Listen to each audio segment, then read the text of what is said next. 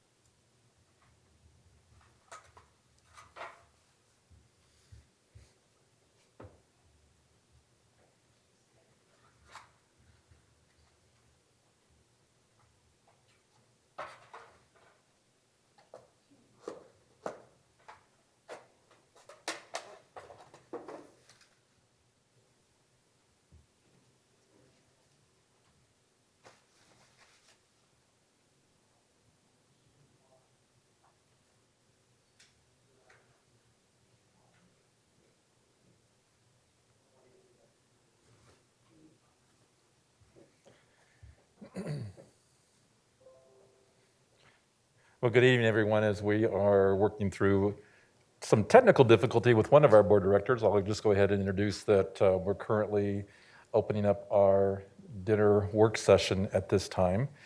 Typically during this time, we have informal conversation with staff on various topics, but tonight, Board of Directors, we do have a legal issue that we need to discuss in executive session, which is a closed session for the purpose of holding conference with our legal counsel to receive legal advice on specific legal questions pursuant to CRS 24-6-4024B, and also to discuss an individual student matter where public disclosure would adversely affect that person, and that is also pursuant to CRS 24-6-4024H.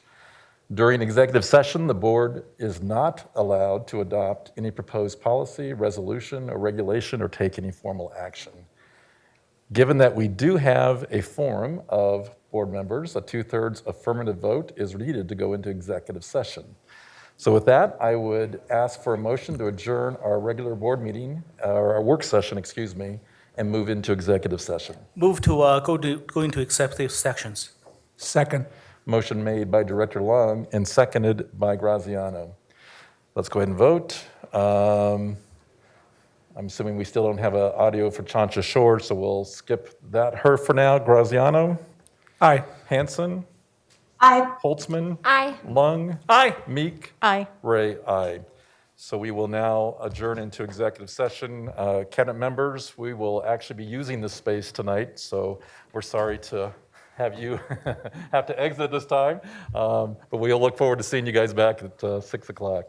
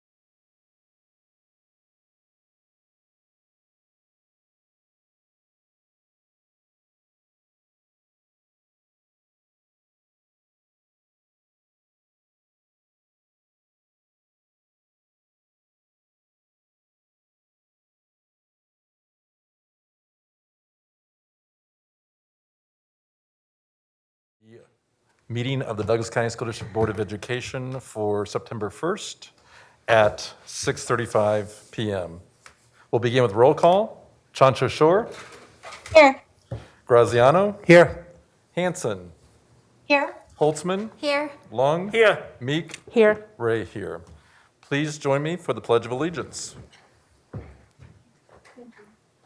I pledge allegiance to the flag of the United States of America and to the republic for which it stands, one nation, under God, indivisible, with liberty and justice for all. First on our agenda is student and staff recognitions. Dr. Tucker.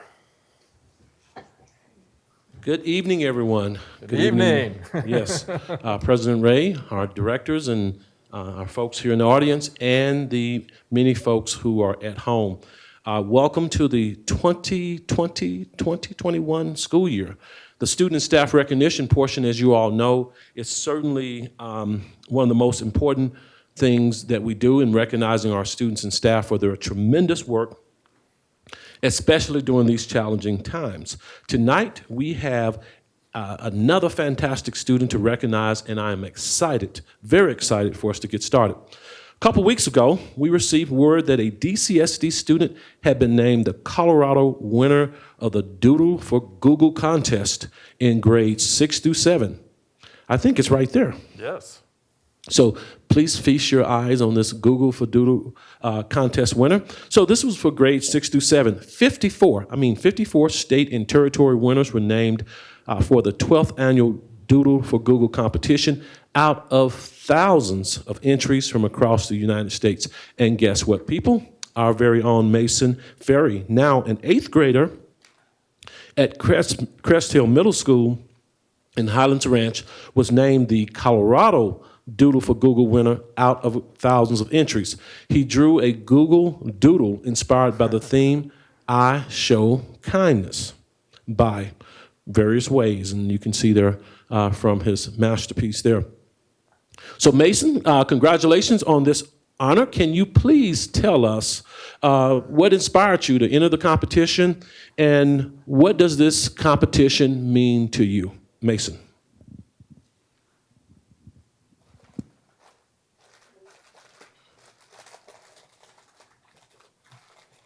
Okay. Well, Mason, if you're there, go ahead. in terms of being inspired, my mom kind of came to me one day with just the idea of entering the contest, and I was pretty interested. Whoops, I think we lost Mason. So Mason, we lost you. We've lost your audio. So if you can hear us, we're still waiting to hear if we can get your audio. I do see Principal Rundle, proud Principal Rundle, is projected up there as well. So while we are hoping to get Mason back in the line, Principal Rundle, do you have any comments you'd like to make? Oops, I hear, is that Mason? Oh, yeah, hello? Hey, Yes, Mason. Go ahead.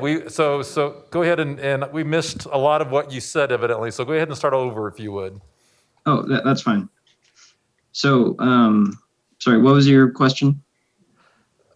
So Mason, what really inspired you to create this? I think you had mentioned that you had a conversation with your mother about this contest. So what really inspired you to enter the competition, and also winning this for the great state of Colorado?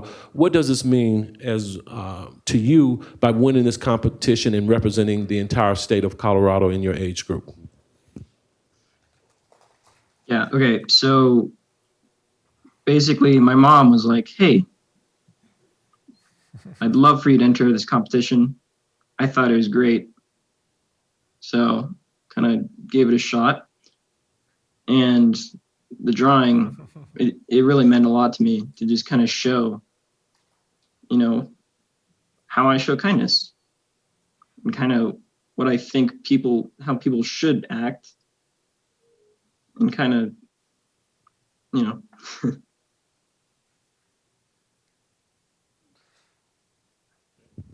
Okay, very good, Mason. And I see some of those words of kindness in your depiction there. I see equality and a couple other words there.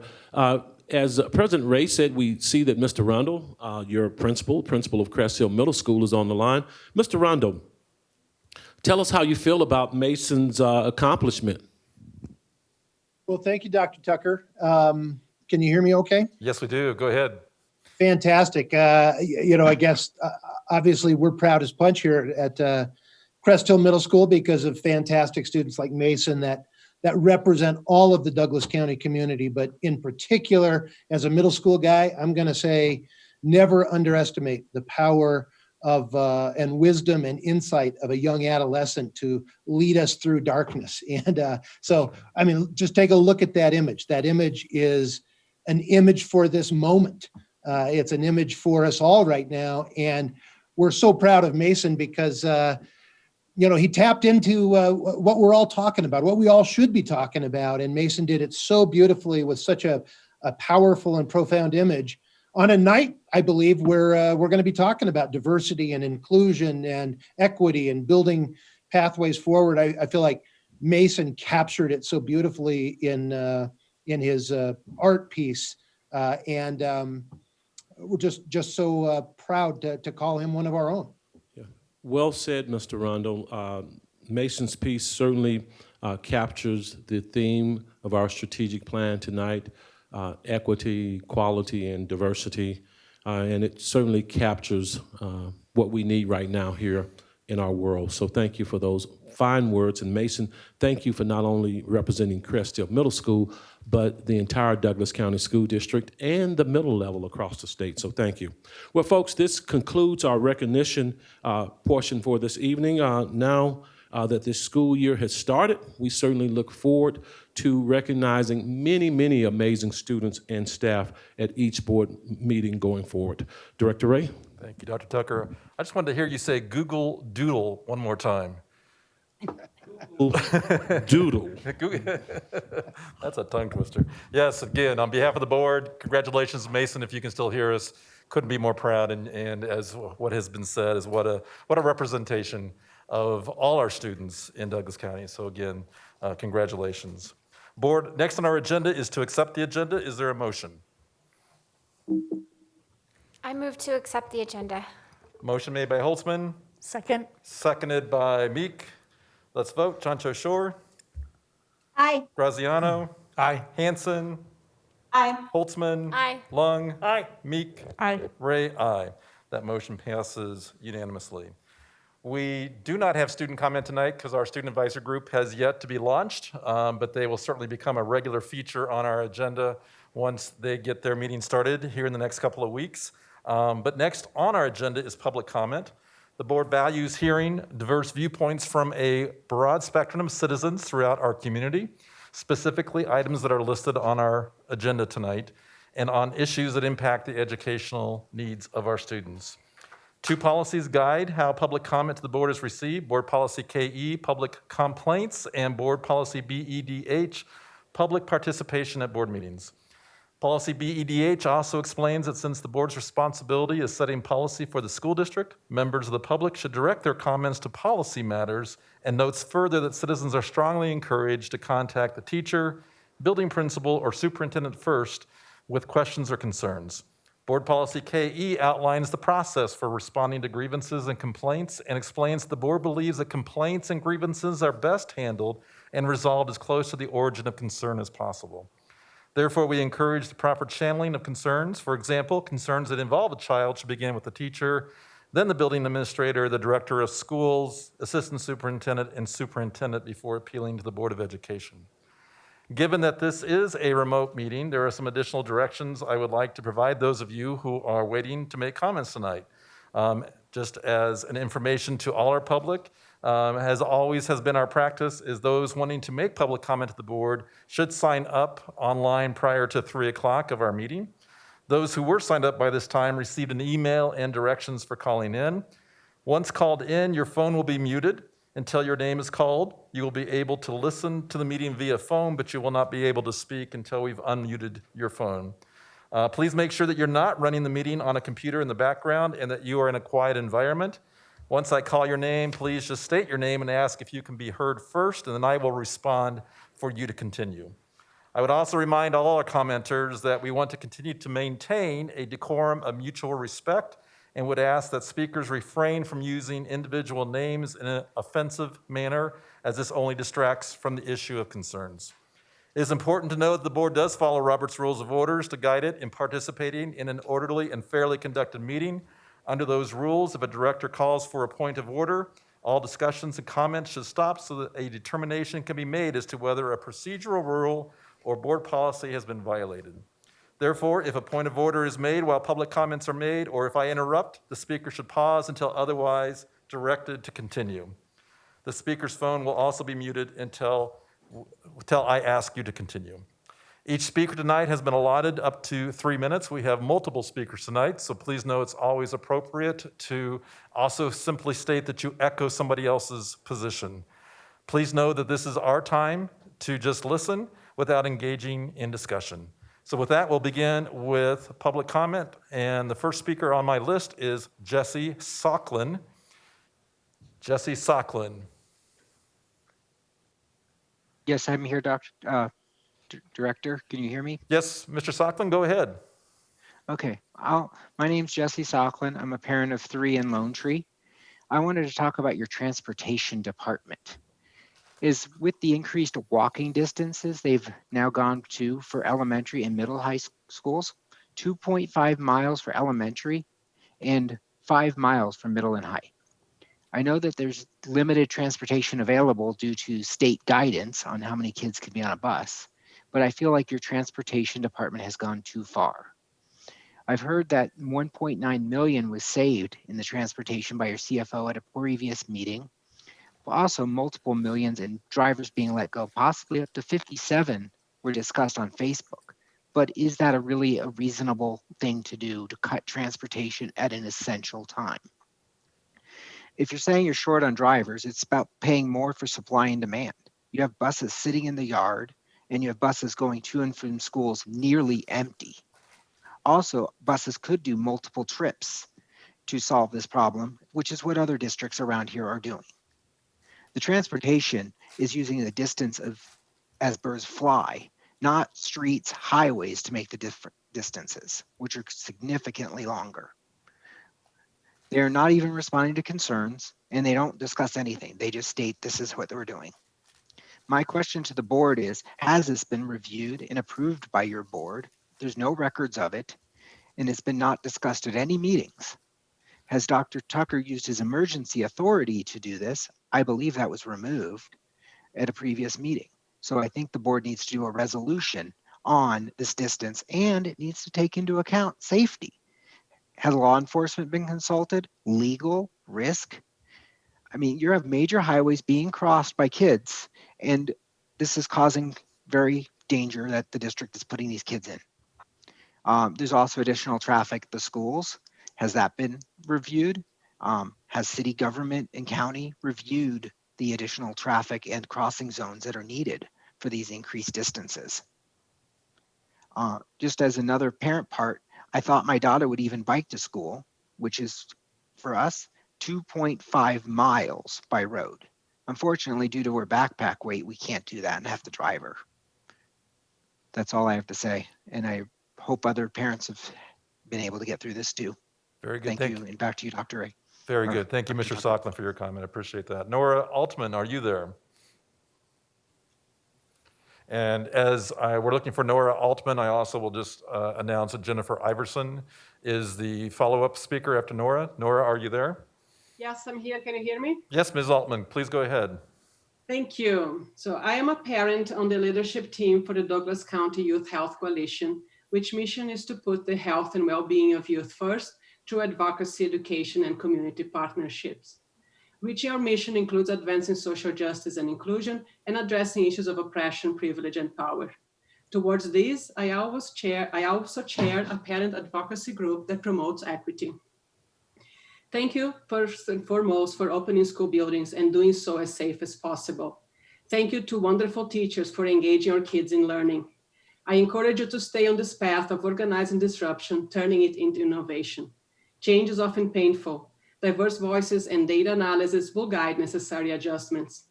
Here is data from the Colorado Healthy Kids Survey assessing trends in mental health and substance use in 2019 in our district.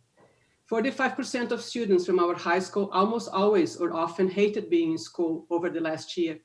31% felt so sad or hopeless and stopped doing activities almost every day for 2 consecutive weeks. 12% had been bullied with higher values for multiple races or Hispanic and gay, lesbian, or bisexual. 11% planned how to attempt suicide with higher values for multiple races or Hispanic and gay, lesbian, or bisexual. We at the coalition believe the district is not responsible to resolve these issues alone. But as parents have experienced during the pandemic, schools can often play a huge positive role too in our kids' lives. Wellness and prevention programs that generate protective factors need to be fully implemented across our districts so all kids have a chance to become successful citizens. We also need to work together to find out what makes so many kids feel so hopeless. In search for the causes, I asked my 11-year-old son to speak at this meeting. He immediately wrote his speech, but later got nervous. I told him that the board wanted to hear from him. He replied, "Did they tell you that? Did they tell you they wanted to hear from me?" I told him, "I know they want to hear from all kids." There it was, the source of hopelessness laid bare. All kids did not make him feel included. My son wrote about the importance of reflecting on who we want to be as opposed to being what others want us to be, about being proud of our differences, and about the importance of staying strong to be oneself and kind to care for others. He told me he wanted the board to acknowledge that kids are in trouble for being who they are and asked that you help kids see that differences are strengths and not signs of weaknesses. Each one of our kids is unique. None of them fit into any notion of stereotype. I ask you, as you work to establish an inclusive culture, to please create spaces where kids can share, listen, find connection, and learn the complexity of their social identities. While we parents have different ideas and beliefs, we agree on one thing. There is no place for hate in our schools. It is time we encourage our kids to have courageous conversations, to appreciate rather than hate the uniqueness within themselves and within others. Thank you very much. Very good. Thank you, Mrs. Altman. Jennifer Iverson. After Jennifer Iverson is Lindsley Withy. Go ahead, Mrs. Iverson, are you there?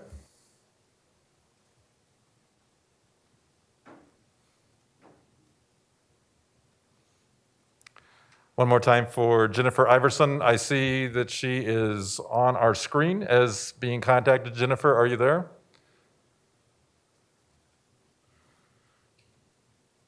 Okay, well, oh, there she is, Jennifer Iverson. Good evening, we see you. I think you may be muted, though. And not on, there we go. There you go. Yep, we can hear you now. Go ahead. Awesome. Thank you. Good evening, Dr. Tucker, board members, and cabinet members. The Colorado Department of Education has issued a COVID-19 policy guidance. Within that guidance, there is information about how to provide our students with their required instructional hours. Instructional hours are merely the number of minutes mandated for each school year. Those minimal teacher-pupil hours range from 351 for part-time preschoolers to 1,056 hours for high school students per school year.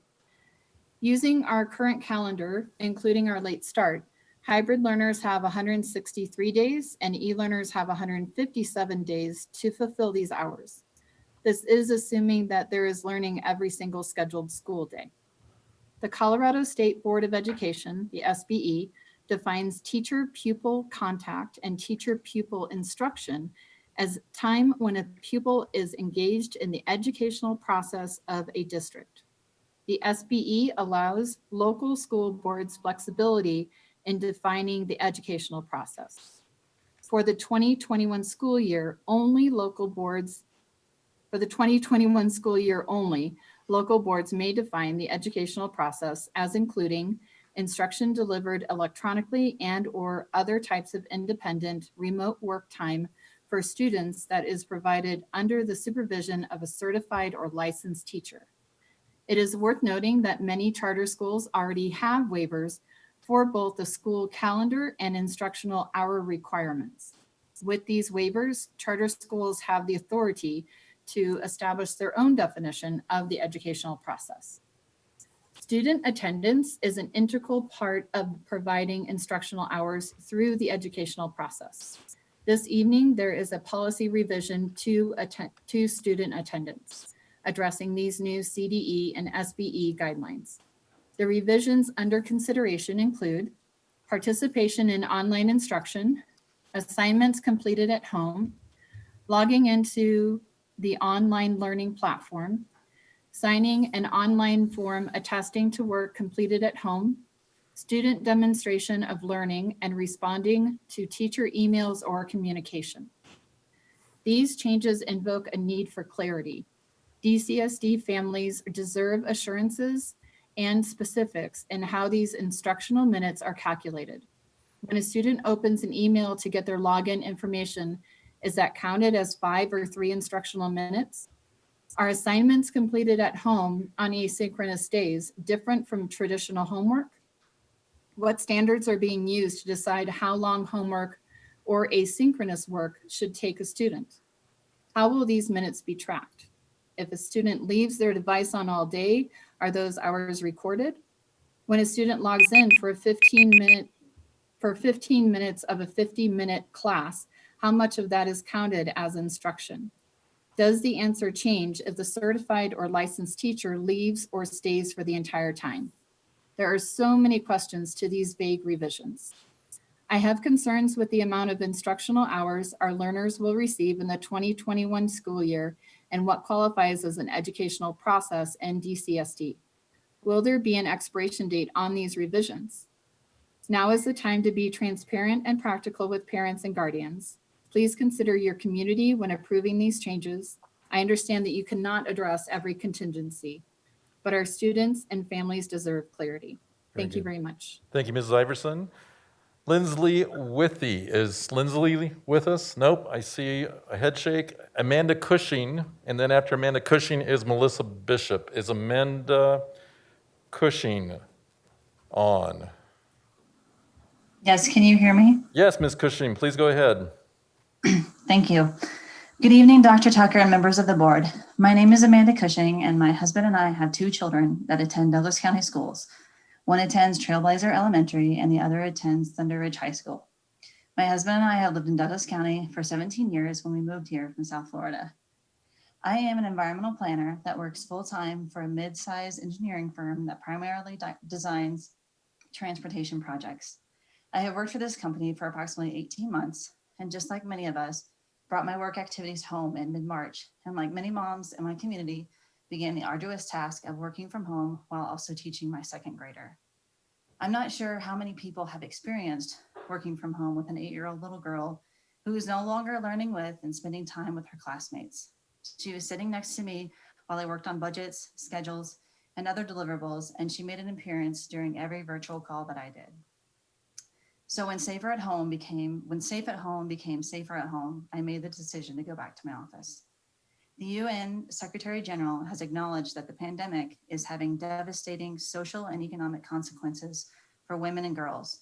Because of the pandemic, the female labor force dipped to 55% in May compared to March when it was at 57%. As you may know, we recently finished the first full week of school. And because of the hybrid schedule and the love of our work, my husband and I hired a tutor to help with the gap with our youngest. Last Thursday, my little girl called me, sobbing because she had an assignment that was due at the same time that the tutor was scheduled that day, and she begged me to come home to help her. Because of my coming home, I missed an important meeting with the Army Corps of Engineers. Furthermore, both girls missed their Friday virtual meetings because the high schooler was helping the younger one with her homework. Please consider opening the schools to a 5-day work classroom, and let me be an example to my young ladies that a woman can be a professional and a mom. With all that said, I'll leave you with one final thought. What if Kamala Harris had been pushed to work from home if her children were suddenly forced in this situation? Thank you. Thank you, Ms. Cushing. Melissa Bishop. After Melissa Bishop is Sarah Powell. Ms. Bishop, are you on? Good evening. Can you all hear me? Yes, we can. Go ahead. Thank you so much, Director Ray, board, and Dr. Tucker. I'm Melissa Bishop. I'm the current music teacher at Pioneer Elementary School in Parker. And I wanted to comment today in public to let you know that our school has been working really hard to make things work. I've been teaching outside myself and bringing the music room outside every day. We're making the best of it and we're really making it work. I want you to know that it is working because of the support of our administration.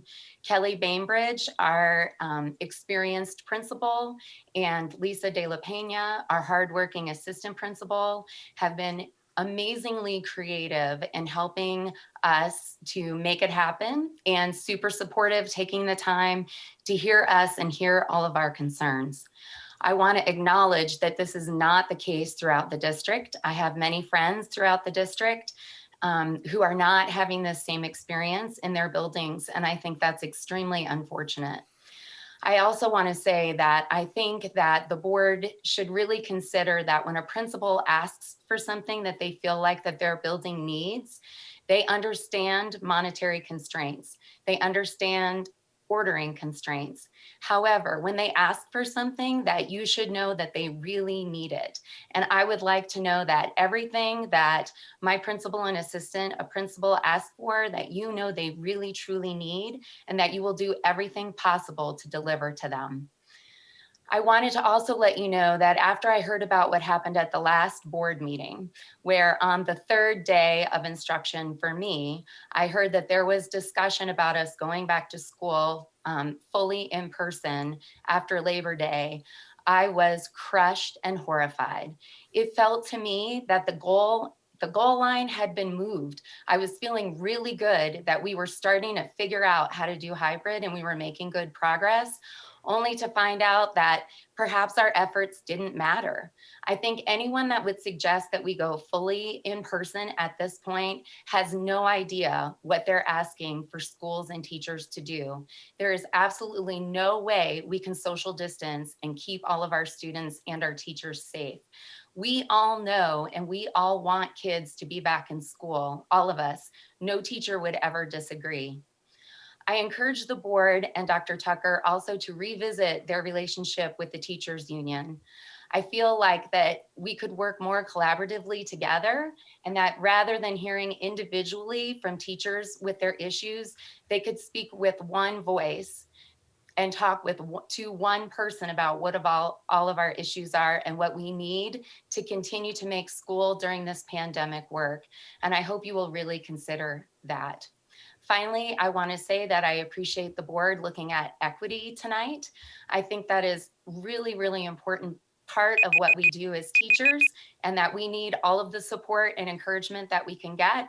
And I hope that you will be able to help us as much as possible. Thank you so much. Very good. Thank you, Mrs. Bishop. Sarah Powell is next. After Sarah is Todd and Kate Griffin. Sarah, are you there? Yes, Director Ray, can you hear me? Yes, Ms. Powell, go ahead.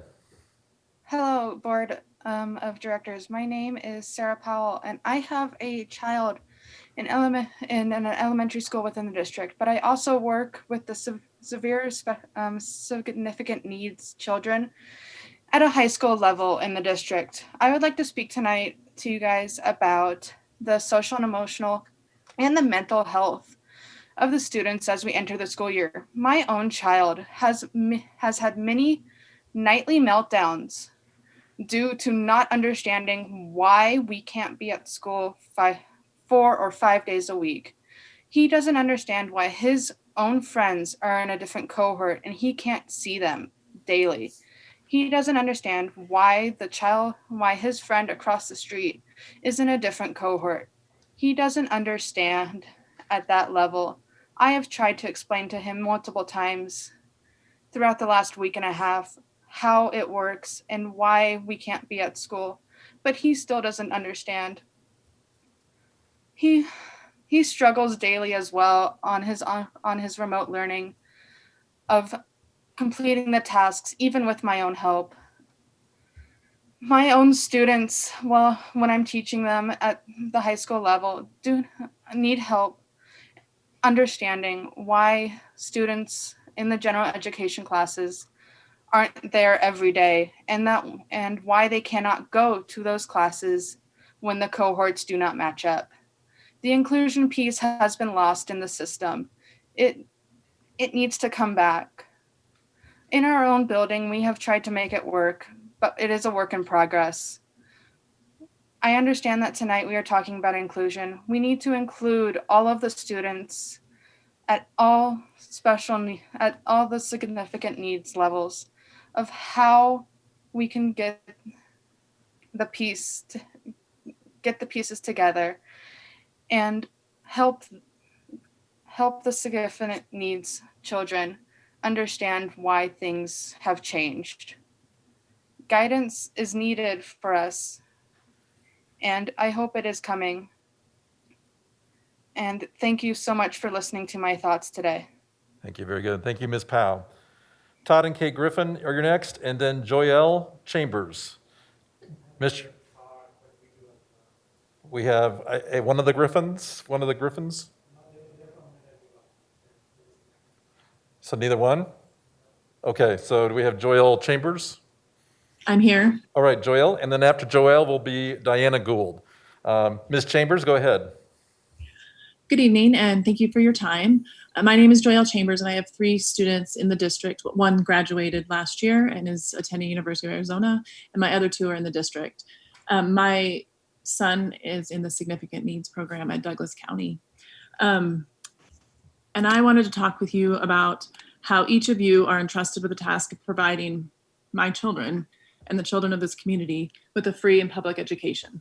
There's 60,000 plus students in Douglas County, and the education they deserve should have 160 days of contact and instruction. You've been giving funding to educate the children of our county. Your job is to allow the teachers to educate our children. Right now, you're doing the opposite. You're impeding the education of our children. Right now, in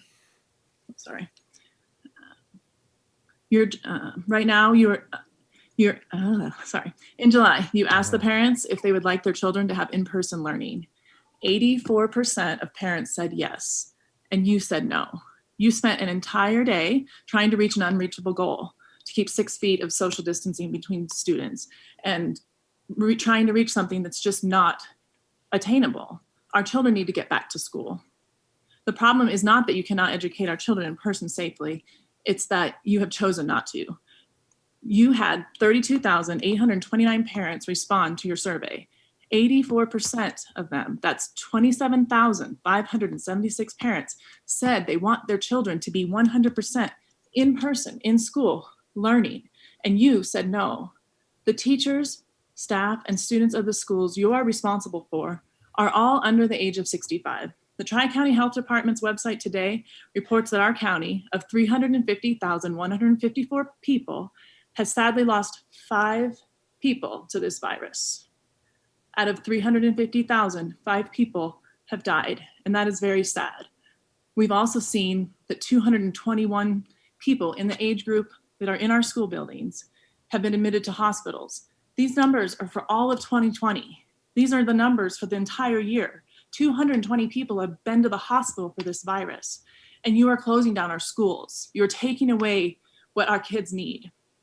You need to respond with these numbers in mind and the desires of your constituents. Parents and teachers who have chosen to return to school can assume the risk of getting sick as they have every year. During the meeting that you decided for all of us that our children could not go back to school full-time in person, you presented a chart that said when our county reached Governor Polis's requirements for Protect Your Neighbor phase, you would offer 100% in learning. Douglas County is at that point. The cases do not justify the lockdown that you have chosen for us. You have chosen. The health department makes recommendations, but you can make it happen. I'd also like to talk to you about your policies of how you react to a positive case. 150 students were told to go home when a 6th student was at school the day before. If everyone is wearing masks, the student that was tested positive, as well as all the other students, why are you sending my students home? I was told directly, my child did not have physical contact with a positive student, but yet he was sent home along with 150 other students. You are stealing my child's education, and it's not okay. And you need to revisit this idea. These teachers have done an amazing job to bend to your decisions.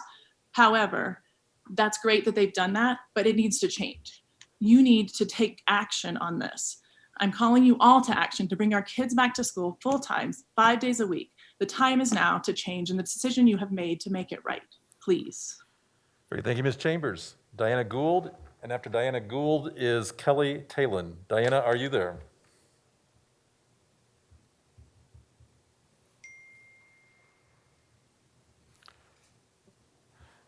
I see Diana on the screen. Can you hear me? Yes, Diana, go ahead. First of all, I want to thank you for the opportunity to speak. I really want to echo every single word that Joelle has just said. And as proof of this, my daughter has spent time writing you guys letters, which no one has ever responded to her. And so she wants to make her voice heard.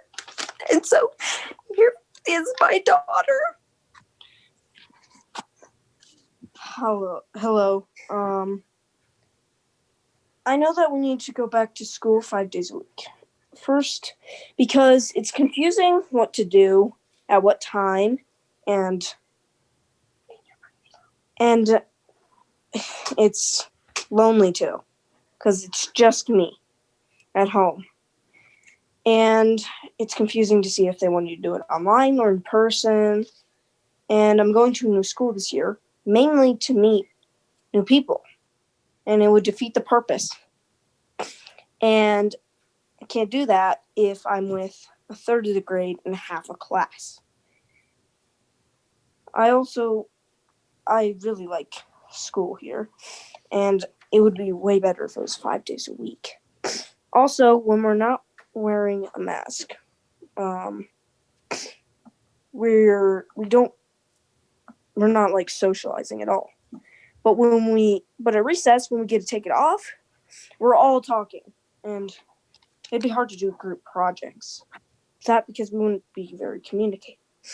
Also, sometimes you can get like headaches from the mask, especially if you are worried about something. And my brother is a senior in high school this year, and his junior year prom was canceled. So in the year of 2019 to 2020, he's graduating in 2021. He also started kicking football, but he might not be able to be on the team this year.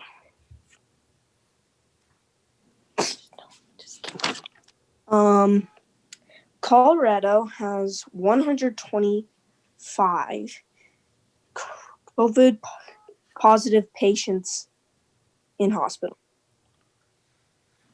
Also, according to the CDC, this week they revised their numbers. Only 6% of 153,504 deaths were from COVID. That's 9,210 deaths. The other 94% of deaths had 2 to 3 other serious illnesses, plus overwhelmingly majority were of very advanced age. I want to go back to school 5 days a week. Very good. And I'm sure a lot of other people do too. Thank you, Ms. Gould and Mrs. Gould. Next is Kelly Talon. After Kelly Talon is Joni Brown. Kelly, are you there? I am. Can you guys hear me? Yes, please go ahead, Ms. Talon.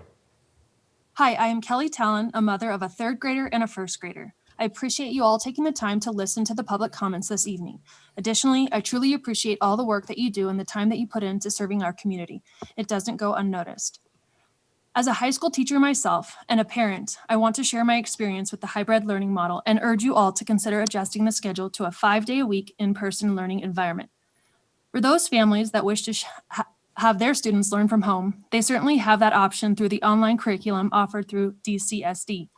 Can I ask, for those of us that would like to have our students learning in person 5 days a week, why is that not an option?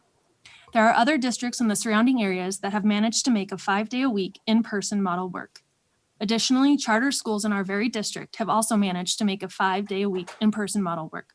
Why is that not the case for all of the K-5 schools in Douglas County?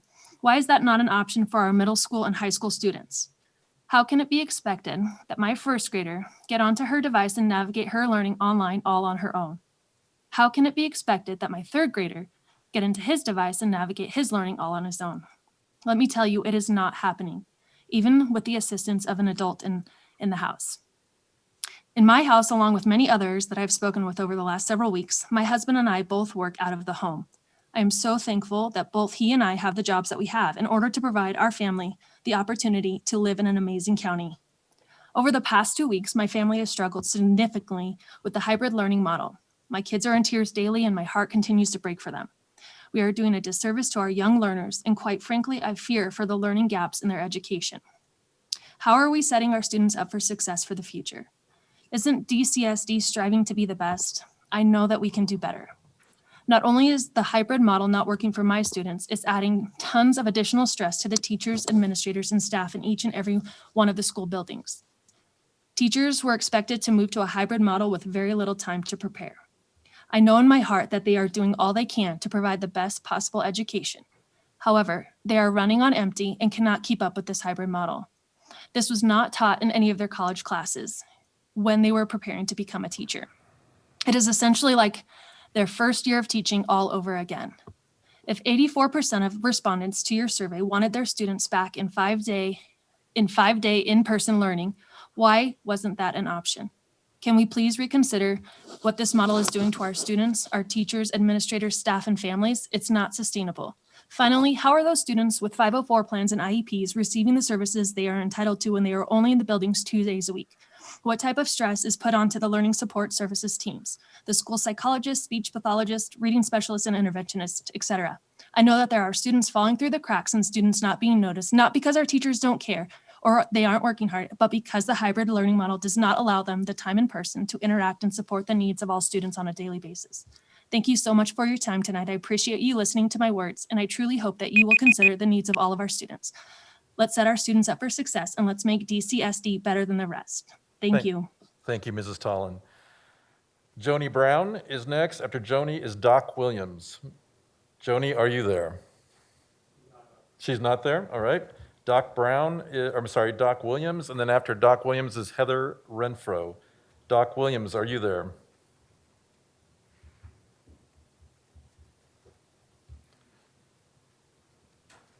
Mr. Williams, we see you on the screen, but we don't hear you. Dr. Brown, can you hear me? Yes, Mr. Williams, go ahead. Dr. Gray? Yes, Mr. Williams, Yeah, go ahead. sorry about that. Go ahead. Yep. All right. Thanks for letting me speak tonight. It's like a broken record with Ms. Talon, Ms. Chambers, the Goulds. It's very concerning to me that the district's not opening the doors 5 days a week in person. You did send out a survey. 84% of the people wanted it all 5 days, and then you decided on your own that you're not going to do that. It seems in-person learning is possible because charter schools are doing it now, and they're doing it well. While you postponed the beginning of the school year, charter started. Then most recently, you had to postpone the start of the virtual learning yet by another week. You had all summer to figure this stuff out, and it wouldn't affect the kids in our district, and it's unfortunate our kids' education is suffering. On another note, having a hybrid model does not protect the teachers more than any other 5-day school. They're still being exposed to the same students. So what difference does it make to all the students there in 1 day? And I'm fortunate that if we had the hybrid model, we could do it. But there's so many folks out there that have 8 to 5 jobs, 9 to 4 jobs, whatever their hours are. How can they physically do the hybrid model and have a job to pay these bills during this horrible time that we're in right now? I mean, it just doesn't make sense. Yesterday, as I'm not sure if you know this, but the Parker Chronicle wrote an article about how frustrated and anxious the e-learning teachers were feeling. Technology is not working. Expectations are not clear. Why has the district not prepared them for the beginning of school? The article also talks about this being handed down to the principals. Why was it just handed off to them? Why is the school board overwhelming our already hardworking teachers? And those teachers and principals have kids themselves they got to worry about. In closing, I just want you to know that the parents have not been empowered to make their own decisions about their own kids. The choice should be either 100% in or 100% e-learning. I appreciate your time. Thank you. Thank you, Mr. Williams. Heather Renfro is next. After Heather is Meredith Likes. Is Heather Renfro? Heather, are you there? I'm sorry, Heather? Nope, okay. We have Meredith Likes. I heard you, Meredith, and then after Meredith is Lauren Rosenberg. Meredith, go ahead. Yeah, can you hear me? Yes, we can. Thank you. Go ahead. Okay, great. Thanks for having me again tonight. I just wanted to point out that our children need to go back to 100% in-person learning. 5-day in-person learning is appropriate based on very low and dropping COVID positivity rates, hospitalizations, and deaths in Douglas County, and it has always been that way. The CDC showed, the CDC data showed a decline of COVID cases between the Douglas County board meeting on July 13th, where Dr. Tucker recommended 5-day in-person, and the Saturday meeting on July 25th, where Dr. Tucker and the board pivoted to the hybrid model. So what happened? The data showed a decline in cases. Why did the metrics get more stringent between the last two meetings in August? Douglas County data at the time of the August 4th meeting was good enough to open full time. Then the metric was changed. So what happened? Other districts and schools moved forward to fully open in-person learning. At the August 4th meeting, Dr. Tucker stated that it was not legal to go back to full in-person learning. What law is he referring to? Is Cherry Creek School District breaking the law? Are Douglas County charter schools breaking the law? No, we all know that they are not. The current metrics are unreasonably strict. On August 18th, Dr. Tucker said he wanted 0 to 25 incidences, dropping from under 50 incidences in his previous dashboard before the August 18th meeting. This is not required from Tri-County Health, Colorado Department of Education, or the governor. Please show us how your very confusing risk dashboard and metric score would work today. Does anyone know how to explain what any of these metrics mean? Plus, from what I can see, Douglas County scores mostly green or good marks. Our numbers are so low that some of the percentage increases on this new dashboard aren't even one whole person. Let that sink in for a minute. Why are we not focusing on how to get back to fully in-person learning right now? Stop adjusting and manipulating the data so a justification can be made for hybrid learning. There is nothing, no data, no metrics, no law that justifies hybrid learning over 100% in-person learning. 84% of people who took your survey this summer want their kids back in school 5 days a week. Overwhelmingly, parents support 100% in-person learning. Vote to make this happen now, tonight. Do it tonight, not later. Let's get our kids back to 100% in-person learning. Thank you, Mrs. Likes. Laura Rosenberg is next. After Laura is Lynette Chase. Ms. Rosenberg, are you there? Yes, I'm here. Can you hear me? I can. Go ahead, please. Okay, thank you. Good evening. Thanks for letting me speak tonight.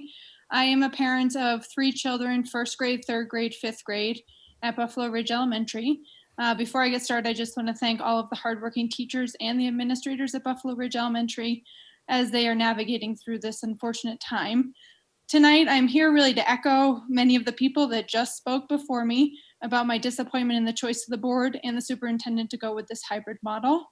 It seems that in trying to make everyone happy, you all picked a solution that is wrought with so many problems and so many challenges for kids, parents, and teachers alike. First, discussing our kiddos from both a social perspective and an academic perspective. Kids, especially elementary school, need to be in school. They need the daily structure. They need the healthy interactions with others to be academically successful. And they don't have that right now. What they have is a disjointed education at best and an incomplete one at worst. They need to be with their teacher, not at home staring at a screen, or worse yet, doing nothing. Anecdotally, on my kids' days off of independent learning, they call me while I'm at work and tell me they're done at 10:30 in the morning, finished for the entire day, asking me what are they supposed to do now, telling me they feel like they're still on summer vacation. And when they are trying to learn, it's behind a screen. It really breaks my heart to know that they're falling behind and it's already so early in the year. And it's not a fear, it's a knowledge. They are falling behind already. As for the health of our kids and community, I do have some knowledge of this, given that both myself and my husband are physicians. and we care for those in our community on an everyday basis. As you know, as people have stated, these are numbers that my practice and all the hospitals I cover look at on a daily basis. The hospitalized patients, the average daily cases, the daily deaths, the positive tests, the percent positive tests of less than 2%, these are all as extremely low, and they really have plateaued according to the Colorado Department of Public Health. If this is not adequate health safety data to allow our kids a full opportunity to learn, then what will be? What will satisfy this board that makes tangible sense?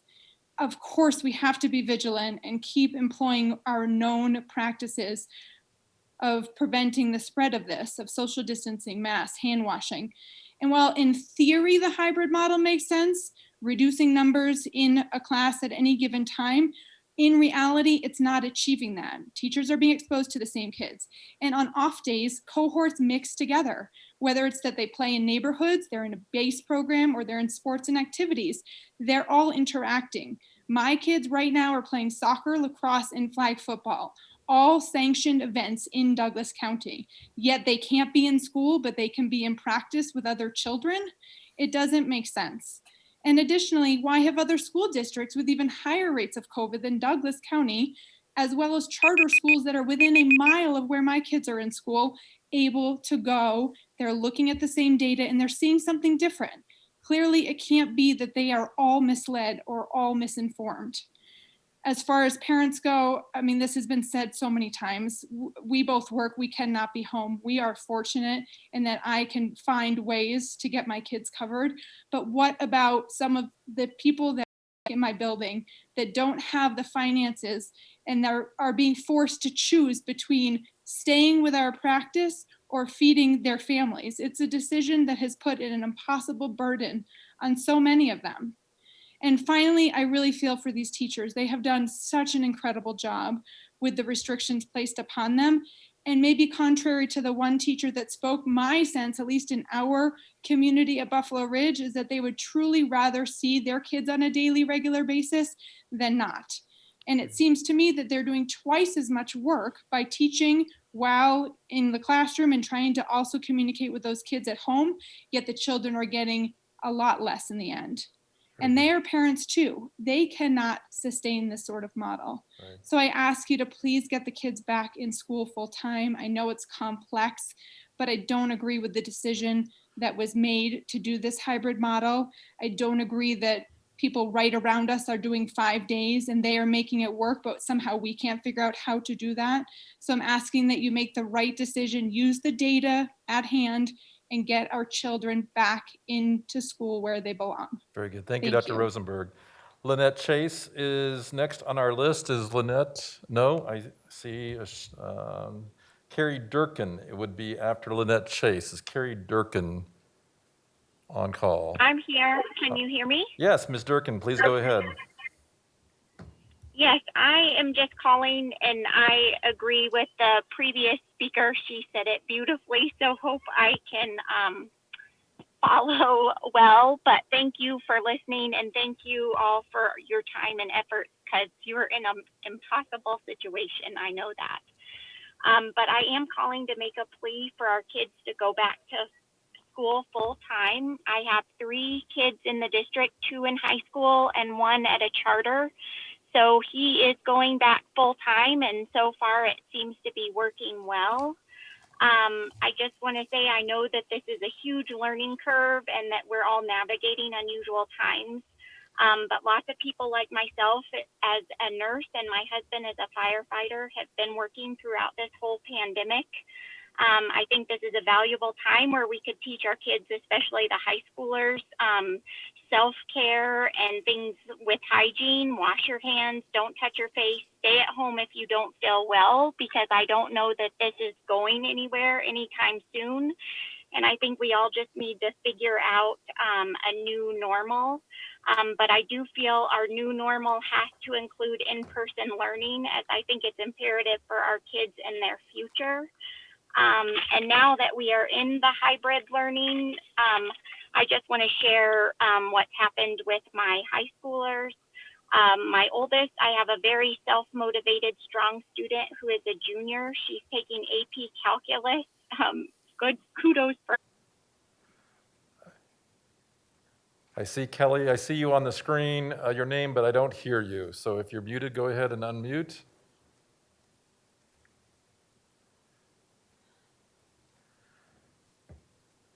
Okay, one more time for Kelly Callister. We do not hear you.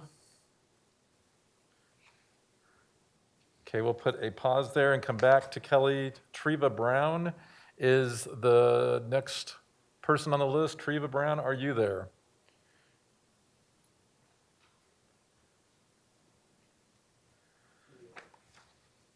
Seeing not Treva Brown either. Brooke Montz. Is Brooke there? No Brooke. And then we have a Sarah without a last name. Is there a Sarah? Okay. And Stephanie Malia. Is Stephanie Malia there?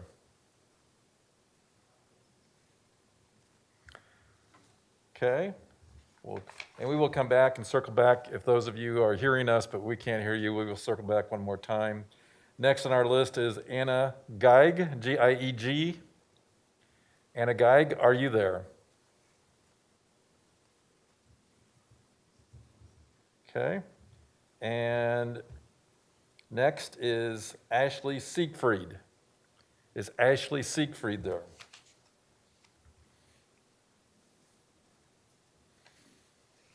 Okay, so I'm going to just circle back. Mr. Sethi and Kelly is available. All right, so we're going to try again. Kelly Callister.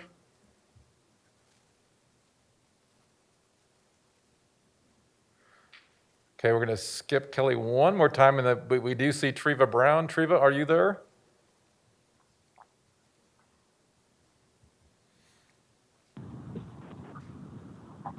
Hello. Is this Treva? Hello, can you hear me? Yes, is this Treva Brown? This is Treva Brown, yes. Okay, I apologize. I had to leave. I'm actually in the car right now. But I do, since I have a second here, I just wanted to echo Meredith Likes and Dr. Rosenberg and many of those other parents. So I just want to say thank you for this time, and thank you for all the teachers who are working hard to educating the kids who are able to be in school. And just thank you again for listening to us. Very good. Thank you, Mrs. Brown. Okay, good night. Have a good evening, you too. Once again, Kelly Callister, can you hear us, Ms. Callister? Okay, looks like she disconnected. Are there any other commenters that are in our bank waiting to speak?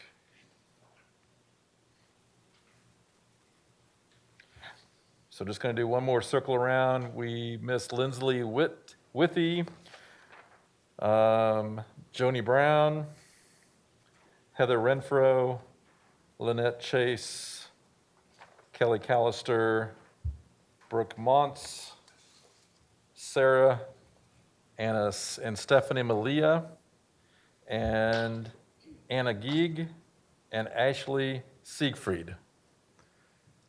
This is Kelly. Can you hear me? Oh, yay. Hey, Kelly. Yes, we can. Go ahead. Perfect. Thank you. Thank you for your time. And our kids are suffering more. My kids have had lots of questions about assignments and projects while they're home, but their teachers aren't able to answer them because they are teaching the other cohort. This just wastes time and adds to their frustration. One of my kids has always excelled in math and now is struggling, and I'm having to consider getting a tutor. Other school districts are able to go full-time. Charter schools are going full-time. Why aren't we? And what is the plan to get back to full-time? Is there a plan or an estimated date for full-time return? I feel confident that with all the safety measures our schools are taking, that it is absolutely appropriate and necessary that our kids can go back full-time. Families that aren't comfortable with this have the option for online. We need an option for the 84% of families that want full-time in-person school. Thank you for your time. Thank you, Ms. Callister. I'm going to pause one more time. Mr. Sethi, or do we see any other commenters who may have not had a chance to speak that are waiting?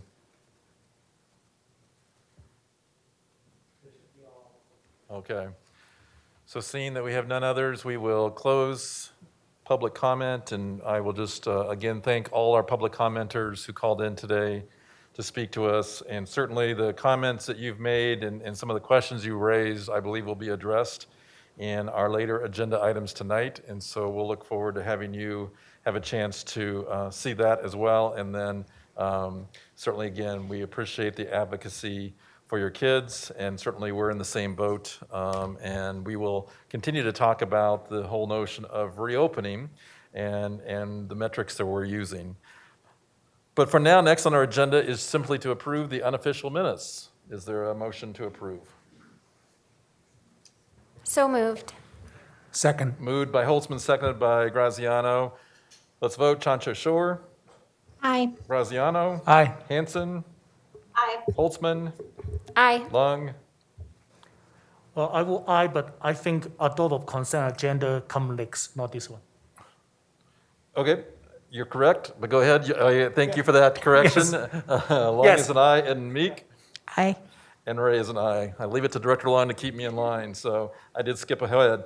So minutes are approved. We will now look at the consent agenda, which has 4 items, including upgrades to the building automation systems for Mountain Ridge and Mountain Vista, personnel issues, and approval of non-automatic state waivers for STEM charter school. Is there a motion to approve?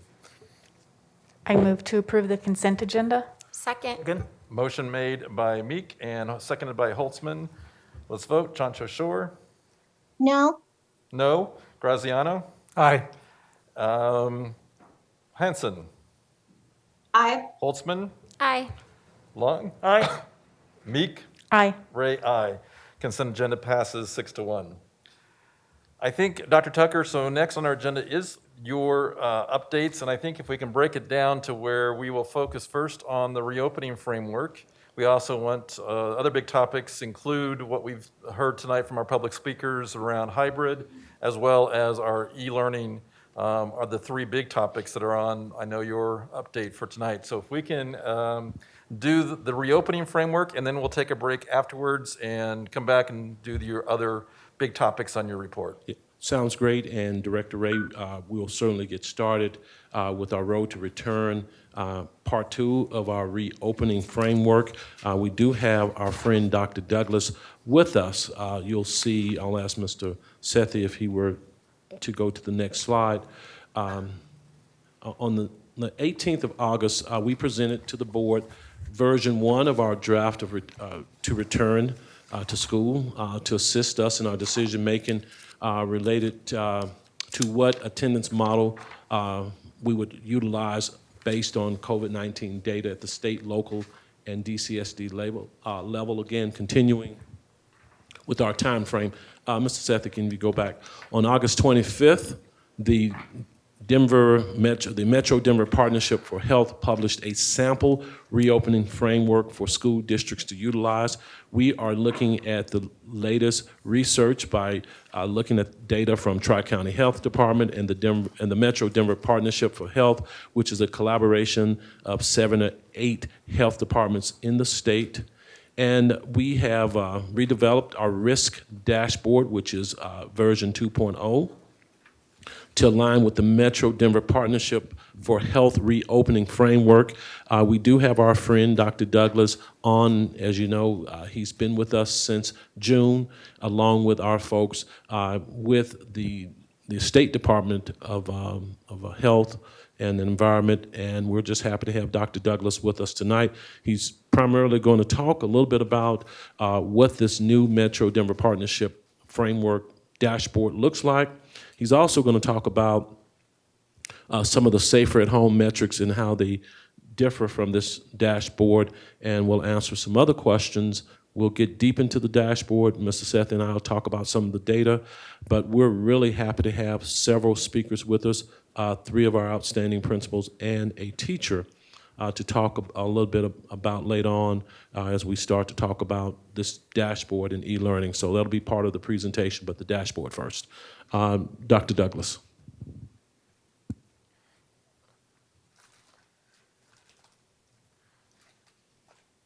Oops, we just lost Dr. Douglas, I think. Dr. Douglas? Yeah, hi, good evening. I'm still here. Dr. Tucker, I want to be sure that you and I are coordinated. Did you want me to go through this part, or I've got some other materials I could show, and I'm not. Yes, if you can go through those 5 metrics and then show the other material that you have a quick overview. For example, our case rates, we look at the 14-day case number per 100,000. Got it. Okay. Yeah. Sure. I'm happy to go through this. So yes. As Dr. Tucker said, Tri-County's been working with other that we were hoping could help our school districts in a safe reopening process. It was really an eye-opener to listen in for the last 45 minutes.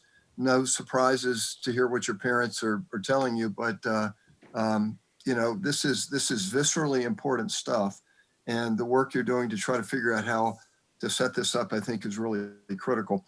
We chose the metrics that are outlined here as being critical ones.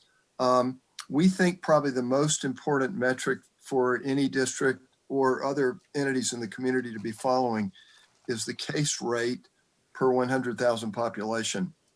And that's basically a measure of the magnitude of infection that's going on in a community in any given point in time. The thresholds that you see here are ones that were developed, again, across the metro-wide collaboration. And these were intended to provide boards, parents, and others with sort of a sense as to where things stood.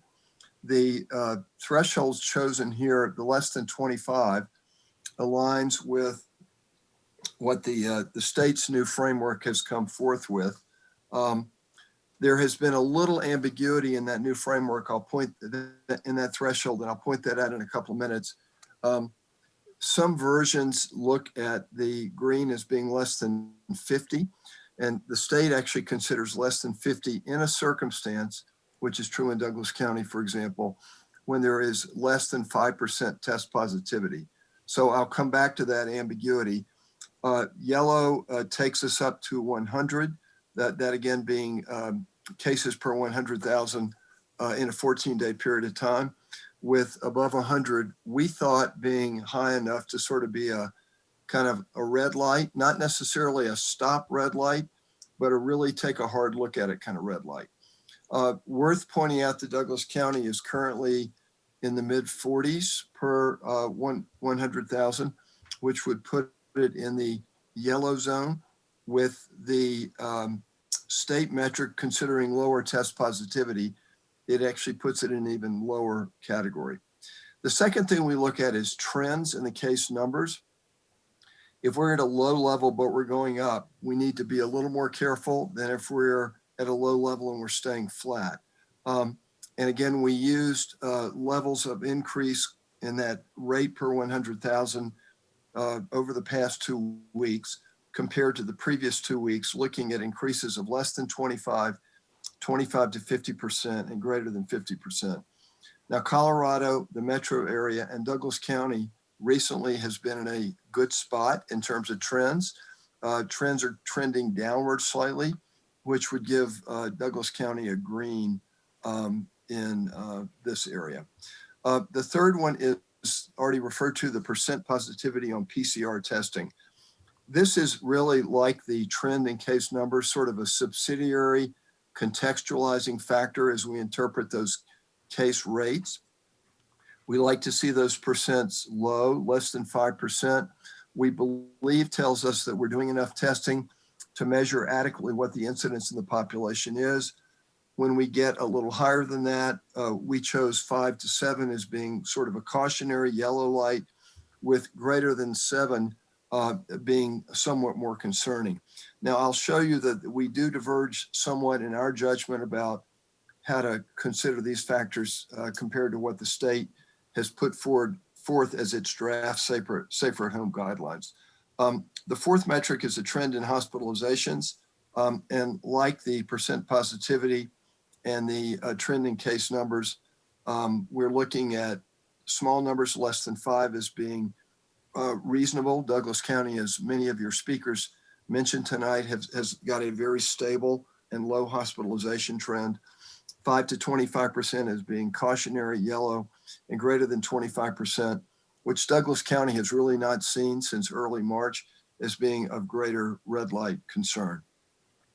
And then finally, although we have not really seen a divergence in case rates among school-age kids, we thought that might be an important parameter to include for supplemental consideration in the event, or if with the possibility that transmission began to increase in schools as a result of kids gathering in schools.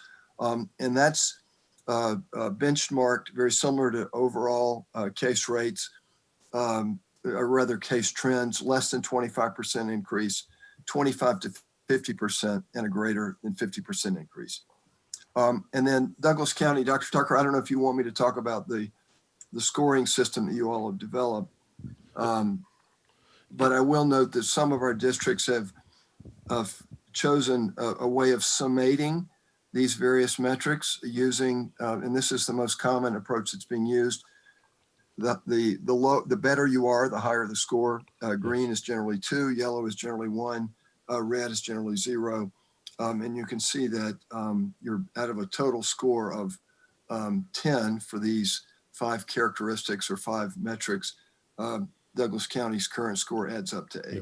And Dr. Douglas, thanks for pointing that out. And again, one of our callers made reference to us changing the goalpost, and really that's not what we're doing. As I said during our last meeting, having less than 25 or less cases per 100,000 really has become the gold standard, not just here, as you heard Dr. Douglas talk a little bit about, but also when you look at what folks in the healthcare field are doing when they look at COVID spread across the country. So it really wasn't moving the goalposts. We do have a notation that we're using a more stringent target compared to CDPHE.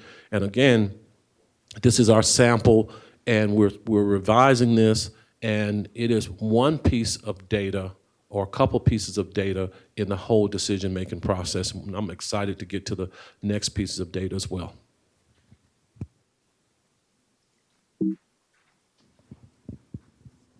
Dr. Douglas. Sure. We also suggested that the school's ability to assess personal protective equipment was a key parameter. We've heard a lot tonight about teachers wishing to be adequately protected, which we certainly support.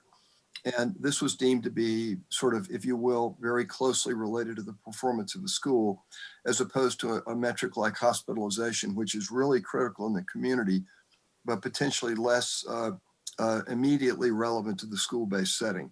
And the selections chosen were somewhat similar to what we look at in hospitals, having more than 1 month supply being optimal, 2 to 4 week being cautionary, yellow, and less than 2 week supply being a little more concerning in the red category. And we don't measure this, but the district does, and the district appears to be in good shape with greater than 1 month supply. Now, the last 2 sets of metrics I'm going to comment on, but Douglas County has really been a leader in developing these. These quarantine, isolation, and positive cases were not ones that you'll find on the Metro Denver dashboard, although we have realized that these are really important metrics to follow, and are actually having a meeting tomorrow night to determine whether or not these examples are ones that we want to be recommending more broadly.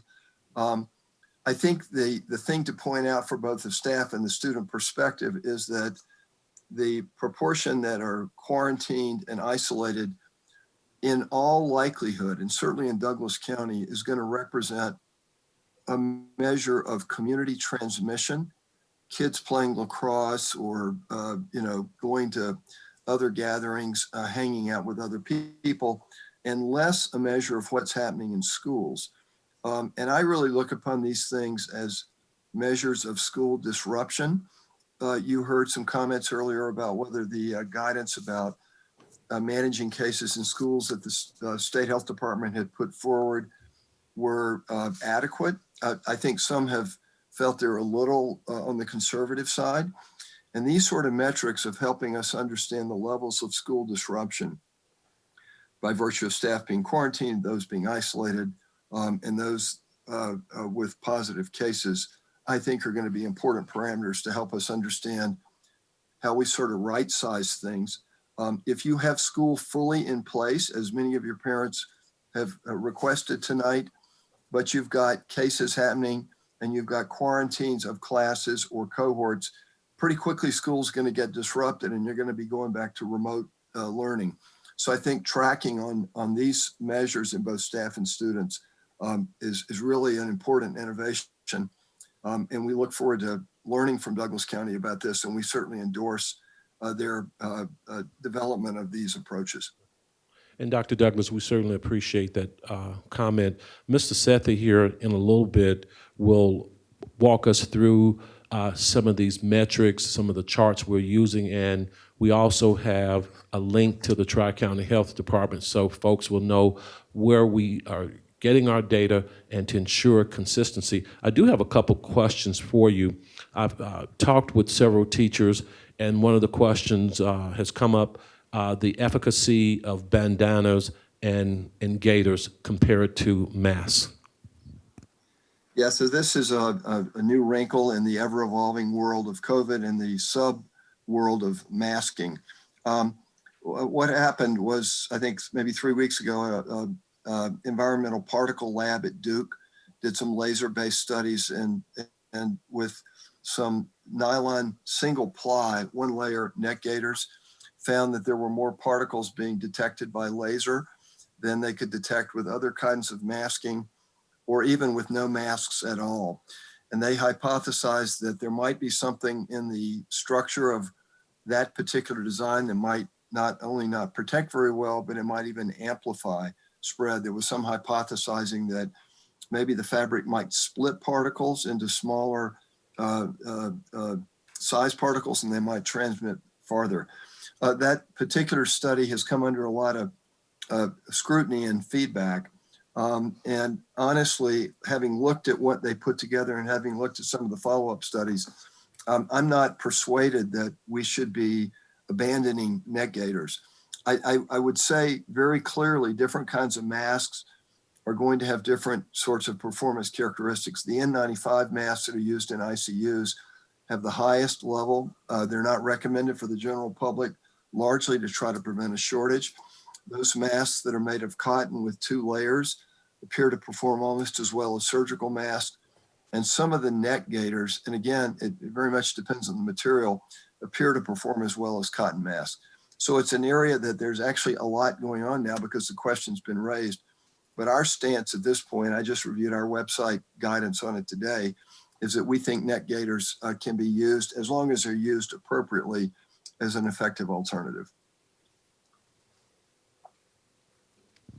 Thank you, sir. I know your time is very valuable, and you've given that very valuable gift to school districts across the Front Range. Any comments you would like to share with us as you close your time with us? You know, I just want to say again, I really do agree with your parents about the vitalness of in-person education. I really think that the careful way that you all have proceeded to try to do that safely, because if we don't do it safely, not only do we risk intra-school transmission, but we also frankly run the risk of the sort of disruption events that quarantine isolation can create.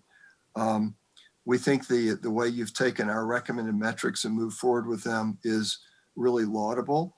I will acknowledge that when different groups like the state come out with new frameworks, it can create confusion, and sometimes that confusion can be misinterpreted.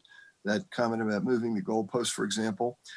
We as a regional public health collaboration are going to be looking at the new framework when it comes out. We created ours with the idea that it's here, we want to use it, but we're going to modify it if either the reality of other competing frameworks or better data emerges and would lead us to do that. So I appreciate being able to join you tonight, and thank you for the great work you're doing. Very good.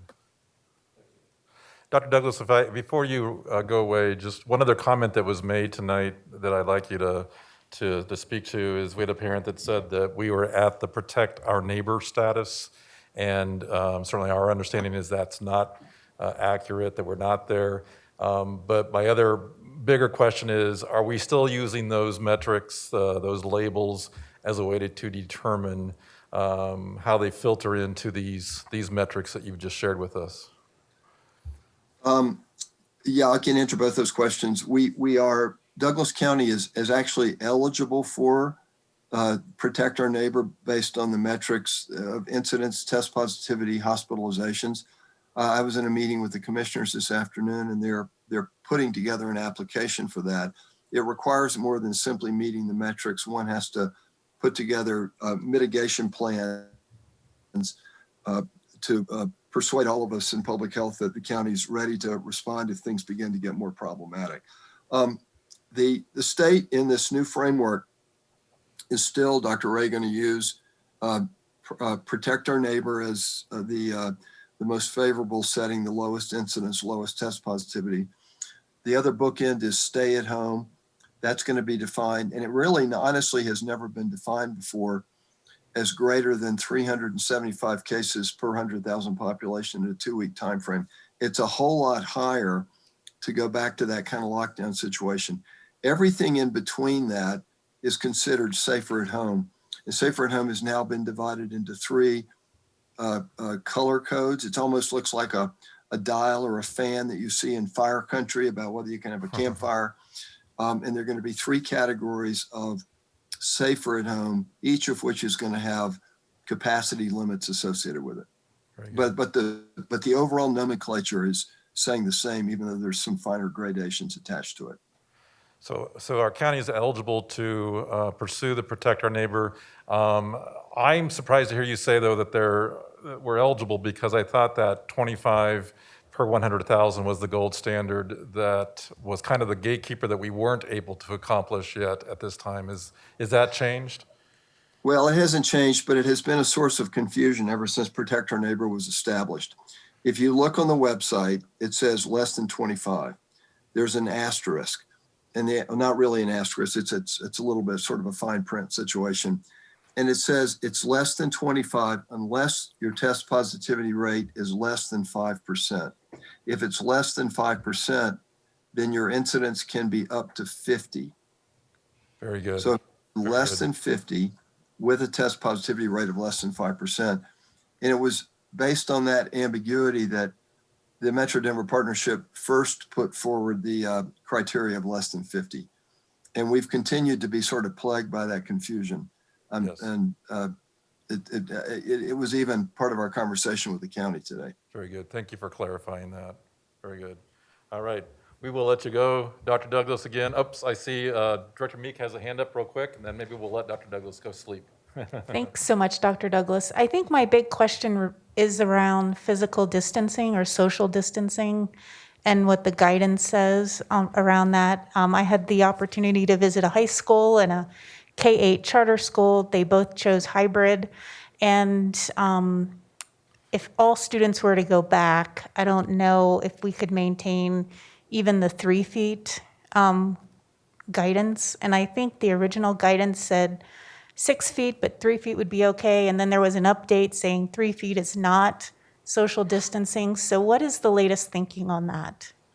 Well, the latest thinking is that this is an imprecise science and that the distancing is a gradation. 6 feet was sort of the mantra, the rule of thumb. When you look at the data on respiratory particles, you find that there's really it's almost a line in terms of how those particles settle to the room. And 3 feet does reduce, about 75 to 80% of the particles do settle to the floor within 3 feet.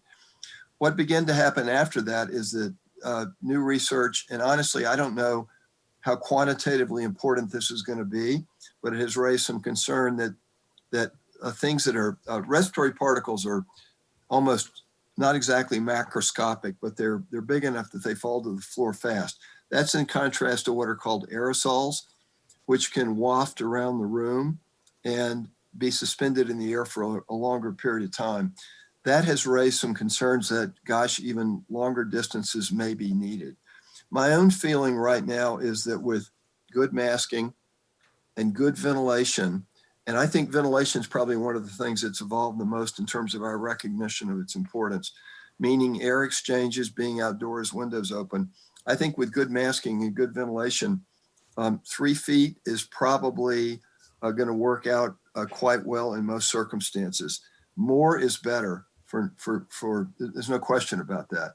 I get a little nervous with less than 3 feet, although time matters as well. If a teacher's looking over a kid's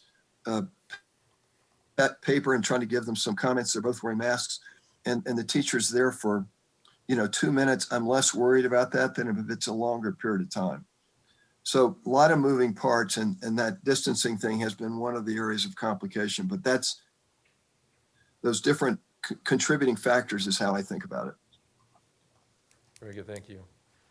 Have a great evening, Dr. Douglas. Again, thank you for your partnership as always. We're truly grateful. All right, you guys have a great evening. Thanks for having me. Thank you. Director Ray, directors, and folks who are still viewing, I'm going to ask Mr. Sethi to help me tag team this, and we're going to spend only a few minutes going over the metrics. We oftentimes field questions from folks saying, well, where did you get your data from? I will want to take this time to assure people that we're using specific, consistent data. So, Mr. Sethi, if you can jump in and share some of the links and the data with us. Absolutely, Dr. Tucker. Sure. As Dr. Douglas was talking about the 6 metrics we have, we link those metrics out on our dashboard. At the bottom of this page, you see the Tri-Counties web page, which our community and our staff can visit to see these numbers. And we took screenshots of it, so it's relatively easy and quick to demo. But we are drawing indicators from our dashboard with A, B, C, D, and the indicators, and linking them to the scores on this on the web page right now. I'm going to do a quick back and forth so people can make the connection, then we'll jump right through it. So going back to the dashboard, if you can see right here on the left, we have A, B, C, D, E, F, and we are using that to draw a straight line from this metric to what's on the web pages at Tri-County. So you can draw a straight line from A on that to A on this. We have already talked about the numbers, so we won't get into details, but these are essentially the Douglas County numbers with also the other counties on that website. The next page is going to show us the other 3 metrics, which was CDE, 2-week average, percentage change, and the ages 5 to 18. All of these first 5 data points are coming from Tri-County's website, which is linked on our dashboard, and Tri-County continues to update those points. The next, this is still Tri-Counties from E. The next few sheets we're talking about, this data point is unique to Douglas County. As you had approved in a previous board meeting, we have a collaboration with CCC Community for testing. Those numbers are now displayed on this dashboard. They're fresh, I think, as of this morning. What we're getting is a continuous feed from the testing partner as they get people scheduled, as they get people tested. We're getting those results in, and they feed into our health team first, and then it comes into our dashboard. Obviously, the health team is to act upon it if they find any positives, and the dashboard is to inform the rest of the community of what we're getting. Pretty quickly, the green numbers are the negative test results, and the light blue numbers are basically the scheduled testing. At the bottom, we have a table which kind of sums this up. And we also took the data and expanded it, even though the testing vendor does not have this information. We took the information they provide, combined it with our schools, so we can break it down by elementary, middle, high school, alternative sites, and central office testing. And this would be a theme you will see on our data points going forward. the IT team and the health team have done some tremendous work to kind of build this pretty quickly, taking the information that's coming in and combining with the rest of the information we have. And for a point of clarity, this pertains to staff testing, not student staff testing. The next two are from our previous dashboards, which were talked in version 1, which was essentially what Dr. Douglas was talking about. Our health staff in each of our buildings and central office have been doing a tremendous job collecting this data about the staff quarantine, isolation, and positive, and then we have a same data set for student quarantine, isolation, and positive. These numbers are changing on a regular basis, and our health team is at the forefront of it. But we get the data for reporting after they have kind of done what they need to do in terms of isolation and quarantining, and then they report it into a dashboard, which feeds into our overall metrics. So this next page captures the staff case data as reported. There's a slight delay in this, obviously, because the health team is first focused on the health and then kind of reporting the data out, but it is pretty close to what's happening in our buildings right now. Pretty quickly, same breakdowns by elementary, middle, and high school for staff, and then you also have these breakdowns by the feeder areas and the number of quarantines, isolations, and positives. These numbers do change on a daily basis. So what you see right now versus what the health team is working with right now is going to be a few days or a day apart, depending on the data entry process. And the same methodology has been taken on to the student case tracking data points, and those have the same data sets captured around quarantining, positive, and isolations.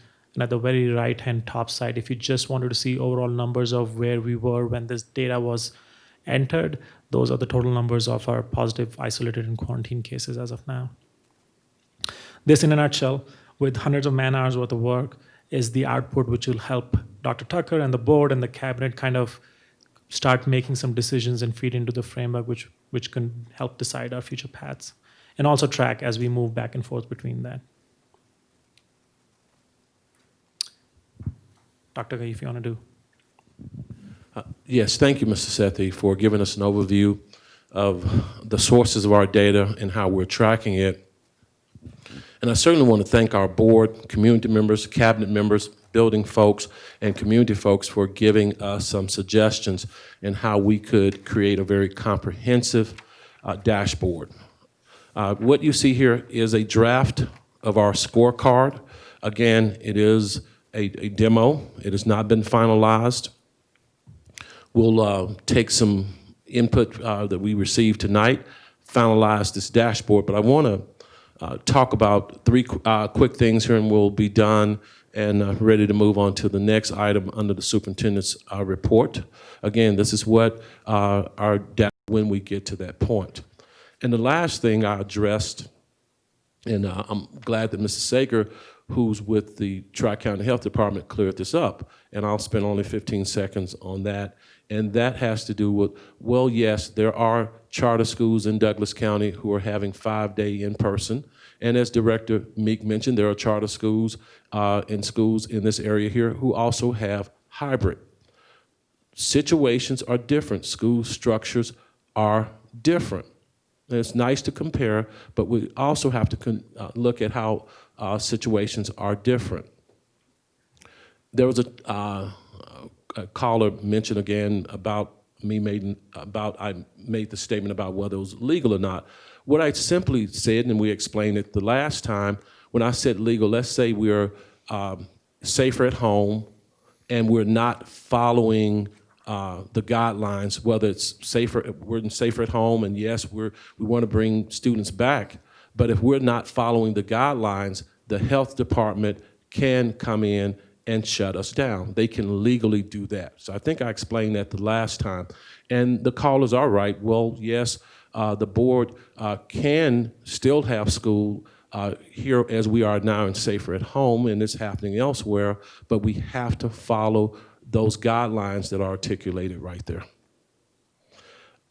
And the last comment I'll make, and I think Mr. Sethi said it well, wow, you look at the work that our folks have put in, our classroom teachers and the input they've given us, principals, our education directors of schools, parents, and trust me, We've gotten plenty of feedback from our community members and our board members. So I want to thank everyone for continuing to push us to have the most comprehensive dashboard in the state. And we're going to get there. No one wants our kids back in school more than the folks here in this room, no more than I want our kids back in school, but we have to do it safely. We have to ensure that our students and staff are safely, and we are headed in that direction. And I want to thank this community for their tremendous feedback. Very good. Thank you, Dr. Tucker. And just also, Mr. Sethi, again, when you said hours of work to get just one little number on our metric, I think we want to echo that and thank your IT team especially for all that labor of making that happen. I do have a quick question, Mr. Sethi, though, about the slide you showed regarding the positive testing data, or the testing data period. So I'm understanding that there's negative processing and tests scheduled. How do we determine positive tests that have been confirmed in that graph? Does that make sense?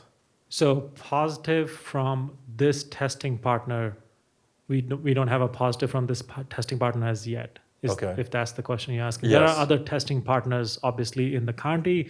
You could have got tested at your healthcare facility. You could have got tested at Douglas counties. You could have been tested at a different facility, which we won't get data to because of patient privacy, unless it is reported through the health staff. Okay. So in terms of us being able to track the positivity rate for students, the quarantine, the isolation, that's a whole different data set that we're inputting than what you just showed tonight. Is that what I'm Right, so understanding? that's coming in from our healthcare team if it's self-reported for students and staff. Okay, so Ms. Cantor and your team, you're inputting the quarantine data and the isolation data on a regular basis, and so we'll start seeing that kind of live data as well as part of this framework. All right, very good. Other questions of Director Lung? Again, thank you very much for the thoughtful displays and comparing those data. I just want to ask you, on the slide 10, I just saw a news alert from Channel 7. Does PHS has CHS has some sort of a case right now that seems like we have 80 people that quarantine. Does this including what shows a while ago from Channel 7? I will talk about Chaparral High School. Yeah, so as I mentioned, you is not going to be live. That Our own data, if that's what you're referring to more specifically, quarantining and so forth. Right. And I think many of the people are talking about Cherry Creek and use it as example when they open K to 5, 5 days in person, and then middle school, high school in the hybrid. I read Denver Post this morning, and if their data is correct, seems like as of this morning, there are 5 high school that has COVID case, 3 middle school and 6 elementary school that has COVID case. So total, there are 14 school that has reported they have COVID-19 cases according to Denver Post this morning. And out of that, Overland High School, deleting 71. Dr. Meek and then Director Holtzman. So I'm relieved to hear that we're going to wait and see what the trend data looks like after the holiday. And, I think transitions are really hard on the community, and stress and anxiety is extremely high for teachers, for communities, and everyone. So I think what I would love to hear in future presentations is thinking through those transitions and how we prepare to have successful transition back into full in-person learning. Thank you. As a matter of fact, one of the callers made reference to the crisis team and emergency planning being canceled, and he's right about that, but that does not stop us from meeting with our crisis team. I'm happy to report that cabinet members, DAS, and 2 of our board members will be meeting tomorrow to start planning what our next steps are and to learn deeply from our missteps and also continue to build upon some of the success that we have. And I'm excited to talk a little bit about that after the break. Director Holzman and then Director Hansen. If it's okay, I have two questions. Sure. One is kind of just a follow-up to that, and then the other one is different. But so I really appreciate how you, well, first of all, I know it seems like we take too much time for this, but honestly, I just need to say thank you. I think that this is incredible work, and I appreciate everyone who's had input on this. I did want to say also, I like that you told us that you'll be meeting with Cabinet and DLT and the board, and kind of just a follow-up to Director Meek's question. I think, for me anyway, I would hope that maybe we could even define that a little bit more with a timeline of that this process will happen in a week, that the board will be asked to, just like we've approved and supported the framework, I would really like to do that for you and for our schools, so that we all are on the same page with this reopening. So in other words, I just think if we had a timeline of, this decision-making process will take at least a week, and there will be a board meeting where there is a decision that is supported. So that would be my preference as we move forward, and I guess there's not much of a question there other than could you consider coming up with that? So I certainly will. Again, if we do the math and continue down the road of logic that we have, we said that we need this to be stable for 2 weeks. So the earliest this could happen would be 2 weeks after Labor Day. But again, folks, please don't hop on social media and quote me saying this is exactly when we're going to start. I want to be very, very clear in this. As soon as the Labor Day holiday is up, we come back to school. We will be monitoring the data very, very carefully for 14 days, and then we'll engage the board, we'll engage our school leaders, and I know our school leaders will do their very best to engage our staff. yeah, I appreciate that. And I just think it would give the community stability to know that decisions will be made at board meetings, and that they won't have a surprise in the middle of a week, or that would be an expectation.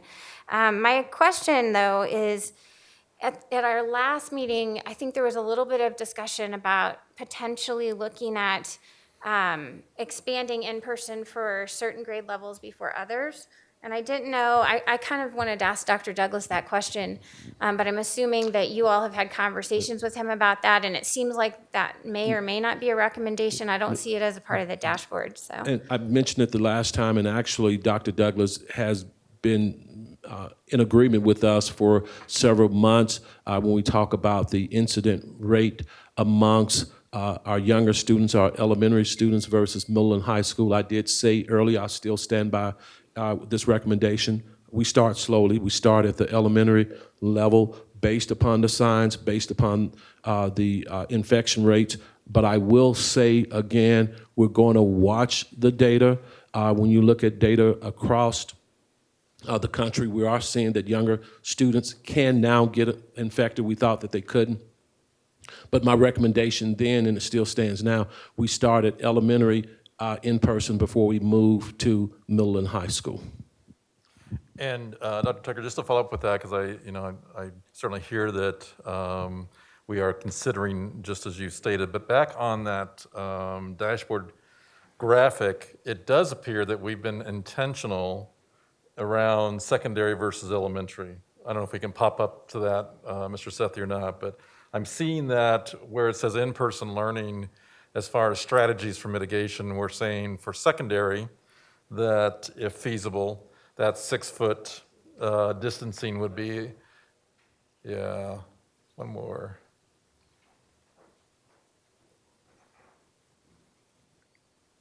Yes, right there. So we've said, is that an intentional statement in terms of in-person is for secondary level, and that we left off elementary in that, whereas in the middle of the chart we have social distance by 6 foot where feasible, which I would assume is for all kids. Is that an intentional change? That is, but again, I want to underscore what Dr. Douglas said. That's a gradation, and it must be, and as Mrs. Cantor has said and Ms. Ingalls has said, we are utilizing a layered approach. It's just not the 6 feet. We'd like for that to occur, whether it's high school, middle, or elementary, but it's also a layered approach. We need to ensure that we're properly wearing our mask. That includes all students, that hasn't changed, pre-K through 12, all staff, and that we are really utilizing ventilation. If you get a chance to visit our middle schools and high schools, and I know the tents are beginning to come or will be coming for the elementary, I'm just really amazed when I'm out at our buildings and I see that our educators are using the tents and outdoor space right now to do that. So again, to answer your question, yes, Director Ray, but there's also a gradation involved as well. Very good, thank you. Directors, other questions? I know Director Hansen's question got answered with Director Holtzman's question, so I'm assuming not. So looking around, I think we will pause there. Dr. Tucker and board, let's take a break till 8:35 and return, and we'll move on.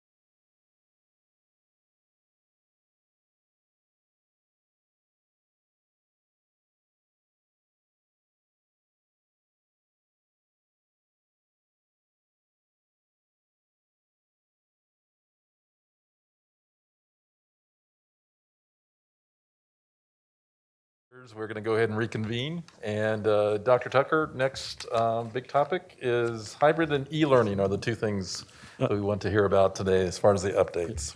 Yes, President Ray and directors, thanks for the opportunity for our colleagues to give the community an update on our e-learning endeavors as we've started school, as well as hybrid learning. And we do recognize our folks are ready to come back to school, but I want to take some time to thank all of our colleagues for their hard work to try to meet the needs of our students and our staff, and certainly want to thank our parents as well. And Director Ray, hopefully you don't mind, and directors, that we, when we give the presentation, we start with e-learning, then finish up with hybrid learning. Very good.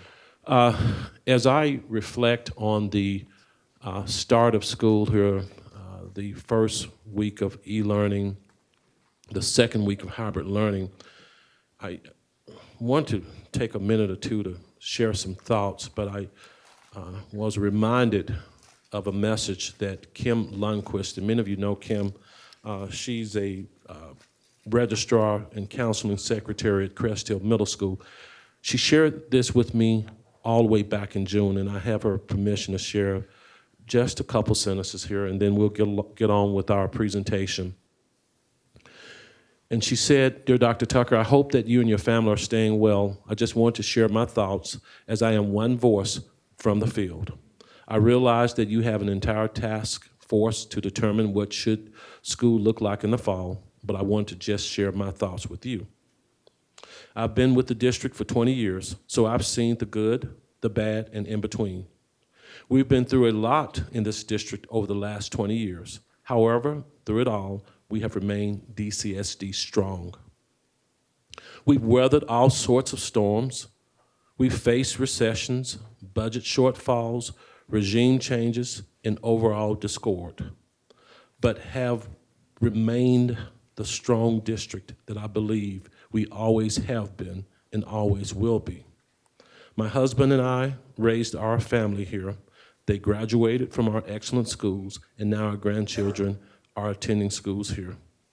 However, this is a whole different storm that we've been facing. I know that we will come through it equally as strong." And so those are words of wisdom and inspiration that I would like to share with our entire community. And I know it's been very difficult. We wanted to share a video, a restart of school video with the community tonight, but we know that we're pressed for time. And so we're going to go ahead and save that special video for our next board meeting. And I know we have some folks that we want to hear from, our principals, and we have one of our outstanding educators speaking very briefly tonight about their heartfelt experiences about e-learning and hybrid learning. And I know there have been a lot of concerns and criticisms, and I'm the superintendent, I'm the captain of the ship here. I have a great board who works with me, but I'm the superintendent, and I take the blame, I take responsibility for what goes on here. I've never, ever in my 31-year career not done that. But I also relish in celebrating the great things that are happening in our schools and the stories that people have to tell. Each week I've been to about 3 or 4 schools, and I see this working.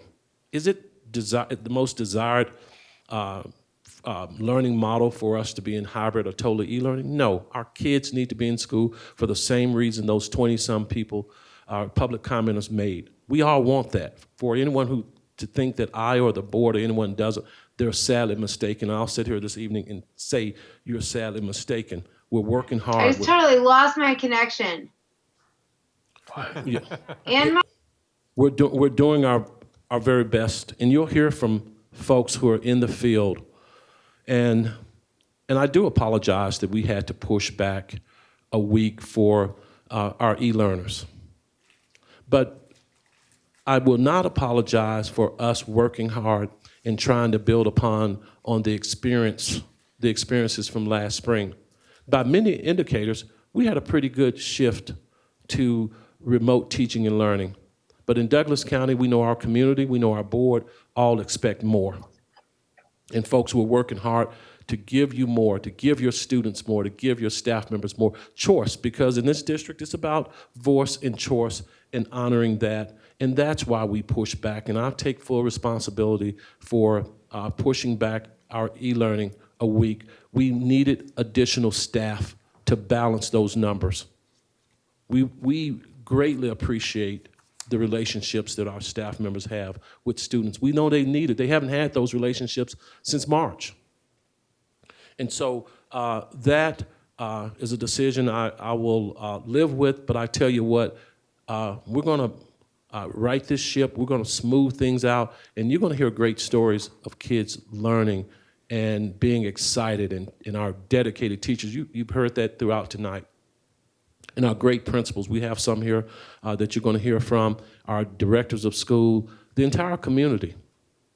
That's why I came here. And so we know it's going to be tough, but we're going to smooth this out. So now, Director Ray and directors, I would like for us to go ahead and move on. We're happy to have our director of our e-learning program here with us.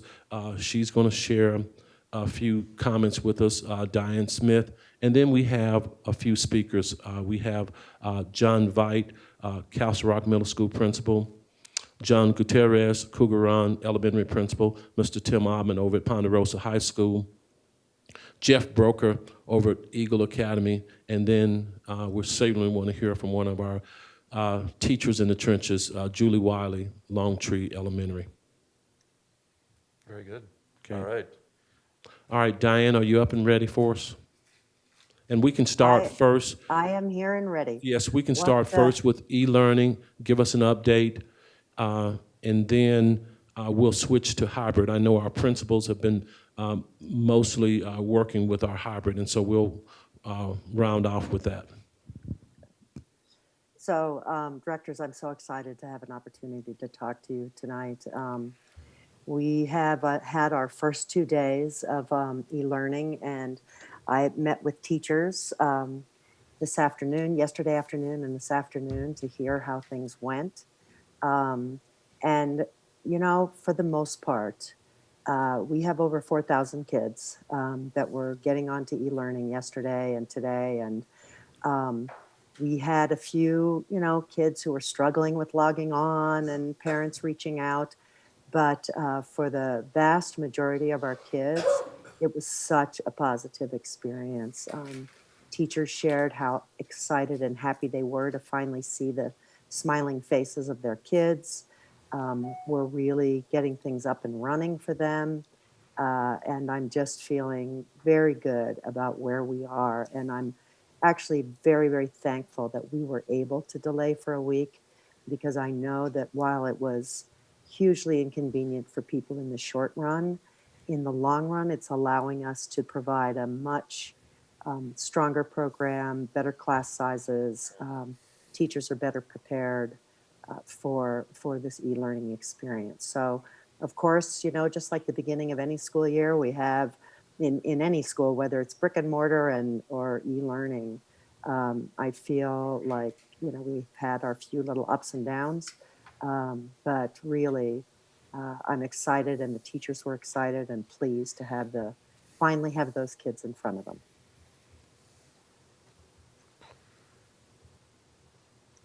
Thank you, Mrs. Smith, and just quickly just say you have championed this project, and we know that you have very little sleep for the past 3 weeks, and so we're truly grateful for all your blood, sweat, and tears, so thank you. Dr. Tucker, who else would you like to introduce? Yes, as I went through the list of principals, I'll ask any of our principals if they would like to make some comments on e-learning. Again, I know many of them have primarily worked very closely with a hybrid model, but certainly would ask if they would comment. I know Mr. Ottman, and we know that was a a question as we transitioned our high school's e-learners back into the high school.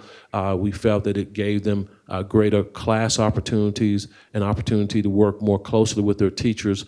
And I think Diane alluded to, Mrs. Smith alluded to this earlier, that in many of our e-learning environments, there are just some courses that we cannot replicate regardless of where you are in the country.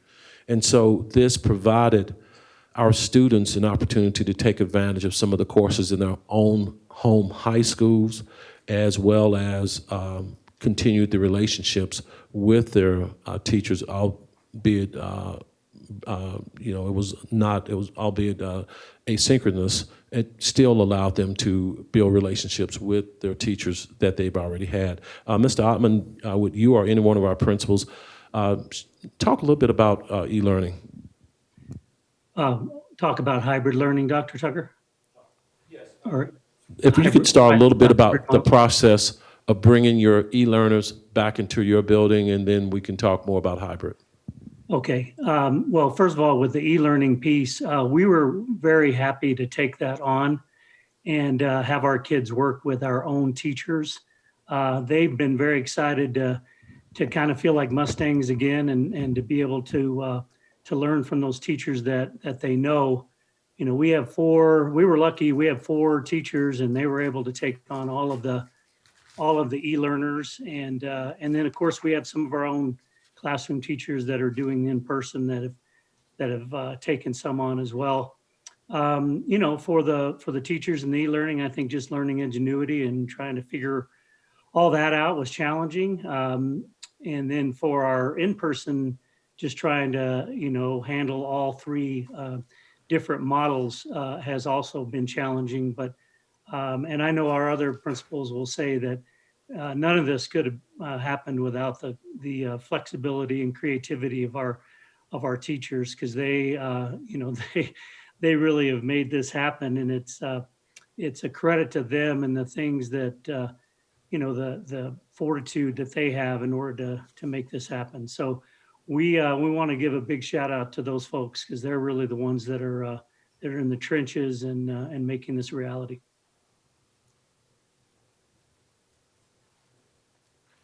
Dr. Tucker, before we go to hybrid, do you want us, I don't know if you want to, first of all, just let's stick with e-learning for right now, because I know the board, I think, will have some questions.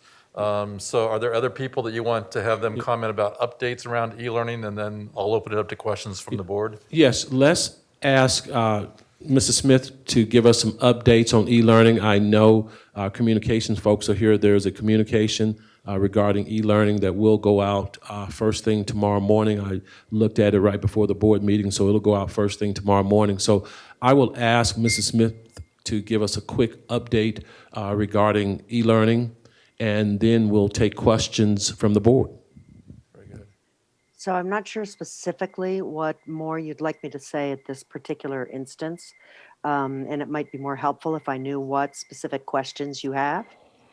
Okay. Sure. Board members? Well, so Dr. Tucker, you alluded to a communication going out to e-learners tomorrow. Can we capture that? That might be a good place for us to start. What is that communication stating, and help me understand what that's going to be about? Yes, and I'll ask Mrs. Smith and I'll ask Mr. Knight as well to comment on some of the updates. We have, for the last several weeks, have had a 7:30 a.m. meeting talking specifically about e-learning in our e-learning cohorts. But in this communication, we will give our parents an update on the Edgenuity platform, an update on where we are with logins. We've almost fixed the login issues. We've worked very closely with our vendor. That should be fixed. The time frame for that was Monday. We'll also talk about in that communication the class sizes and so forth. Just a quick general update to answer some of the pressing questions that our community members have raised. See, Mrs. Smith is getting settle back in to talk a little bit more about that communication. And also, I'll ask Mr. Knight to speak on where we are with e-learners, where we are with Edgenuity as well. Mrs. Smith.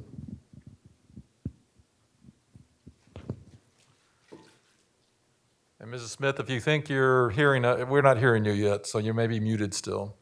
Sorry, is that all right now? Yep, You we can hear you now. Go ahead. Okay, sorry. So we're sending out a communication weekly to our parents to keep them informed of just various updates that we have. So the one that's going out tomorrow references lunches that they can order and some of the information on that. It talks about who they can access if they're having any sort of technology issues. It also references that with our middle school on when we have 4-day weeks, so next week is a 4-day week, the schedule that we have, they would follow their Monday, Wednesday schedule on Friday, since they don't have class on Monday. So it's those kinds of things that we want to be sure that each week we're sending them an update and just keeping them well informed of things that are happening as we move forward. Very good. Thank you for that. Yeah. Mr. Knight, any comments you would like to add?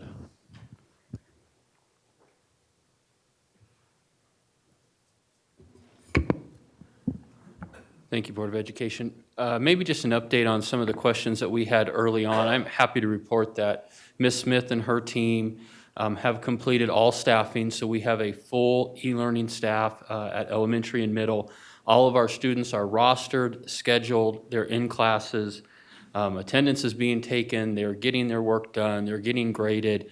So in just a few short days here as e-learning has gotten started, we're really starting to operate like a traditional school, and going to have to work through some of those same nuances with substitute teachers, or what happens when a kid needs assistance or those types of things. So she has a great team. Central office and our schools are all working really well together to just make sure that our students have the best experience possible. Very good. So if we may, Dr. Tucker, some questions from the board. I'll just lead off with a couple things. I see Director Chanchashore. I see your hand as well. First question, we heard a commenter tonight being very concerned about instructional minutes, especially with e-learning being delayed an additional week beyond in-person. And I think she had some analysis in terms of what's required. Can we speak to what are we doing to ensure our e-learners are getting their instructional minutes? Absolutely. Obviously, we certainly will ask Mr. Reynolds, who's here with us, who keeps an eye on that. We have a very close working relationship with the Colorado Department of Education. I posed that question amongst others with our state superintendent of public instruction, Dr. Anthis. She quickly replied. Mr. Reynolds and I had a conversation with the key person there that deals with not only instructional minutes, but also with credits. You'll also see that captured in our waivers. But over and beyond the technical answer, any instructional time that we need to make up for our students, we're going to ensure that our students have that. And I want to emphasize this point. Although a week is a tremendous amount of lost time, make no mistake about it, we're not taking it lightly. It's a week. We didn't push school back 3 or 4 weeks. We pushed it back so that we could have manageable numbers. Now I'll ask Mr. Reynolds to talk about where we are with the Colorado Department of Education with minutes and what our plan is. And folks, we do have a plan to make up those minutes. Thank you very much for the question. And the public speaker does raise some interesting points that we constantly monitor in terms of instructional time. And there are variations, as she described, in what the amount of minutes are. And we'll be continuing to monitor that. When we went in, we submit the original Bell schedule as a starting point. So for auditing purposes, that's the starting point. You have all passed a resolution and a new policy that allows us some flexibility on what constitutes active participation, and that does play a role. Our State Board of Education has not ruled on any proposed changes yet. They were supposed to do that back in August, and they haven't done that yet, so we're waiting for them to do that. Once they've made that decision, we'll go back and do another audit of our calendar to make sure that we have the requisite minutes for both our elementary, which has a different requirement than our middle school, and we'll make sure that those requirements are being met within the current parameters of the board rules whenever they're adopted by the State Board of Education. So Dr. Tucker mentioned a plan. So is there a possibility that our e-learners may have minutes added on to their day, if you will, because they're at a different place than our in-person learners? There could be that possibility. When we did our first estimates regarding the instructional minutes, we were within the parameters that were specified by the Colorado Department of Education. Once they've done their rulemaking, we'll go back and revisit again to make sure. We never really stop looking at that information. We always want to make sure that it's kind of the belt and suspenders approach, so we'll revisit that again. Very good, thank you. So directors, I do want us to stay in questions right now, and then we'll give time for comments and reactions too. So Director Chancha Shore, was that a question or comment and a reaction? Director Ray, mine is a comment. Okay, if we could stick with questions just for a few minutes, and then we'll give Director Chancha Shore the first dibs on making comments. Questions, Director Holtzman? Yeah, so thank you everyone for all your comments so far. The question I have may be for, I don't know, it may be for our high school principal or whoever would like to contribute, but obviously I'm hearing from a lot of our high school teachers right now in terms of e-learning and it happening pretty quickly for them. And I guess what I'm wondering is if someone could describe for me what a day looks like for one of our high school teachers right now. And I know that some of them are doing hybrid only, and some of them may be doing the hybrid schedule plus e-learning. And I just would like to get a better sense of what that looks like for them and I know we've provided some additional support. So I'd love to hear about that and ways that you think we might be able to do better. Okay. So. Yeah, I'll ask Mr. Ottman to comment on that as well as Mrs. Smith, and if Mr. Knight would like to comment as well. And to answer your question, it may look a little differently from high school to high school. As I start off my comments, we're a district of voice and choice. And what I do know our classroom teachers, I do know our building principals are going to do whatever it takes to meet the needs of their students. And so you might have some of our teachers asking some of our e-learners to come in. They may have a classroom where it's truly hybrid, where they're only teaching the students that 4 days a week when our students are coming in, the cohort is coming in 2 days a week. But again, it may look a little different. We are very fortunate that we do have funds to address salary or compensation issues for teachers who are picking up extra loads. We do know at the elementary and middle level, when we do go back to in-person learning, we do know that many of those folks allocated their staffs to e-learning. And we're going to have to backfill those positions. But again, we'll go ahead and listen to Tim and Mr. Ottman and Mrs. Smith. Yeah, thank you. I can speak to that. Like I said, we have 4 Ponderosa teachers that are mainly handling the 160 kids that we have in the Edgenuity process. And then we have 36 teachers that are handling the other kids. If Edgenuity didn't provide the class for them, then we had to provide it obviously at Ponderosa. So we have 36 teachers that are basically doing, in-person, hybrid, and e-learning. We are, like Dr. Tucker said, able to compensate our teachers. That compensation structure is coming out, but I will say it's difficult. It is not that are helping, and all of our support staff. That transition would not have been possible, and so, we're very proud to just get better and better. The compensation, just to follow up, that's a systemic decision in terms of determining.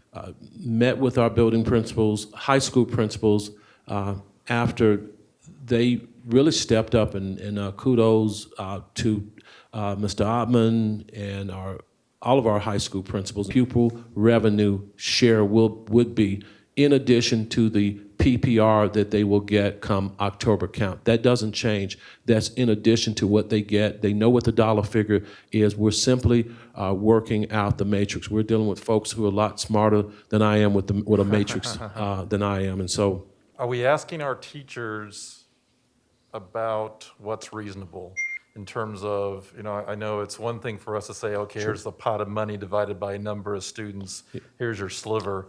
But are we asking our teachers that are taking on our e-learners how many hours it's taking them in addition to their current assignment to actually meet the needs of those e-learners that they're folding back in? To what level of degree, I can't answer that, but I do know that we're basing it off point 1, point 2, based upon the additional classes that they are having. Mr. Ottman, can you talk a little bit more about what your conversations have been? Again, I know your conversations may be slightly different than some of our colleagues at our other comprehensive high schools. Yeah, so Dr. Tucker, we have the 36 teachers that I told you that we have. We actually don't have any or not very many point ones in that mix. Most of them are the per pupil teachers. And so, $110 per pupil for the semester. It's not broken down by hours. It's broken down by pupil and the anticipated workload that might have on them. We also have a bunch of content area specialists that are going to be helping our e-learning kids. And those folks are getting compensated $2,100 each. So we're trying to work through, what exactly that means. But for the most part, our 36 teachers have anywhere from 2 to 10, 12 kids that they're teaching on the e-learning platform and trying to work with them to grade and do those things. And so the compensation structure is in the process of being shared, and we're actually trying to gather all those folks, the content area specialists and classroom teachers, and making sure that they're communicated with and feel comfortable about this transition. Other questions? Director Long and then Director Holtzman. Well, again, thank you very much for your hard work.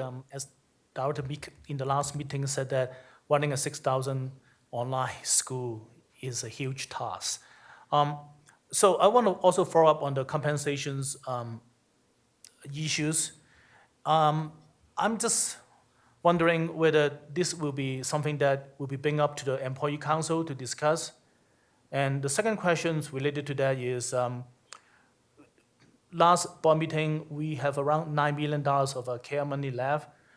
Is this a task, or is this something that the care money can be used to cover, to make it more equitable for the compensations of the teacher who sacrificed so much by doing e-learning plus hybrid learning? I think they deserve us to acknowledge them by giving them equitable pay. So I'm just considering where the care money can be used. And the answer to that is yes. We've also used the care money to hire new staff to operate our e-learning program, our e-learning cohort as well. If you have a more technical question, again, when we start to talk about money, Ms. Kataska is around here somewhere, and I'm sure she can speak to that. All right. How about the employee council? Would that be bring up during the employee council meeting? Absolutely. And I'm sure Amanda is making note right now. Ms. Thompson is making note right now for these topics to be discussed. But I can tell you with almost 100% certainty, our building principals who have taken on the task of adding this extra benefit for our students in our buildings have had conversations with their staff. Director Holtzman, go ahead. Yeah, and So again, I'm going to focus on the high school part of e-learning. And I did just want to say that on a positive note, I have had it shared with me many, many times. The gratitude that teachers and staff have for our building leaders and the way they have supported them in this difficult couple of weeks. So I do appreciate that, and I know it's not been easy for anybody, but my question again kind of goes back to what more can we do because for our teachers, and I appreciate that we're looking at a matrix to provide additional compensation, but I'm a little concerned that that alone may not sustain what we have got going on. I'm hearing from teachers who are literally telling me that the work they're doing isn't sustainable, that it's just too much, that when they're doing hybrid and they're doing e-learning, and I know that they want to do it because they want to provide for their students and they're happy to see them, but when I start to hear things like that, it makes me think that there may be still more additional staff that needs to be hired at the high school level. And is there funds for that, and are we considering that? We're going to continue to hire staff through each one of our levels, and you talked about the issue of sustainability. No, we cannot continue to sustain this because remember, we are using federal dollars. We don't know what's going to happen in November, regardless of who wins and whether or not an appropriate amount of money will be allocated to K-12. And so there are questions about sustainability, and that's one of the issues. In fact, the first issue that our crisis team is going to begin to tackle, because we're not going to go into next semester with having to push school back a week or two. We're going to make sure that we have the staffing, because at the end of the day and at the beginning of the day, it's about having adequate staffing. That's just the bottom line, and having the resources, having the monies available to compensate staff to educate our students. And so that is a question. Sustainability certainly is a question. And I guess the best remedy, or the best thing we can do now as we've started is we've started to have these tough conversations and we've started to plan. Director Meek? I think Dr. Tucker was just hitting on where I wanted to go with sustainability. And my question was going to be, what did we learn from the launch of e-learning and how that might help us as we prepare for the second semester? And I think what I heard you say was having the resources and the staffing and the time to plan adequately. Is there more, or did I accurately capture that? You captured it as well, but I'll add one other dynamic that makes Douglas County different than other places, that makes us special and unique. We need to balance those competing things that you just mentioned with our ability to honor voice and choice.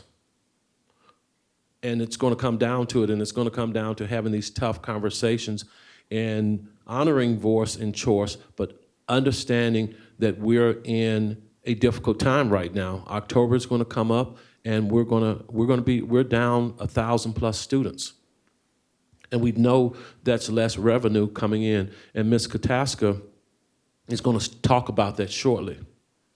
Is it something we're going to overcome? Absolutely. Are we going to develop a great plan? Yes. Are we going to provide our students with a great education? Absolutely. But it's having that balance. Follow up, Director Meek?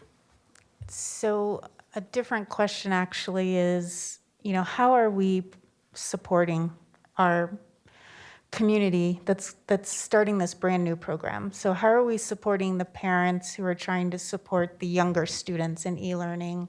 How are we supporting our teachers who it sounds like they could use more training and time to get up to speed? So if you could speak to how we're supporting individuals, that would be helpful.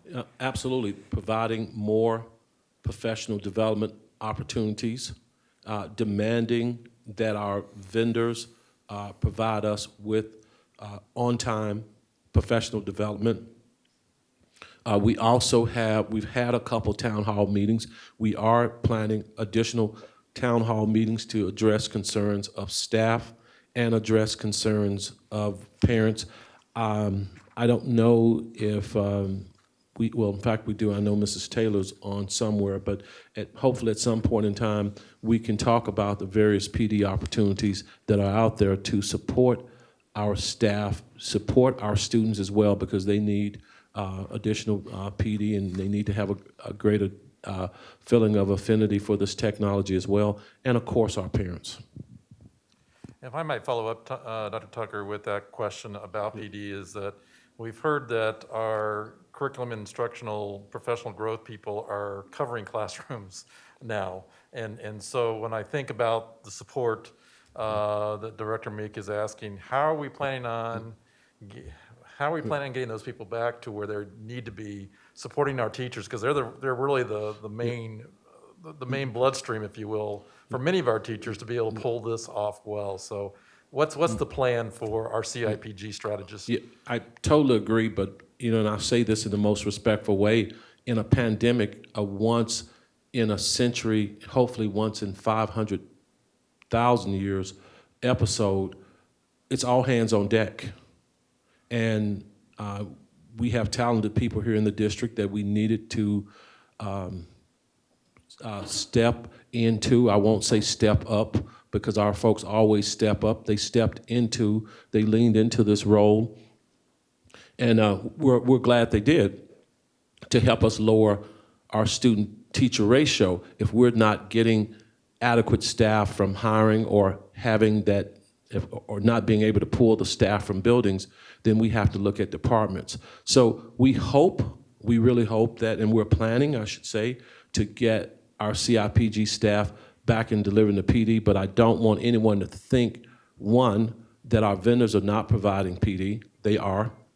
Two, if we're referring to the Edgenuity platform, we've had PD and we'll continue to have PD, and we still have people, although much depleted from our first round of cuts a few months ago. We really hit that department up. That department took a 40% cut, but we still have folks in that department who can deliver real-time PD. We also have videos of the use of PD, especially around Edgenuity and other educational platforms like Canvas and what have you. So we're not totally depleted. Amanda and her team are hiring around the clock, and we would be hiring around the clock directors even if this were not a pandemic. Director Chanchashore, I'm going to go ahead and let you jump in at this time, since we've all had a chance to ask questions, but go ahead, Director Chanchashore. Thank you, Director Ray. I just have a comment. Back in the old days, people keep referring to the great old days of Douglas County. And I think, Director Ray, you will remember when planning principals had a year to plan for 1,000 students or 700 students. We have between 4,000 and 6,000 students who we were able to offer an online school to in a very short time and turnaround. Where at that time, what I want people to understand, this is such a difficult scenario for everybody. And I certainly do get all of the different components of how difficult it is. But if you want to think about this logistically, this planning principal had a very short amount of time to be able to offer curriculum and training and platforms and schedules and student support and parent support, teacher handouts, not to mention the fact that you have to hire lots and lots of people to do this work in the first place. And then we've got nutrition services, SPED models, leadership, distributions of stipends, all these things. And what I want to be able to say is this is the new rhythm of public education. This is now what we have to be able to do. And this is the new kind of work that the new great Douglas County has to do in a snap of a finger. And you hear all these wonderful thought out questions and comments that you have from our parents, our board directors. And I just want to emphasize how much work goes into turning this train around from being able to do what we could always do in the past to what we now need to be able to do to assure that our students are safe and that we're offering our communities what we need to offer. So that's just my comment, and thank you very much, people that are all on this line and listening and paying attention here, all these principals. You guys, you deserve a medal, and I just cannot, it's so easy. Parents, teachers, everybody, it's all of us. It's so easy to look at all of the little things and all the big things that we need to be thinking about. But I hope we're also thinking about the celebrations that we could be celebrating in Douglas County schools right now. When we opened, what was it, 4,000 or 6,000 kids to come online by choice, a school district of choice. And this was a choice that was made that had to be taken care of in a snap. So thank you. Thank you, Dr. Tadashore. I understand, Mr. Ottman, that I may have missed you waving at me. So did you have an additional comment you wanted to make? I'm sorry. Yeah, no, that's fine. Thank you, Director. I just wanted to kind of specify a little bit that, you know, the 4 teachers that we have teaching our e-learning kids are 3 science and 1 Spanish teacher. So obviously they're very comfortable in those content areas. And so what all of the high schools have done or are in the process of doing are hiring content experts to support those e-learning teachers in other contents that they are not familiar with. And so the support for the e-learning teachers is through the way of those content area specialists, you know, along with all of our counselors and you know, we hired an AP to do our e-learning and oversee that. We have also bought Bluetooth speakers for all of our teachers to where they can make sure that our e-learning kids are at least hearing them. Cameras are a little bit more of a challenge, but we're working on that. But funds are a little low for that because it's very expensive. But we've thrown in some extra supports to help our e-learning teachers that I just wanted to make sure you were aware of. Thank you for that, Mr. Rahman. And I would say just a quick reaction to that. I know we've gotten a lot of feedback about some discrepancy between stipends for our content experts and stipends for our actual e-learning teachers and whether or not that's equitable. So that's where I would really, just from as one board director, I really hope we're doing a really strong analysis around work demand. I think that should drive our decision-making more than simply trying to divide up a pot of money. We really need to listen to our teachers about how many additional hours they're spending to integrate their e-learners. And I'm not trying to devalue the content specialists in their role, but it sounds like there may be some concern that the content specialist actually has fewer hours, if you will, of workload than our actual e-learning teachers. So just wanting to make sure that as a district, we're really doing some analysis and making sure things are fair in terms of how we compensate. Directors, anything else around the e-learning that you're wondering about? Director Meek? This is just kind of a quick statement. You know, I've just been thinking it's been 10 weeks since we passed the budget, which cut $30 million. So in that 10 weeks time period, we had to cut 30 million, build an e-learning program, ramp up for the school year, follow local public health agency guidelines that were fluctuating the whole time. I mean, it was a very, very heavy lift. Our education's gone through the biggest disruption ever seen in American history. And our families and our students and our teachers are all going through some pretty significant trauma. And so with all of that said, you know, I think we need to be very, very careful that we can fulfill what we say we're going to do. And I think, to me, that's a lesson learned. And I think of all of the individuals who've been working till 10 o'clock at night, 11 o'clock at night, trying to get students scheduled, trying to get buildings staffed, trying to figure out how to make all of this work. And I don't want to diminish any of that. I want to celebrate that. I think it's amazing. And I just hope that we can learn from what we've gone through and make our community stronger as we work through this. And so I just want to acknowledge and thank everyone who's been working so hard and encourage us to learn and grow together and become stronger as a system. Thank you, Director Meek. Other board directors' comments or statements you want to make specifically before we move out of the e-learning topic?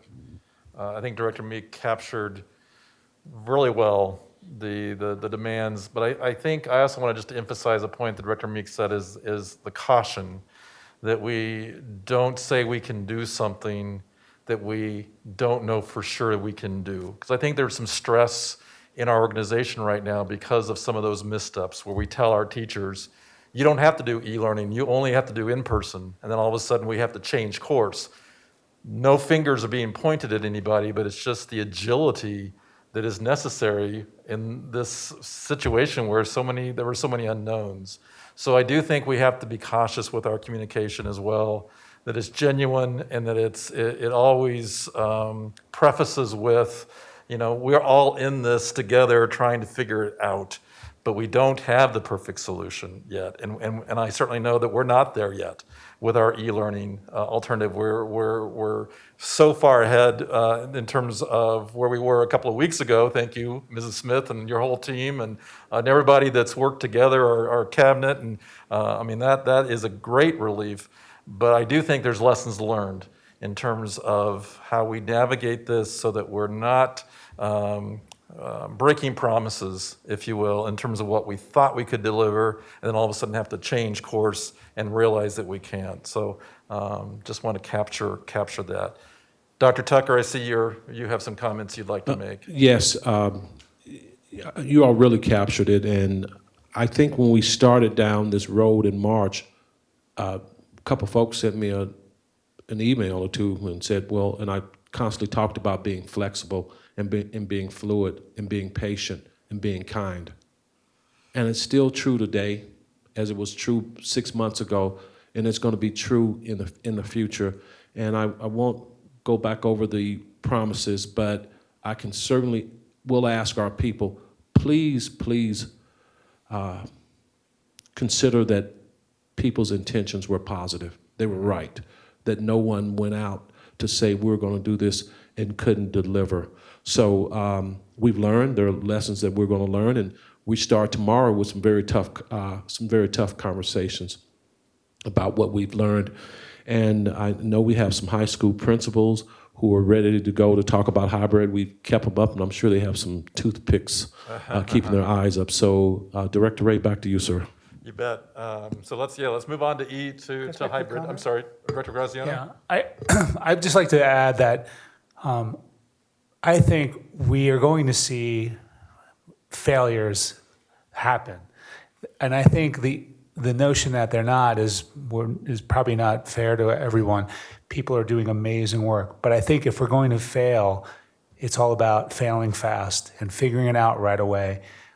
Because it's going to happen, and I think when it does, it's all how we respond to that failure. Whereas it's really easy for us to go into attack mode if someone fails, but knowing what Director Meek's saying, we've got to pull together and be a great district. If we fail fast and pull together and pivot and move quickly from that, that is a benefit. It's going to happen again. It's going to how we respond to it when it does happen. So. And I would modify your fail fast to fail forward. That as long as when we fail, that we're moving forward, that's the desired state. But you're absolutely right, Director Graziano, the reality is we're going to continue to have some bumps on the road. We're going to continue to have to reverse course. And so I think well said as well. So hybrid, Dr. Tucker, who would you like to highlight updates regarding hybrid?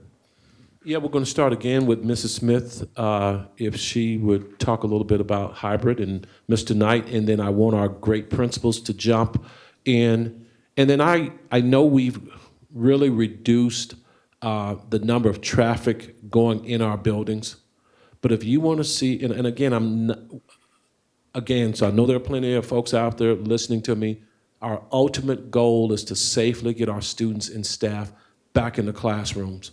But if you want to really see hybrid working, go into a classroom, go into a school, and that's a conversation I've recently had with the media. We know that they run a couple of their stores, and that's their constitutional right. But I tell you what, these folks that we have here, they're doing it right. Their teachers are doing it right. So, Mrs. Smith, give us a quick update, Mr. Knight, and then I want to hear from our people. I see Mr. John Veit ready to go. Mrs. Smith, you oversee hybrid too? Holy cow. I do not oversee hybrid, but I am actually excited to have 1 second to speak a little bit more. Yes. Because the principals who are overseeing hybrid, many of them are my colleagues from the past, and I so respect the work that they're doing, and I know that they're working really hard. And I just wanted to comment on this whole concept of team and moving quickly, because we did build essentially a school for 6,000 kids. Our K-8 kids are about 4,000 and about 2,000 high school kids. And we couldn't have done it without the support of everyone. I mean, the principals have been so flexible as we constantly were talking to them about how can we make this work. The CIPG department, the amount of hours they've spent. I mean, I intend to send you a letter commending the many, many people who have put in untold hours to make this a success. And as you listen to the principals who talk about how they have worked with hybrid, know that not only have they managed hybrid, they have fielded a ton of questions about e-learning and have helped to make my job easier by helping parents to feel comfortable with the decisions that they're making. So I think Mr. Knight is probably the one who can better talk to you about really the specifics of what's happening with hybrid. Absolutely. And I wanted Mrs. Smith, no, she doesn't oversee hybrid, but we just heard the theme, we have to work together. And Mrs. Smith and our executive directors of school, Mr. Knight and all folks involved have, it's been a team effort. To make this work, it has to be a team effort. And I certainly wanted Mrs. Smith to talk a little bit about hybrid, Mr. Knight, and then we'll talk about our field experts. And we definitely want to hear from Mrs. Wiley over at Longtree. Yes, thank you for the opportunity to give a quick update on hybrid. Hybrid, similar to e-learning, is in a groove and moving forward. Cohort A and Cohort B is working well. On Friday, we had our first full day of synchronous learning, and we've heard nothing but positive feedback on that. Students are social distancing well when you're in schools. The hybrid model is working. We're able to see social distancing. I've seen some lunches. It's a struggle, but it is working. And principals are figuring it out. I mean, it's just that simple. There are a lot of obstacles, but every day principals are figuring out how to make sure teaching and learning happens in a safe manner. And in addition to our principals, we also have our directors of schools on the line. If you want to hear anything about specifically what's going on in regions, they are doing a lot of work with both levels of principals and regions of principals to, again, make sure teaching and learning is happening at the highest level and in the safest way possible.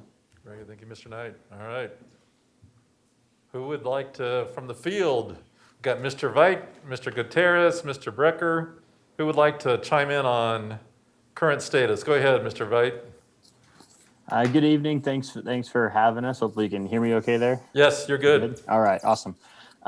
Thanks for having us tonight. It's great to be part of these conversations and to hear what everyone has to say in all parts of this aspect. But to kind of really jump into the hybrid piece, I will say that time to set up at the beginning of the school year was absolutely necessary for us to be able to get everything up and running and rolling. The extra time to work through the logistics was beneficial to get signs up, stairs set up, directional hallways, all those kind of pieces. But I will also say there was a lot of modifications that we had to do when it comes to scheduling, working with student schedules. When the e-learning students left our schedule and were scheduled into the e-learning school, then we had to make some modifications to make that work, especially as we had teachers that were teaching with the e-learning as well. And so there was a lot of changes that were made on the fly when we're building student schedules, where we're 97, 98% done with student schedules in May. And for instance, one thing we had to do was we had to rebuild the entirety of our 7th grade schedules. And I will commend my counselors and assistant principals for doing that essentially over a weekend.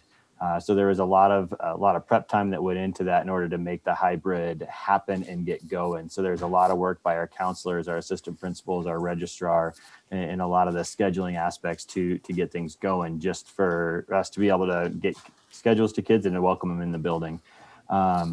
The orientation week was great to get students in smaller numbers across the days that we were able to do that and really break the kids down. We did that over the course of 4 days for our hybrid learners.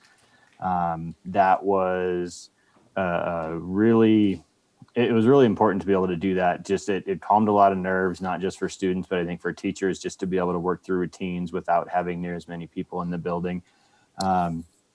And now that we've got the kids in the building, it's really starting to flow. We're now getting to that point of routine. This past Friday, having our first e-learning at home, everyone at home, synchronous day, however you want to call that, whatever those descriptors are. I know there was a lot of apprehension from our teachers rolling into that Friday and what the schedule was going to look like and how it was going to be to have, essentially that was their only full class. That's the only time where they have all of their A and B cohorts together in their one class. And to be able to do that and get that set up, many of our teachers were in the building and doing that. And we had a fair number that were at home as well, with what worked for them. So there was definitely some nerves rolling into that day. As I don't care how veteran of a teacher you are, that was a game changer for our staff. And to be able to teach in that environment, it was a big curve for our kids and for our teachers. But I think we got through it well, and it was nice to be able to talk to teachers this week about how that went and what they're looking forward to on Friday, the next time they do that. So a lot going on there. And I will say I've got a ton of respect for the teachers as they really just rolled through just this new environment, and to be able to set up, okay, what does a Monday, Wednesday in person look like? And how do I make sure I've got valuable things for students to be able to do at home? How am I going to connect with them? What are the emails going to look like? How are all those logistics going to pull together? And so there was definitely a lot of planning to go with that. And I think there's still going to be some modifications and some tweaks as I talk to the teachers about how that's going to roll. They've got their plans. They made the plans during those 2 weeks, but then they had the ability to really go for a week. And now we're getting to that point of fine tuning. And so we're going to continue down that path there. And I just want to say kind of last thing with the students, you can tell the students are extremely happy to be back in school. They are thankful to be there. They're doing their part in class. I will say that it is a much different feel in the building with the kids are there when you're cutting it in half based on the cohorts, but it's actually a little bit more than that when you take the e-learning students out of it. So you're really minimizing the number of students in the hallways, at lunch, during transition times. And so that really helps maintain some of the distancing, and to be able to keep those safety protocols in place. Kids are wearing masks. They don't want to wear them, but they are. I mean, who wants to wear them in there? But at the same time, they're doing their part, and they're making it work as we move through that. And I just want to say one other thing with the mask piece. We did student photos the last couple of days, and I will say I didn't realize how much I absolutely miss seeing the kids' faces and facial expressions and those things when they got to take them off and see their when they're getting their pictures taken, and just for that little bit, and then they're showing their IDs and you get to see faces. So that was, it's those little things in life. And that's one of them right there, just going through that process. And that kind of hit me today when I was in the gym with students getting their pictures taken today. So a lot going on, but we're getting settled in, and we're we're moving forward with it. So Very good. a little bit Thank- from the middle school side of things. Thank you, sir. Appreciate that. And we have, I will tell you that we're running out of time. So we've about 6 more minutes. So Mr. Gutierrez, Mr. Broker, and then I know we have a teacher that Dr. Tucker would like to speak. We actually have some students that are waiting for us to address us as well. So Mr. Gutierrez, go ahead. Thank you for the invitation tonight. It's great to see everybody. Hey, first and foremost, it was fantastic to see our kids. That made our day, made our weeks. And when we think about our transition from orientation week to hybrid learning, it's been very successful, but that's due to our teachers, their hard work each and every day, the planning process to get things ready to go. John said it very, very well, and I'll be brief. Very proud of our staff, and I think across the elementary schools, when we talked to my colleagues about their openings, they were very successful, and that's due to the hard work of our teachers, our support staff, our custodians, our leaders to make that happen. It's amazing to see how many different processes and procedures you have in an elementary school, and you have to reevaluate them to make sure that our kids are safe, our staff is safe, and that was our priority, and I think we did exceptionally well. Like John said, it was great to see our kids in their faces. The climate changed in such a great way when we saw our kids walk in the door for orientation week, and then also the week when we started hybrid learning. We still have a number of challenges that we're working through.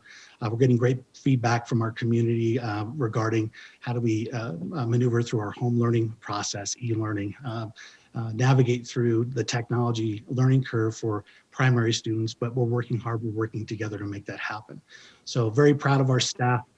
Very proud of our teacher support staff to make this work. I think it's going well, and we're going to continue to see continuous improvement, with this process going forward. So it's been a great experience, I think, for our Cougar Run learning community. And again, thank you to our teachers. Very good. Thank you, Mr. Gutierrez. Mr. Brooker. Well, thank you again. I appreciate the opportunity to speak here tonight. I will echo everything that's been said by my colleagues.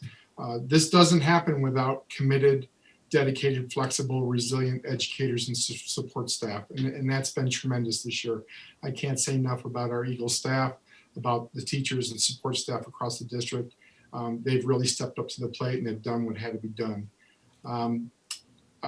We just finished our 3-week marking period. We sent out progress grades. So we are actually starting our 4th week in the hybrid model. The kids have been great. They've brought tremendous energy to the building. You see it with our teachers. You see it with the kids. They're excited to be here. We went through our necessary protocols and practices with our kids, and they adapted very well. They're just excited to have the opportunity to be in the school and see their teachers. Alternative ed kids rely heavily on relationship. They haven't always had the best experience in school, so the relationship is key. I can tell you our mental health team has been working tremendously hard, striking that balance with our kids because they seek it out regularly. But once again, very, very, very proud of the work that's being done. I think the greatest message I sent to my teachers early in August when we came back is, don't be afraid to make mistakes. We're going to make mistakes. I'm going to make mistakes. We're going to learn from it. We're going to move forward, and we're going to be better for it. Allow them to be creative, allow them to be the special people they are in the classroom. And it is an art. It always will be an art. And I think we need to remember that, giving the teachers the power to practice and think outside the box. Our kids are benefiting from that. I just dismissed kids a while ago and they've had it out for the evening. Smiling faces, laughter. Couldn't say enough about it. Happy to be back. That's great. Thank you, Mr. Broker. Dr. Tucker, you wanted to introduce one more person from the field? Yes, Mrs. Weiler, you still with us?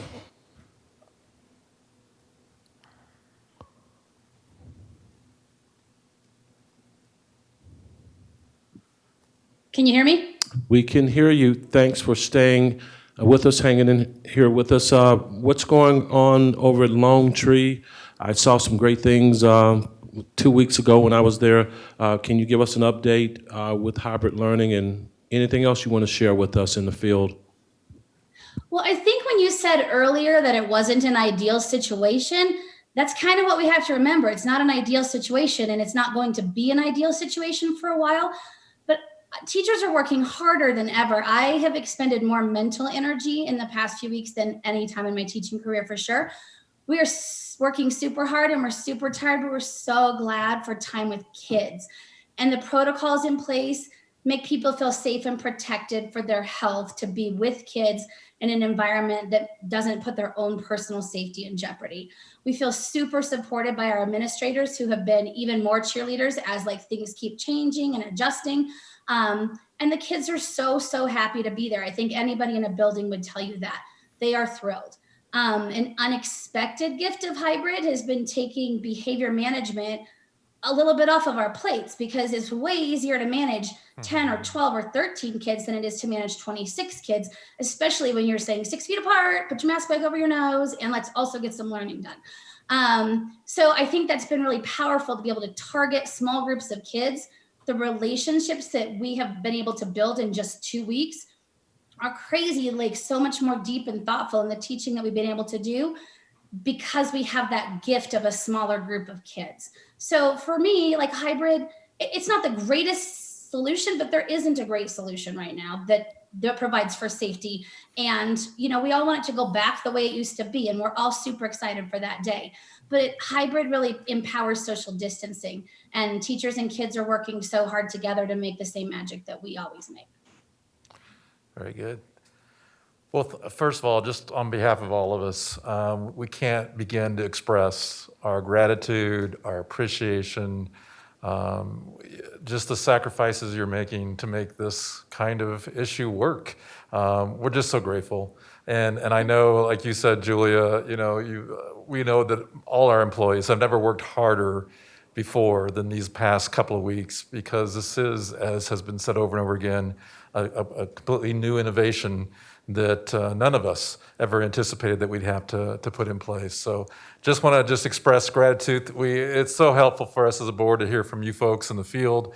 It brings us a great deal of joy just to hear you talk about how wonderful it is to have children back in the building. So thank you for expressing your joy, making it joyful for us as well, and thank you for spending the late hour with us as well. We're truly grateful. So have a good night, get some rest fast, and we hope the rest of your week goes well.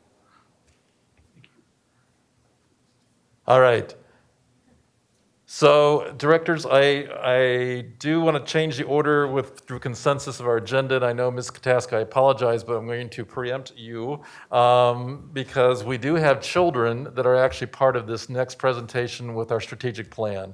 And it's getting very late for them, way past their bedtime. So I'd like to, if there's any disagreement, let me know. But I'd like to move on to our next agenda item, which is a strategic plan update regarding diversity, equity, inclusion, and accessibility. I know we have many remote guests as well. And Dr. Tucker, would you like to introduce the two people we have here in person, the two special people we have? Well, really, these are two of my favorite people. They don't need any introduction. I'm going to let them introduce themselves. And I see Dr. Page already has a clicker. I'm going to wipe this mic off for him. And Remy, you want to go ahead and kick us off? Mrs. Rummel, you want to kick us off? And I am excited, and I know the board is excited. They stayed on us and to ensure that we kept our strategic plan in the forefront. This is our guiding light, and this is great work here, and so we have not forgotten about our strategic plan. Wonderful. Thank you, Dr. Tucker, and thank you, directors, for your time this evening. I'm Remy Rummel, the Director of English Language Development in Douglas County. And I'm Dr. Chris Page, principal of the Highlands Ranch High School. And I believe online we have Mrs. Marlena Gross-Taylor, our amazing chief. And we are really very excited to present to you tonight some of our next steps as an equity team in the district. And by equity team, we have a collaborative group of multiple stakeholders who have come together to create our next steps for Douglas County School District. This is not necessarily in response to current state in our nation and across Douglas County. However, and we have been doing a great amount of work in the last number of years. We did want to highlight, though, and Marlena, Ms. Gross-Taylor, are you on right now? I am. Can Awesome. you hear me? So I'm going to hand it over to you just for a moment. And so, yes. We can hear you. Absolutely. Good evening, directors. I just wanted to open up this particular piece for Remy and for Chris to share about an update around diversity, equity, and inclusion and accessibility. This was one of the pieces that we added through our strategic planning process around having that safe environment. So we spoke quite a bit in our strategic plan around mental health, the health and safety and social emotional supports for students. And this came out during that whole process. It seems like a lifetime ago when we were going through our strategic plan development on having an objective and an action plan that is systemic and that is very intentional around creating that inclusive culture so that all of our students feel safe and valued. And how do we do that? We do that by taking our work that we've done in pockets across our district and making sure we have a systemic approach to that. If you recall, over the summer, we had 2 students, Melanie and Reed, that shared during their public comment many of the things that they would like to see happen, many of their recommendations. And a lot of those recommendations that they mentioned were already part of the action steps of this particular strategic initiative to increase and embed those learning opportunities and experience for our students and also our staff around inclusion, diversity, equity, and accessibility. So the pieces that Remy and Chris and others, some of our students that will be presenting tonight that they'll go over is all around this strategic initiative, as well as mentioning again, just many of those things that Melanie and Reed pointed out. And in closing, one of the things that I personally just am super concerned about with our students in light of them not being, having school like they normally did before because of the pandemic, among other things in recent events is, when we are coming back, whether it's, however that might look in person, or if it's, e-learning, how do we make sure that all of our students feel included? We are just super polarized right now. And I know as an adult, having experienced certain things since I've been here in Douglas County, I have the age and maybe a little bit tougher skin to deal with certain things. But I worry about our kids who are not there yet, who are still young and growing. How do we make sure that all of our kids feel safe and valued, particularly at this vulnerable age, being in this pre-K-12 environment? So with that, I'll hand it over to Remy. Thank you, Ms. Gross-Taylor. I appreciate that. As she stated, we will hear from a number of people tonight in this presentation who are significant contributors.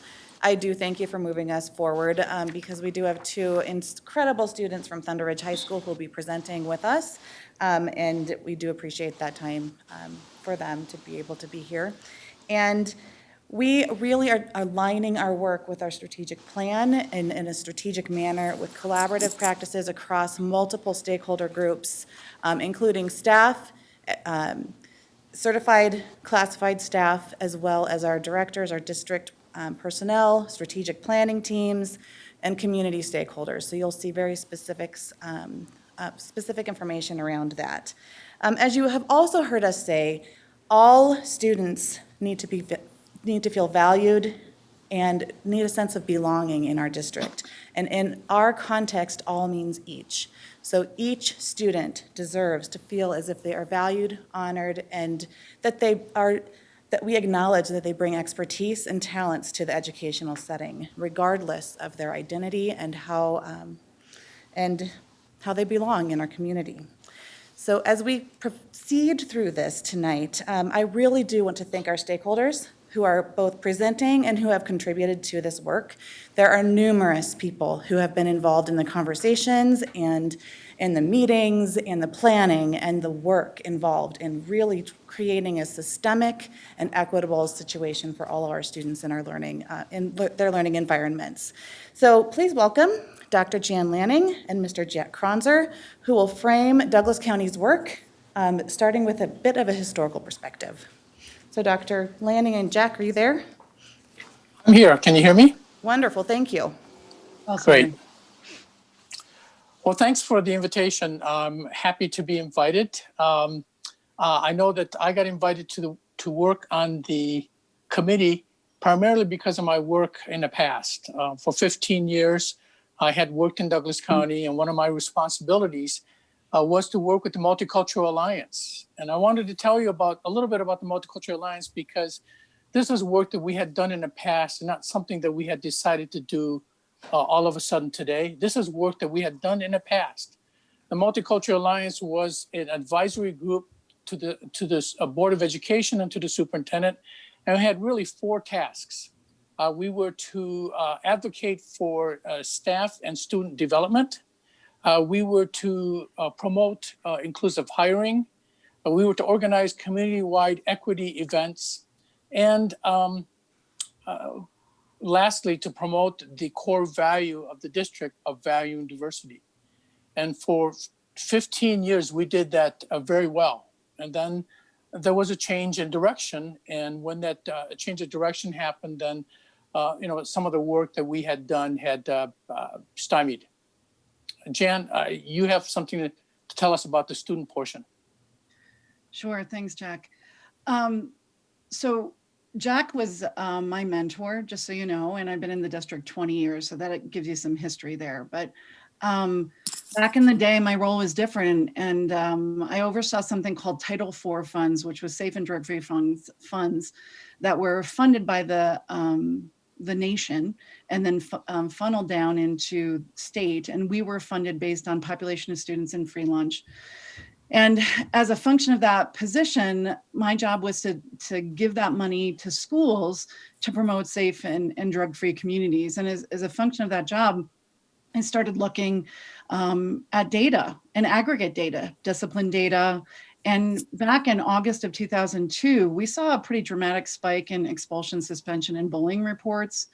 And we also disseminated something, and I know that some of you on the board may remember this, but back in 2001, we did something called the Senior Survey. And what we used to do was we gave a survey to all the graduating seniors to assess their perceptions of attending DC schools. And we used it as progress monitoring and feedback to the board. And this survey not only included questions about students accessing activities and their engagement and overall experience, but it also assessed climate and culture in general. And at that time, there was some concerning data that had popped up, and that was that 90% of the graduating seniors in August of 2002 agreed that some students made fun of other students who looked or dressed differently. And in addition to that, Douglas County leaders discovered similar trends from the results of something called the 2001 Profiles for Student Life, which was a required assessment every 3 years. When we accepted these grant funds, we had to do kind of a healthy schools assessment. And it was a nationally normed assessment out of the Search Institute that identified students at risk and protective factors. And according to that survey, 18 years ago, only 47% of Douglas County ninth graders surveyed reported having knowledge of and comfort with people of different cultural, racial, and ethnic backgrounds. And from the beginning of time, our district has been incredibly progressive, and we were always collectively trying to build global leaders. And that was really concerning to community stakeholders as well as school-based stakeholders, that we weren't really building kids that could compete in the global market. So in light of the trajectory of that data, the Student Assistance, our school district partnered with the Sheriff's Office, the Juvenile Assessment Office, and an organization that was a nonprofit. It was called CTAV. And CTAV standard for Cameron Ebel Teens Against Violence Foundation. It was founded by a Highlands Ranch family whose son was murdered by another teen in a really kind of normal conflict. And so this family built this nonprofit to kind of promote nonviolence and equity and diversity. And so as a team, so the Douglas County Sheriff's Department, the Juvenile Assessment Center, Douglas County School District started developing something called Youth Tolerant Student Leadership Summits. And the purpose of these summits were dedicated to identifying groups of students, leaders from different and diverse groups at each of the high schools and middle schools, and teaching them to combat hate and to promote diversity using curriculum gathered from the Anti-Defamation League, which we'll talk about, and we're partnering again, which I'm really excited about, teaching tolerance in the Matthew Shepard Foundation. And ultimately, this multidisciplinary team provided over 25 full-day trainings to over 1,000 student leaders to promote tolerance, nonviolence, and diversity. And after just 1 year, the 2002 senior survey results reported a 22% increase in the response to the statement, most students at this school treat each other with respect. And so while this work was really compelling and will always require champions for equity work, we learned a really hard lesson. And that lesson was it wasn't sustainable. The summits were supported by grants and community fundraising. And over time, that money went away and leaders took other jobs and board focus shifted and student leaders graduated. And we really learned it was a really powerful lesson, even though we were having really strong outcomes in terms of improving school culture, that long-term positive change can only occur through systemic change. And that is why we as an equity team are so excited about the current board work, and that Douglas County School District Policy Board end statements now include equity language. And our strategic plan developed by community and school stakeholders has a renewed focus on diversity, inclusion, and equity work. So in order to prepare our Douglas County students to compete and lead in a global economy, it's imperative that we renew our commitment at every level and begin to view all of our work through the lens of equity. We believe that a combined effort of policy improvement, data-driven decision-making, community collaboration, and strategic actionable steps will create a school district that truly supports the notion that all kids really matter. And so with that, I want to pass the virtual microphone to Danny Windsor and Ian Wells as they discuss, what our current state is and what we really need to focus on going forward. Thank you, Good Dr. evening, Lanning. directors. Thank you very much for having us. I first of all want to just say a big thank you to the board for having a focus on diversity, equity, inclusion, accessibility. Your letter and memo sent out to our district stakeholders a few months, or actually a month and a half ago, I would think, meant a lot. And it was really exciting to actually see a stance taken to support the conversation. I'm going to give a tiny bit of current state, but I am going to backtrack for about three and a half years. A few years back, our former colleagues, Lydia Henderson and Jim Fish, put a committee together called the Excellence and Equity Committee and brought a group of us together who are passionate about this subject and believe strongly that we need to make some movement in terms of systemic change that Dr. Lanning mentioned. There were several of us who actually went and attended a Courageous Conversations conference through the Pacific Educational Group.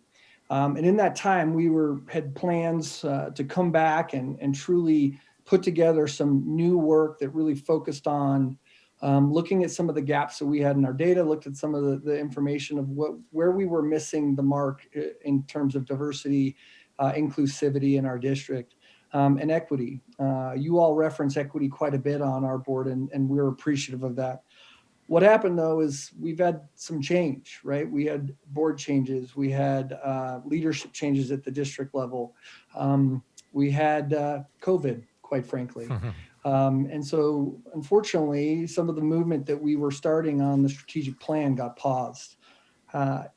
Quite frankly, with the current state of our world, the way things are and the need to actually make social and systemic change is present. And so our hope is to come forward to you with some suggestions, if you will, towards policy changes that can help move our district forward to support all stakeholders in terms of feeling included, being able to access opportunities, to celebrate diversity, and to realize we need to focus on equity. With that, I'll turn it over to my teammate, Danny Windsor, who can mention some aspects of our data. Thank you, Mr. Great. Wells. Thank you, Ian. I appreciate it. And good evening, Board of Directors. To be pretty succinct, as we evaluate our equity data and performance, one of the conceptual questions we really want to ensure we answer is how do we enhance and value each student's experience? It really is the desire to ensure, as is our teachers and leaders' desire, to invest in each of our students. I think it's really important to understand this. Equity, diversity, inclusion, and accessibility are not things that we do. Rather, it has to become who we are. To better understand who we are, we must ensure we're accountable to these values. Therefore, we must evaluate the data of the student experience and our individual and collective performance. Data such as opportunity gaps, persistency data, achievement gaps, predictive success criteria, wellness, behavioral data, etc., all need to be evaluated. In short, we must continue to systemically and sustainably develop and refine a culture that embraces the values of equity, diversity, inclusion. We're excited to come together and collaborate, include multiple voices and perspectives. And I'm going to turn that over to Dr. Page and Ms. Rummel to talk a little bit more about those details. And so, board, as we continue talking about our next steps and where we've been, sort of culminating that all together. First and foremost, we had our diversity, equity, inclusion, and accessibility strategic plan initiative team. And so as a team, we started talking about the why and where do we want to go and what that should look like. And we started building out sort of that framework of what our next steps needed to be. And what was great for us is there are members of our team that were a part of that group that Ian was talking about. There are members of our team that are, Jack Kronzer, he's part of that group. So we had the historical context along with what we were doing today. And alongside that, then we started joining up with groups like the Excellence and Equity Committee members and saying, so how do we make this work impactful? How do we make it sustainable? How do we move the needle the right way so we're doing the right things for each student? And last but definitely not least, what started to happen simultaneously was our community started to have an outcry for we need more work in the world of equity, of diversity, of inclusion. And so it just happened to be that both of those trains met up on the tracks the right way, and we were able to work together with our community members and our different stakeholder groups to really start focusing. Not only are we going to talk about what happens at the district level, but how do we involve the community? How does the community begin to move that mark? Because we often hear the term, we're in the bubble. Right? And the thing is that all of our parents, all of our kids, all of our professionals here want to ensure that our students are ready to step out of the proverbial bubble and be able to engage in a global world. Absolutely. So in the next slide, and this isn't working, so I just want you to know. It's not clicking. So in our strategic plan process that we went through with our executive leadership last year and implementing this year, we did outline some big ideas of what is in scope and what is out of scope of the equity committee work and the diversity pieces of that. So we really determined after a lot of consideration that there really is not a stakeholder that is not included in this work. We cannot actually do equity work successfully with one person or one entity, and it has to be a thread in the fabric that we actually weave together. So the piece here is really that this is a collective effort, and it cannot be done in isolation. And we want it to be embedded, right? It needs to be infused in what we do. If you were listening to Mr. Windsor, he talked about that idea of it needs to be a part of our lifeblood, right? Because who people are and what they bring to the table and their uniqueness always is a part of what we do on a daily basis. And so we wanted to ensure a strategic plan that also highlighted that, focused on it, and continued to grow that idea of how do we infuse diversity, inclusion, equity, and accessibility to all aspects of our system. Thank you. So on the next slide, we have highlighted, we are not going to read this to you at this point, but some of our steps that were planned prior to COVID-19 impacting the district. And so some of these steps are not according to this timeline, but with full transparency, we wanted to actually show you what our plan truly says and said last year. And so we're going to highlight some of these elements in the next slide so we can look at the next piece and call out some specific work that we are actually in the process of doing right now in collaboration with many people. So currently, we are working on an equity resolution and policy that was shared with you in our most final draft. It's not a final draft, but the most recent final draft of our policy and resolution. The voices that are represented in this policy are our parent advocacy group, who have named themselves the Anti-Racism Growth Zone, Connection, the ELD, the Parent Advocacy Group, DC Geek, DCCAC, our special education department, the strategic initiative team with diversity, equity, inclusion, and accessibility, other strategic planning teams such as the social emotional planning team and the multi-tiered system of supports team, our equity and excellence former members, and the Student Coalition for Equity that was a public commenting entity a few board meetings ago.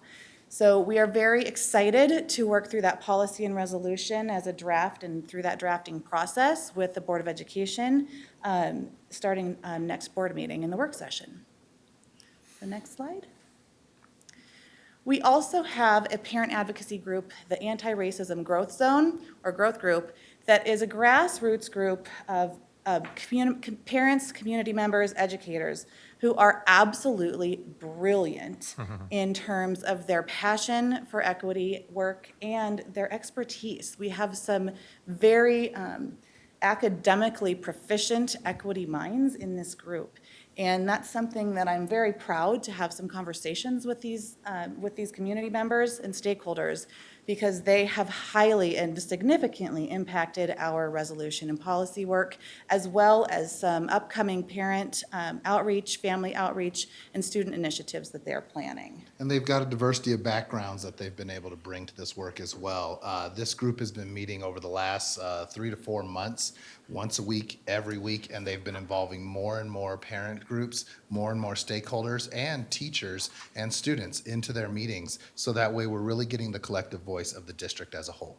Absolutely. And finally on this slide, our Douglas County Student Coalition for Equity group, also public commenters in prior board meetings. We look forward to continuing to communicate with them and to potentially partner in some of our initiatives in the future. So continued collaboration is a theme for this evening. And so as we continue talking about how that growth work is going to look, as the slide says, we want to rebuild our internal expertise around diversity. What we know as a collective is that if we allow the institutional knowledge to die out in a district, that inevitably the work will die out in and of itself. We sort of lucked out bringing someone like Jack Kronzer back and maintaining some of the individuals who have been in the district throughout the years so that we have some of that historical context. But we want to continue to do that. We want to create a goal and a focus that is sustainable and systemic across the board. And so that we continue to create those internal experts. We want to send people to trainings. We want to embed that learning throughout our different stakeholder groups. And we want to create a succession and growth plan. And within that, when we talk about how do we sustain that within all of our stakeholder groups, a couple of slides back, it talked about this idea of we want to have these parent and these community groups that can get together to just talk about what's going on when we talk about diversity and equity. We have to allow people to be able to share who they are, and that's where the growth really comes from. And then on top of that, we continue systemically to build out a framework that continues to grow the next leaders and the next young professionals that join our ranks and all of the brand new families. When someone moves in, we want to be able to give them a place to go, to share in, and to feel welcome and a part of the overall system. Absolutely. So our next and most immediate step has been discussed among our K through 12 principals at various level meetings and other conversations. And we have been working with the Anti-Defamation League's No Place for Hate team here in Denver to begin that implementation. Unfortunately, the budget and the district strategic initiative director position was eliminated. So in the budget reductions due to COVID, we did lose that funding as a result. And so what we have been discussing with principals lately is, do they have the ability to fund this year, and how can we subsidize the funding if necessary? And so we will continue with our implementation of No Place for Hate this year according to the commitments we have from schools. This is already in a number of schools, including Highlands Ranch High School, Mountain Vista High School, Thunder Ridge High School, and Sand Creek Elementary has had No Place for Hate in place for a good number of years now.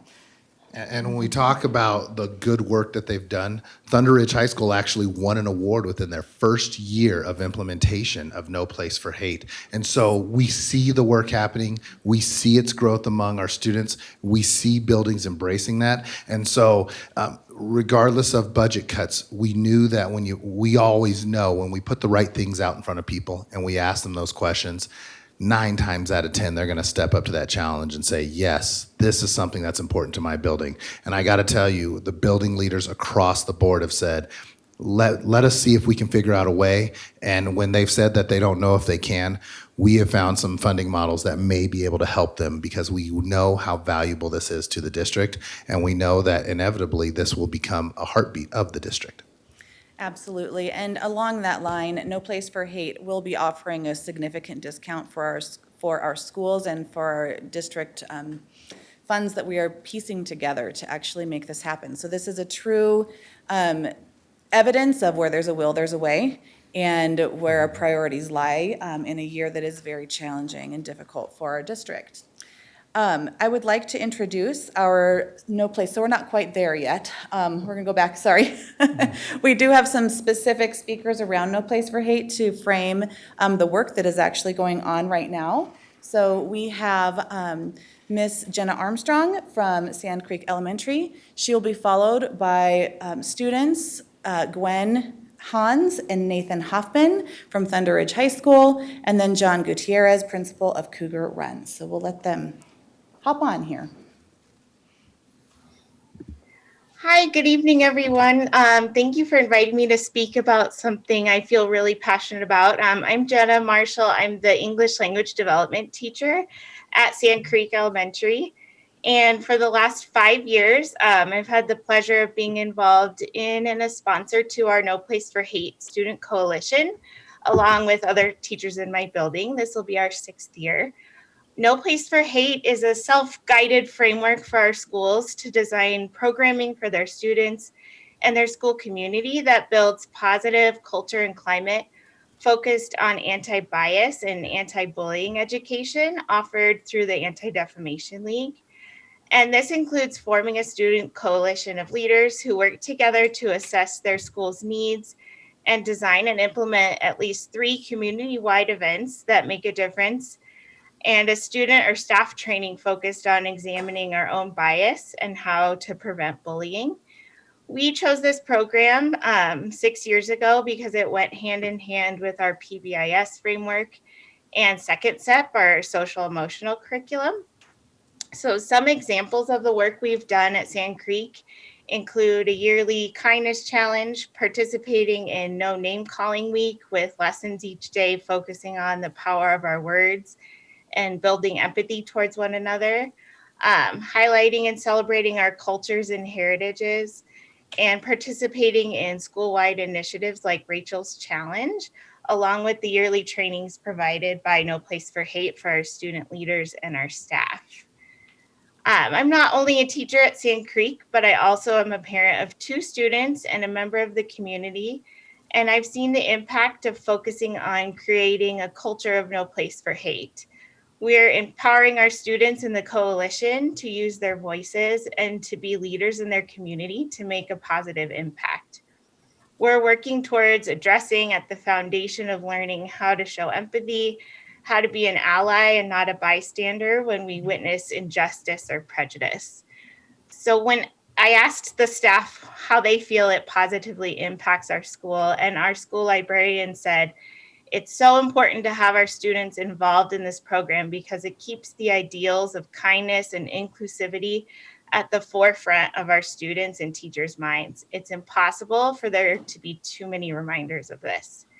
And we know that in this time period in our country, these skills are necessary to make our community, our schools, our state, and our country no place for hate. And it begins with teaching our youngest students to be empathetic and kind human beings. So my hope is that our district can move towards being no place for hate. And this program is a wonderful addition to the many other programs we have in Douglas County that foster the same values. And I'm thrilled that more schools are joining this movement, and I look forward to seeing it grow. Thank you.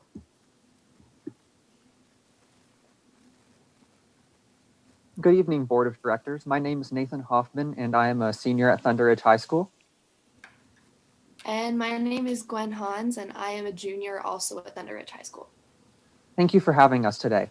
I joined No Place for Hate at Thunder Ridge last year when I found out that my homeroom teacher and counselor were working together to create a more inclusive school environment. My school staff had noticed increasing hostile behavior among the students, with many using derogatory language and acting blatantly discriminatory towards their peers. They reached out to the Anti-Defamation League, an advocacy group renowned for pushing against the societal norm and helping minority groups across the world, and organized to have No Place for Hate introduced to our school. By working with the ADL, we were able to access a variety of resources, including a series of student training sessions, and were able to earn our designation and an award for our efforts this past year. This direct involvement with a respected organization sets our school apart and certifies us as a safe and equitable environment for all of the students and staff that attend. Now, last year, we actually shared the importance of involvement in our community and celebrated our first responders amidst the uncertainty of the pandemic. This actually helped bring our school and community closer together.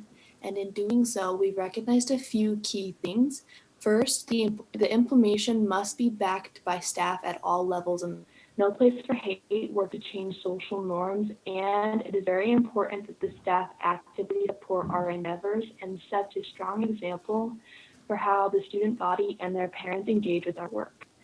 Secondly, the student body must be directly involved with the program. While the efforts of staff leaders in No Place for Hate are greatly appreciated, students have a little bit of a better idea of what activities their peers might enjoy and how to implement change in a way that doesn't further polarize the community. This is key. Third, the program cannot feel like a chore. It's meant to engage students in a way that creates permanent change, and if any of the activities feel like work, the students will be less likely to positively respond to the club's efforts.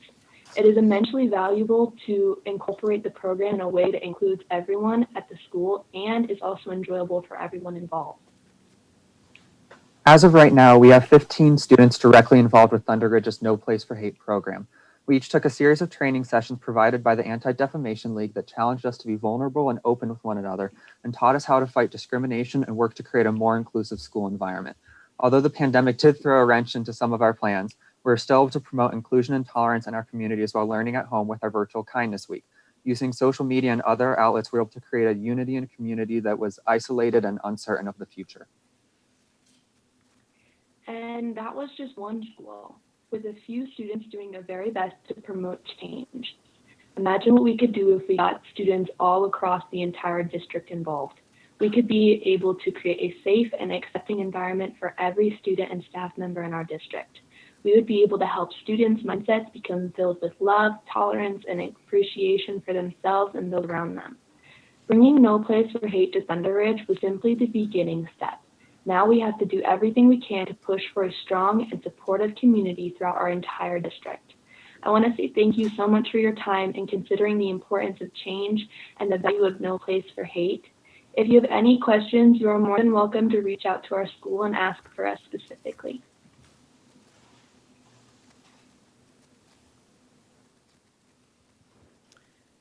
Thank you, Nathan and Gwen. We truly appreciate your comments and your contributions to this work at Thunder Ridge and across our district. I know you've connected with some students, so I truly appreciate your comments. And Mr. Gutierrez, please hop in.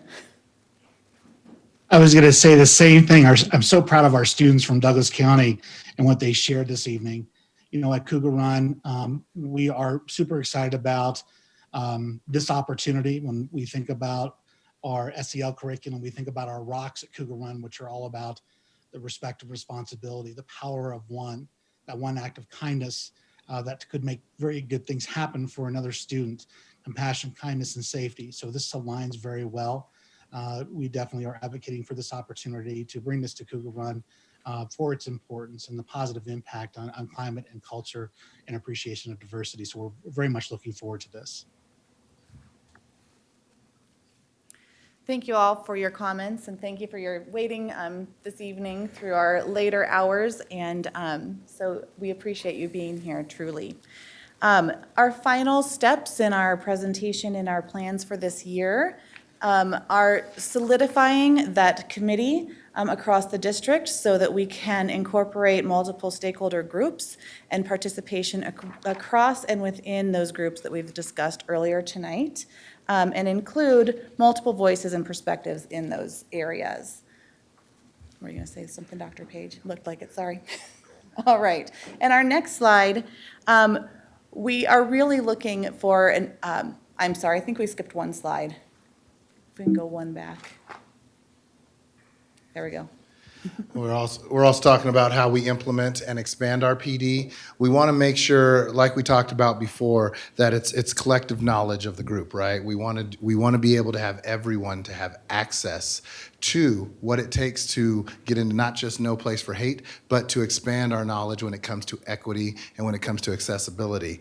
So we want to be able to refine our teaching. We want to be able to expand courses for staff, and we want to ensure that those things are available for every single stakeholder, because it's not a you thing or a me thing, it's an us thing. And we want to be able to do that collectively together through our PD and through our work together. Absolutely. And currently with our professional development opportunities, we have two incredible ELD leads who partner to create courses right now. One is culturally responsive classrooms. We have a classified course for culturally responsive practices, and we have plans to expand that pathway so that it is sustainable. And we use a training of trainers framework so that we do have experts across our schools who are teachers, who are classified employees, who are principals, to facilitate those courses so it does not rest just on our team alone.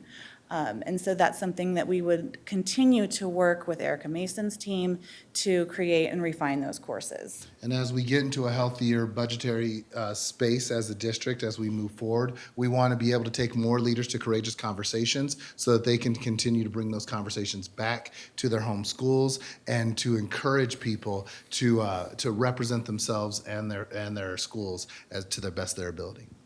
Absolutely. And finally, one of the big concepts we have discussed with multiple groups is a means to report injustices, racial injustice, a complaint process that aligns with our beliefs as a district that also is resolvable using restorative justice practices that intend to heal and grow our students and staff and family community. So that's something that we are working through with multiple people in our district right now. Mr. Zach Hess, the multi-tiered system of supports team. We are looking at how to really humanize the experience so that it's not a punitive process, so that it truly is restorative in nature, and that we can learn and grow together as a district and as individuals.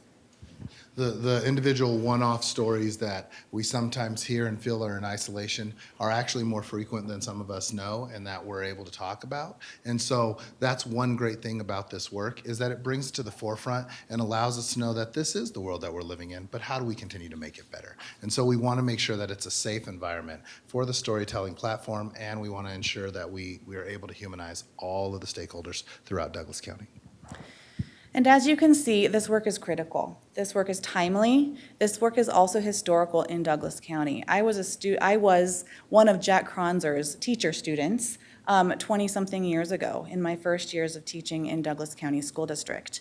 I'm standing here before you today as an educator, as an administrator, as a parent, and as a product of Douglas County. And I am very proud to be part of this district, and I also acknowledge the significantly incredible amount of work ahead in terms of equity, diversity, accessibility, and inclusion. I'm thrilled that this is part of our strategic plan, and I'm passionate about this work. And we look forward to inviting you to further trainings, to further updates. We would like to have a board included, cabinet included, No Place for Hate mini training. I'm very excited to introduce more of this work as the years go on. An unknown scholar once said that the beauty of the world is the diversity of its people. And I think we could also say the same thing for our district, right? The beauty of our district is the diversity of its people. Not just in their skin color, but also in their backgrounds, in the way that they learn, in the way that they're supported, and what they bring to the table. Our goal, our hope, is that as we continue this work, that we truly continue the work. When we talk about Jack Kronzer, I always think that my very first teacher fair I went to is where I ran into Jack Kronzer, and one of the things that he said was, "You've got to come to Douglas County." And I was like, "Really? You want me to go up to that very vanilla looking school district up north?" I'm just being honest. And he was like, no, everything's changing. We are going to change. This place is going to be amazing. And I remember distinctly that one of the things that he said to me was, "But we need you to be a part of that change.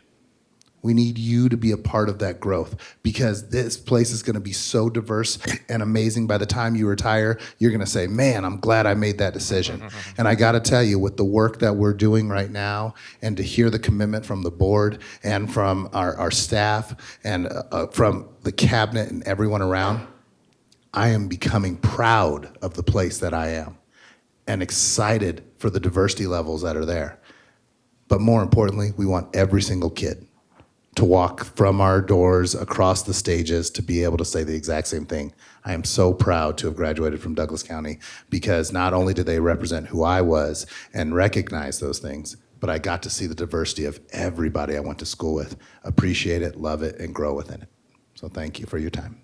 Absolutely. And as one final comment, our students and our staff and our families deserve to see the world through windows and mirrors. Windows being they can see multiple perspectives, multiple insights, and multiple identities through a window, and also see themselves reflected in the mirror. So in looking around them, the curricular resources we have, the opportunities that we offer, and the experiences that we are proud to host and collaborate within, we need to consider that through the windows and the mirrors that we offer students across our district. So we welcome your questions. We are very thankful to present this evening, and thank you. Well, first of all, thank you. And for you guys to be able to exude passion at 10:30 at night about this is real telling. It's just telling, like you said, Remy. You know, it's critical, it's historical, it's timely, and couldn't agree with you more. And I want to thank all the panel. I especially want to thank Nathan and Gwen. I'm sure Dr. Tucker will get you excused for your first period class tomorrow if you need it. But we appreciate all of you guys just really sharing with us such an incredible thing for us to always be conscientious about. And I love so many of the things that you guys have said. I wish we had a full session to really be able to really dig in and do everything we can to make sure that that this is sustainable. And I think that's the desperate plea I hear you bringing to us tonight is we don't want to hear Jack Kronzer ever say again that it fizzled, right?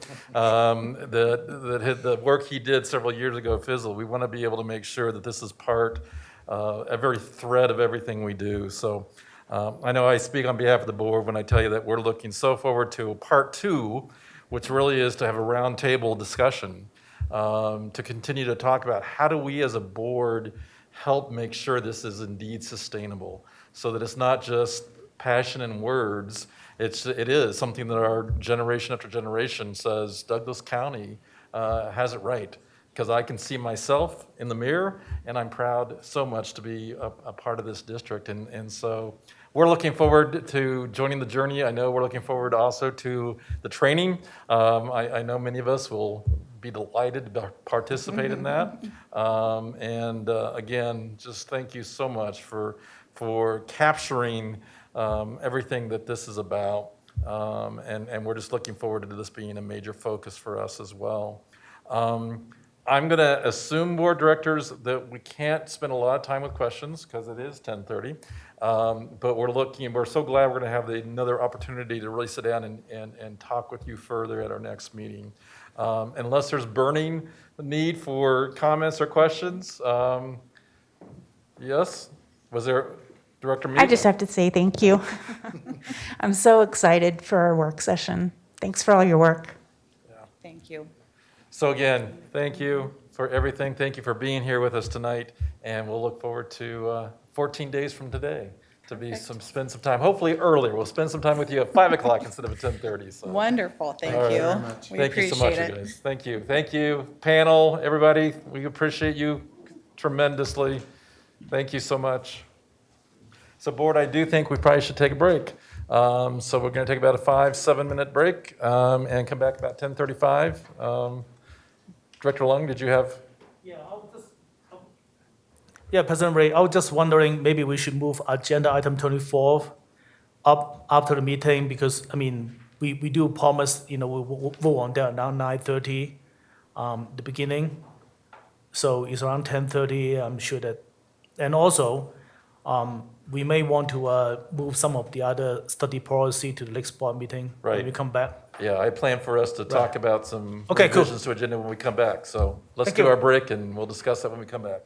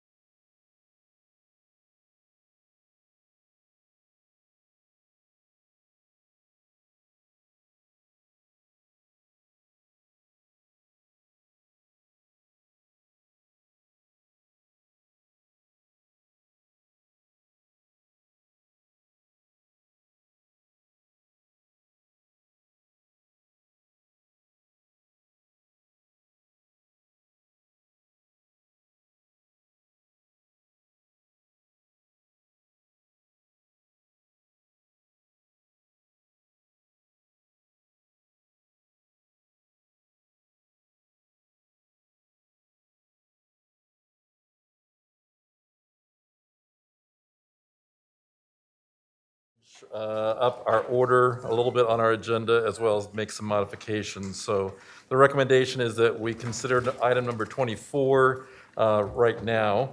And then we will do the budget update, the evaluation recommendations, and consider the second reading of GBAB, and then postpone all our revisions and updates to superintendent policies to our next meeting. And so I would just ask if there's consensus, if there's agreement to make that modification.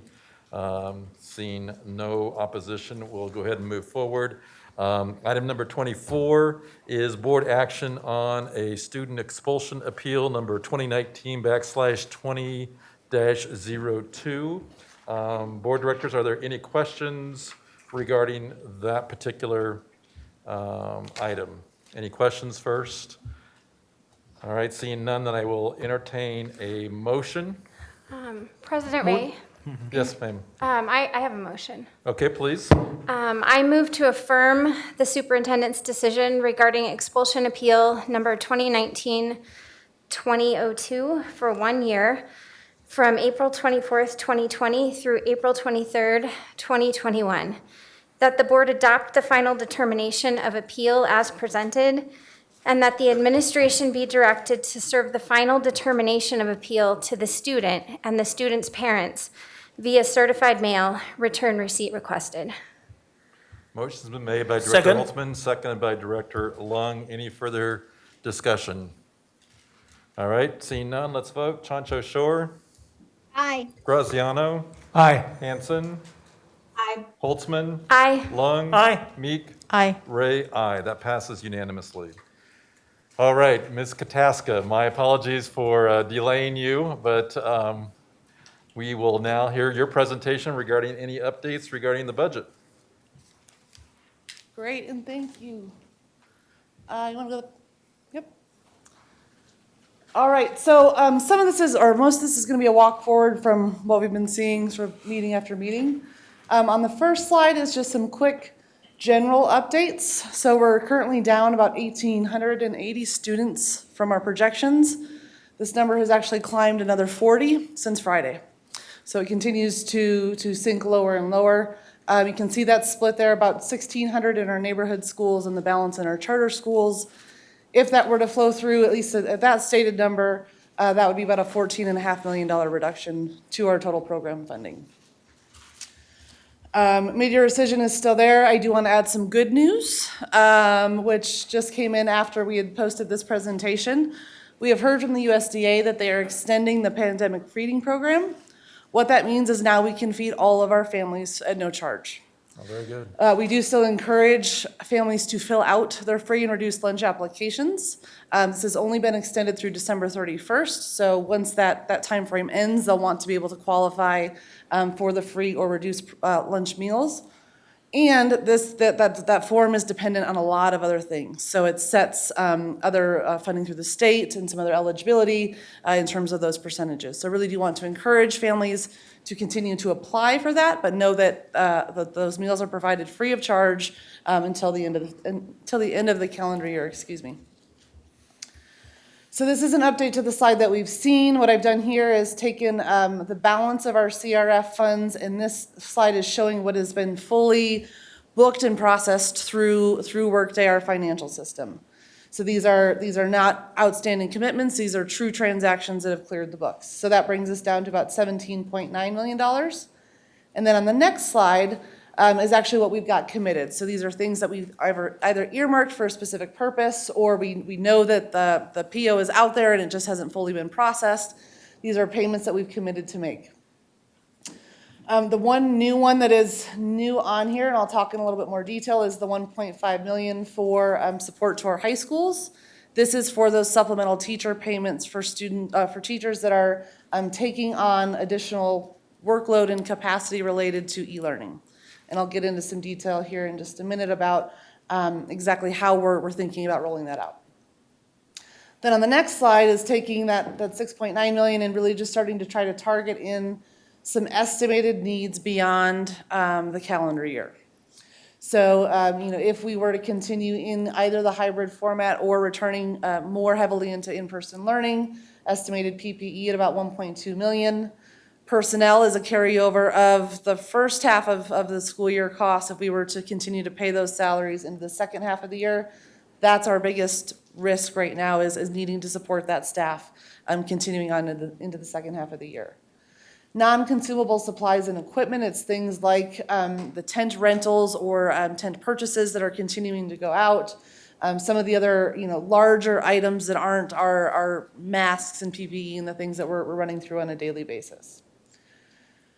So in our last meeting, I mentioned the ability through CDE to actually expense to CARES and the increased instructional time. So what CDE's guidance says is that we can actually calculate how many hours we have increased instructional time from spring, when we know that was fairly minimal, to now what we're doing in the fall, which is basically a full-time schedule. We can then cover some of the salaries related to that increased instructional time, to create some of that general fund capacity. This might be the window to give us a longer runway on those CARES dollars so that we can cover some of that, the personnel expense or software and licenses that expend, throughout the course of the year. So we haven't made a final decision here yet. I just want to continue to update you all that is a possibility and something we're looking into. Absent any relief funding, this could be our only path forward into covering those salaries without a pretty significant impact to our general fund. So some targeted CARES funding. The bottom half of this slide is the update that you all are aware of. It's the 736 that we've earmarked for our high free and reduced price lunch schools. Giving you a quick update there. We've extended that deadline from the 21st to the 28th, and then again now to the end of this week, just to give folks a little bit more time to make sure we leave no request unturned. We've spent a little over half of that at this point, either spent or fully approved, and that's just getting out the door. Last week, we allocated $1.5 million to our high schools. While this was allocated on a per e-learning student basis, so we gave out $808.63 per e-learning student. It's to cover three sort of broad categories of supplemental pay for our teachers. One being increased FTEs for teachers that are taking on additional sections. This is pretty common practice. This is something that we've done even outside of a pandemic for a teacher that wants to pick up an additional section in that incremental FTE based on the high school's overall schedule. The second is supplemental pay for increased caseloads for teachers taking e-learning kids into their hybrid classrooms. So this model is a similar pattern to what we see in EDCSD, where we actually pay on a per student basis to the teacher for each student that comes into the classroom that would be one of our 100% e-learning kiddos within the hybrid classroom. And then the third option is that content expert pay. The way that we costed this out is we said basically 1 hour per day, teachers would serve as a content expert to support teachers who are working outside their primary content area or supporting students in that way as well through holding office hours, 1 hour per day. They would give up one of their off periods, costing that out at $30 per hour, 5 hours a week for 14 weeks. So that's how we developed that $2,100 per semester stipend related to serving as that content expert. So this has been communicated to our high schools. I think it's a great suggestion to take it through employee council. That has not been done yet. Well, we can certainly do that in the next meeting. However, do know that our high schools are going through the process now of identifying those content experts and communicating with their teachers. So this will likely serve as at least an initial basis for making those payments. We've also heard some concerns related to supporting special ed teachers and SSNs in addition to general ed teachers. Our general thinking is that they would fall into this model as well, and our high schools should be thinking across all of their teachers, not just their general ed population. Lastly, on this topic, we know that there could be some similar need in our elementary or middle schools. So right now, this was to address our high schools, but we're looking to see what those might be when we know it's more commonplace in our high schools to be taking on that dual duty of hybrid learners and 100% e-learners. So we're just looking to see what that related cost might be. Really no update on the ESSER side of our relief funding. This is holding pretty steady. And then again, we've been intentionally doing that, looking to really only transfer into this source once we sort of know what we need to do and what we fully expended into the CRF funds. Quick base update. Huge shout out to the Foundation for Douglas County Schools. They've approved an allocation or a grant to us of $57,000 to support base programming. This in large part will go towards coverage or reduction of the registration fee, the annual registration fee that parents pay to even have access to base. And then maybe some also support for the daily attendance fees that base does have along with it. Continuing to explore additional support options through other community partners. But the table on the top there is actually looking at our capacity. So the two columns, the Monday through Thursday capacity and full day capacity, are the number of seats that we have available on any given day, either Monday through Thursday or on Fridays when everyone is remote across our regions. And then that fourth column is the percent utilization, either Monday through Friday, or the next column as for the second week of school.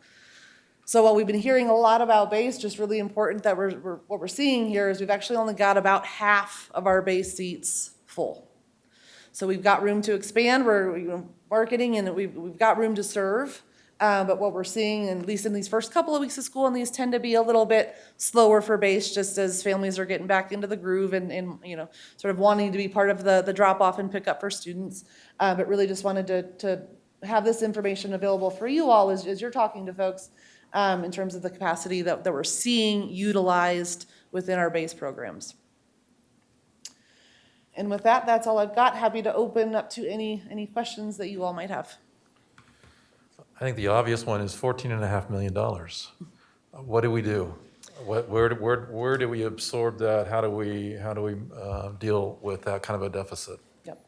So in large part, that would be an adjustment to our school's SBB. So we would do what we call an October true-up based on those numbers that we're seeing.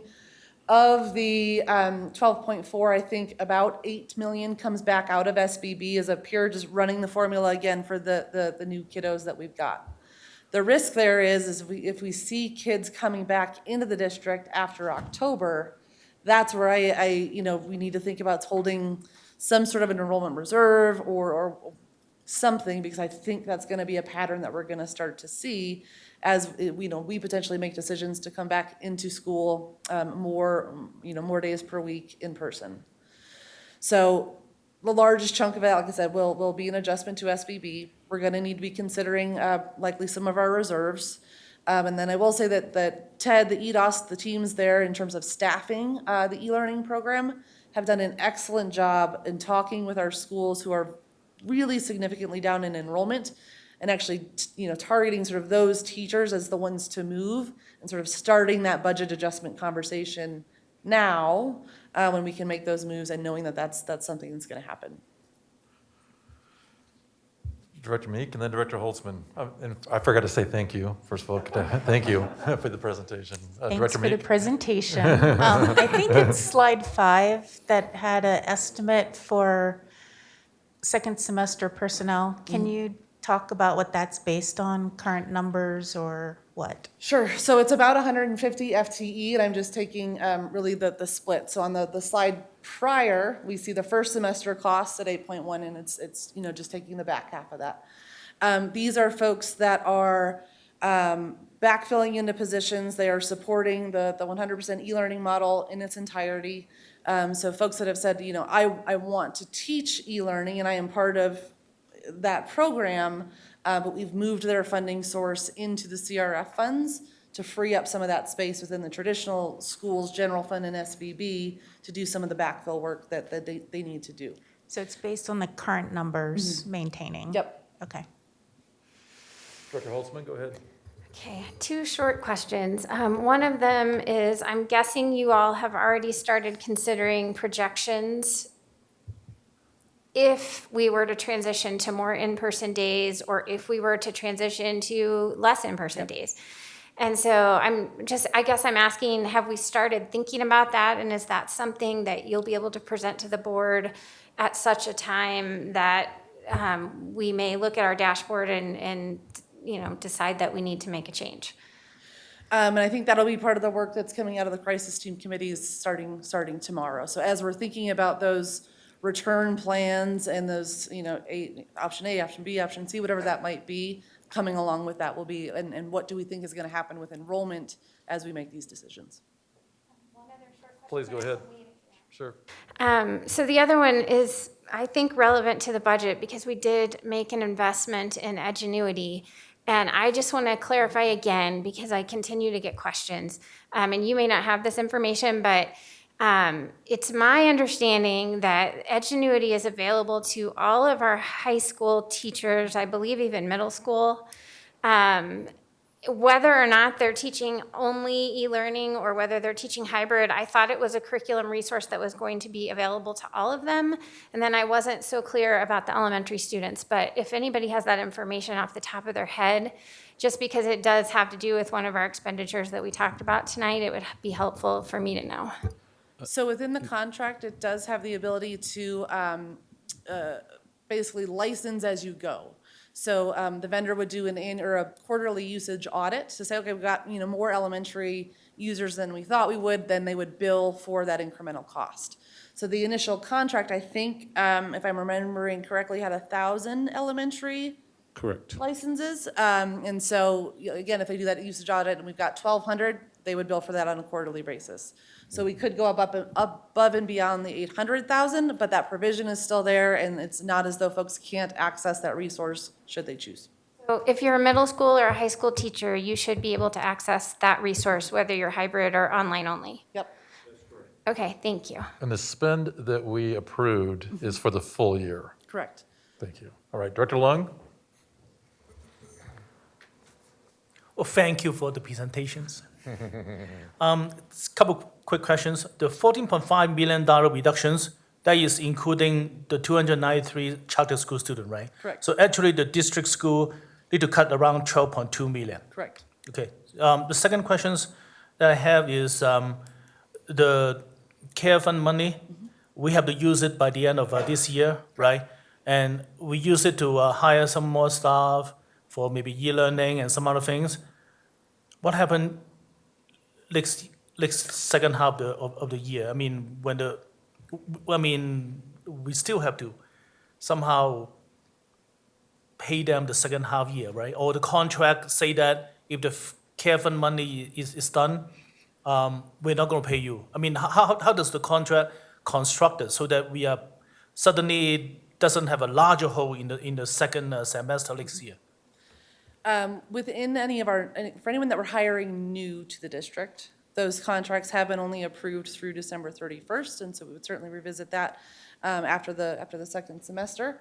And your question is exactly why I'm trying to see what we can do in terms of that increased instructional time, basically to give us some room within the general fund so that we no longer have that termination date on those services.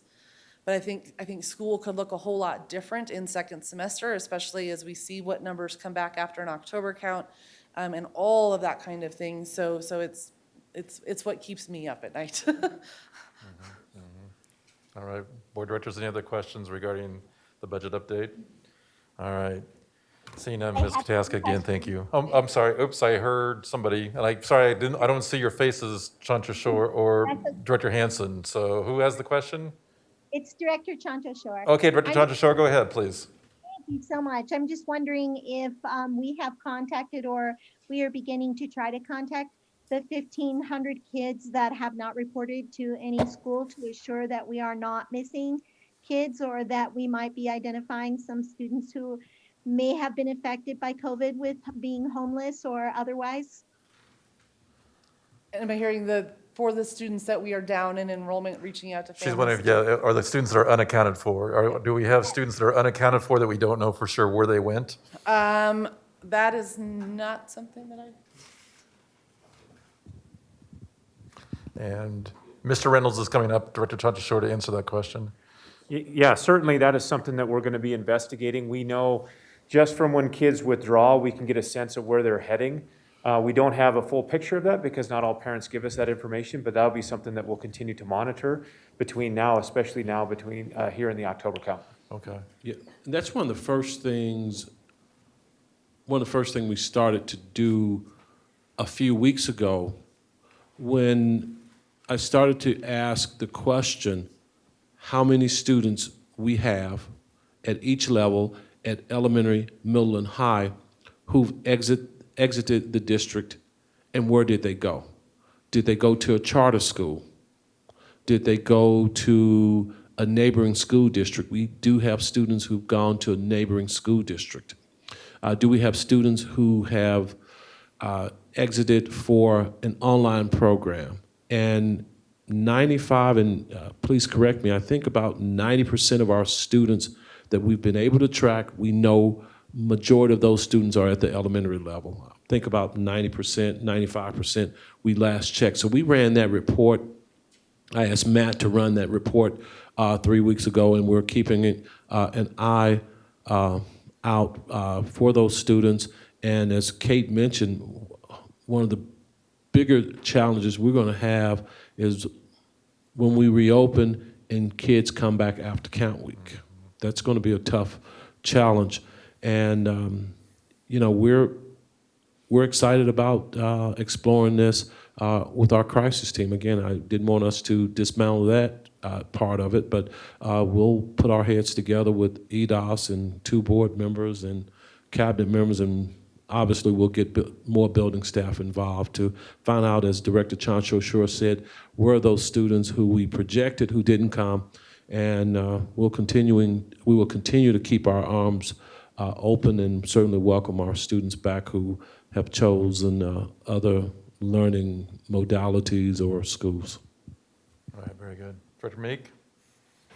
So along those lines, I really would like to have us think about what we might do with advocacy at the state level in regards to having the state consider not taking money back because of the fluid nature of students coming in and out with the pandemic.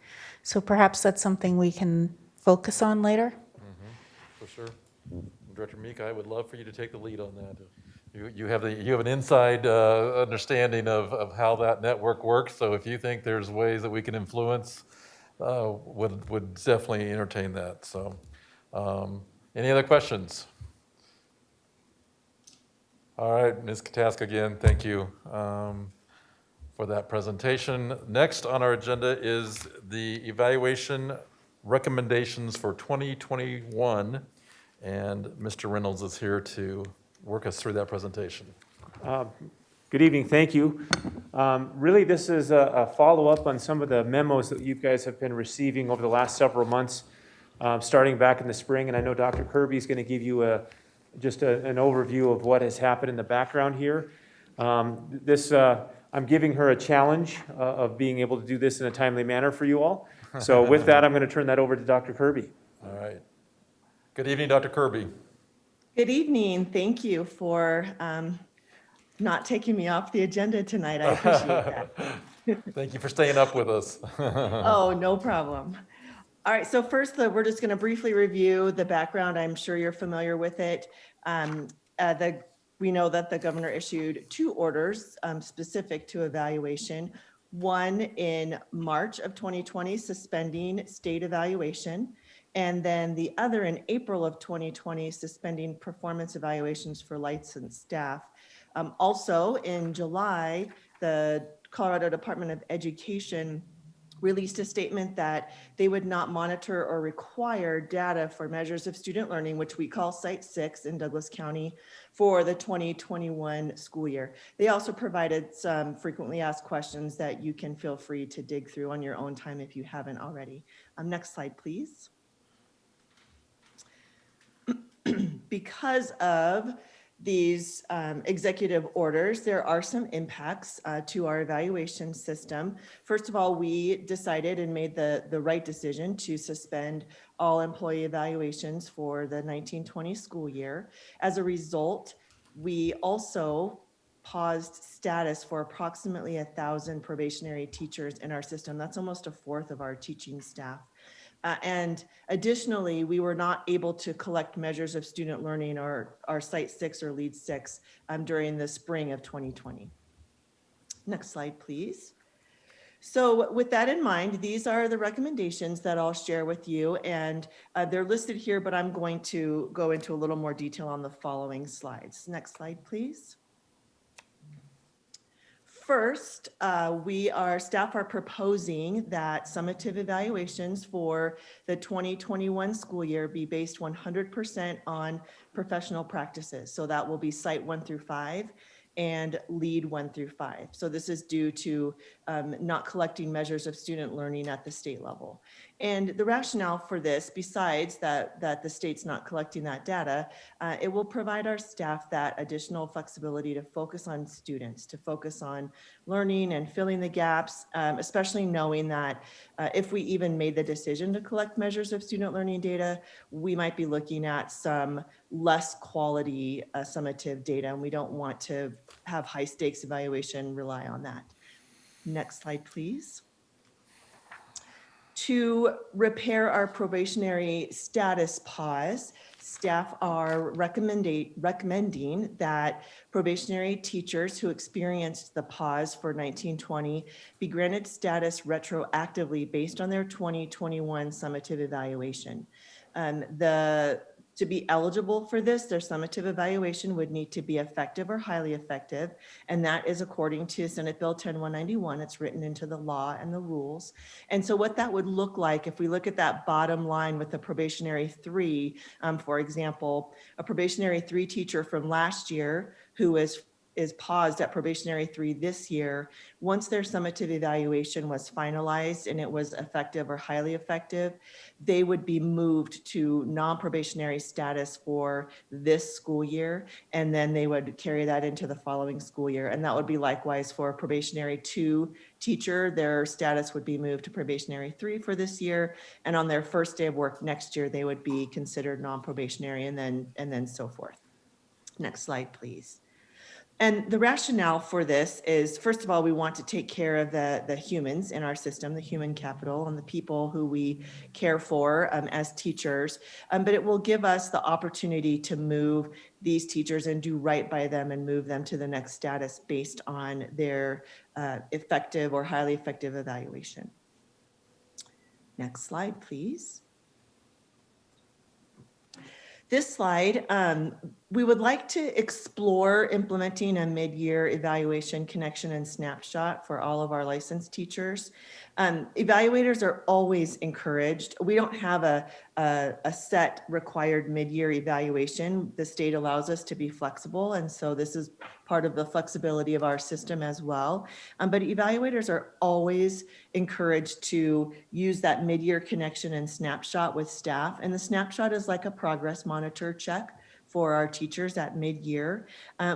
We would especially encourage them to consider that this year, given that the last summative evaluation or the last real formalized evaluation meeting that our teachers may have had was back in 18-19 for the summative evaluation cycle.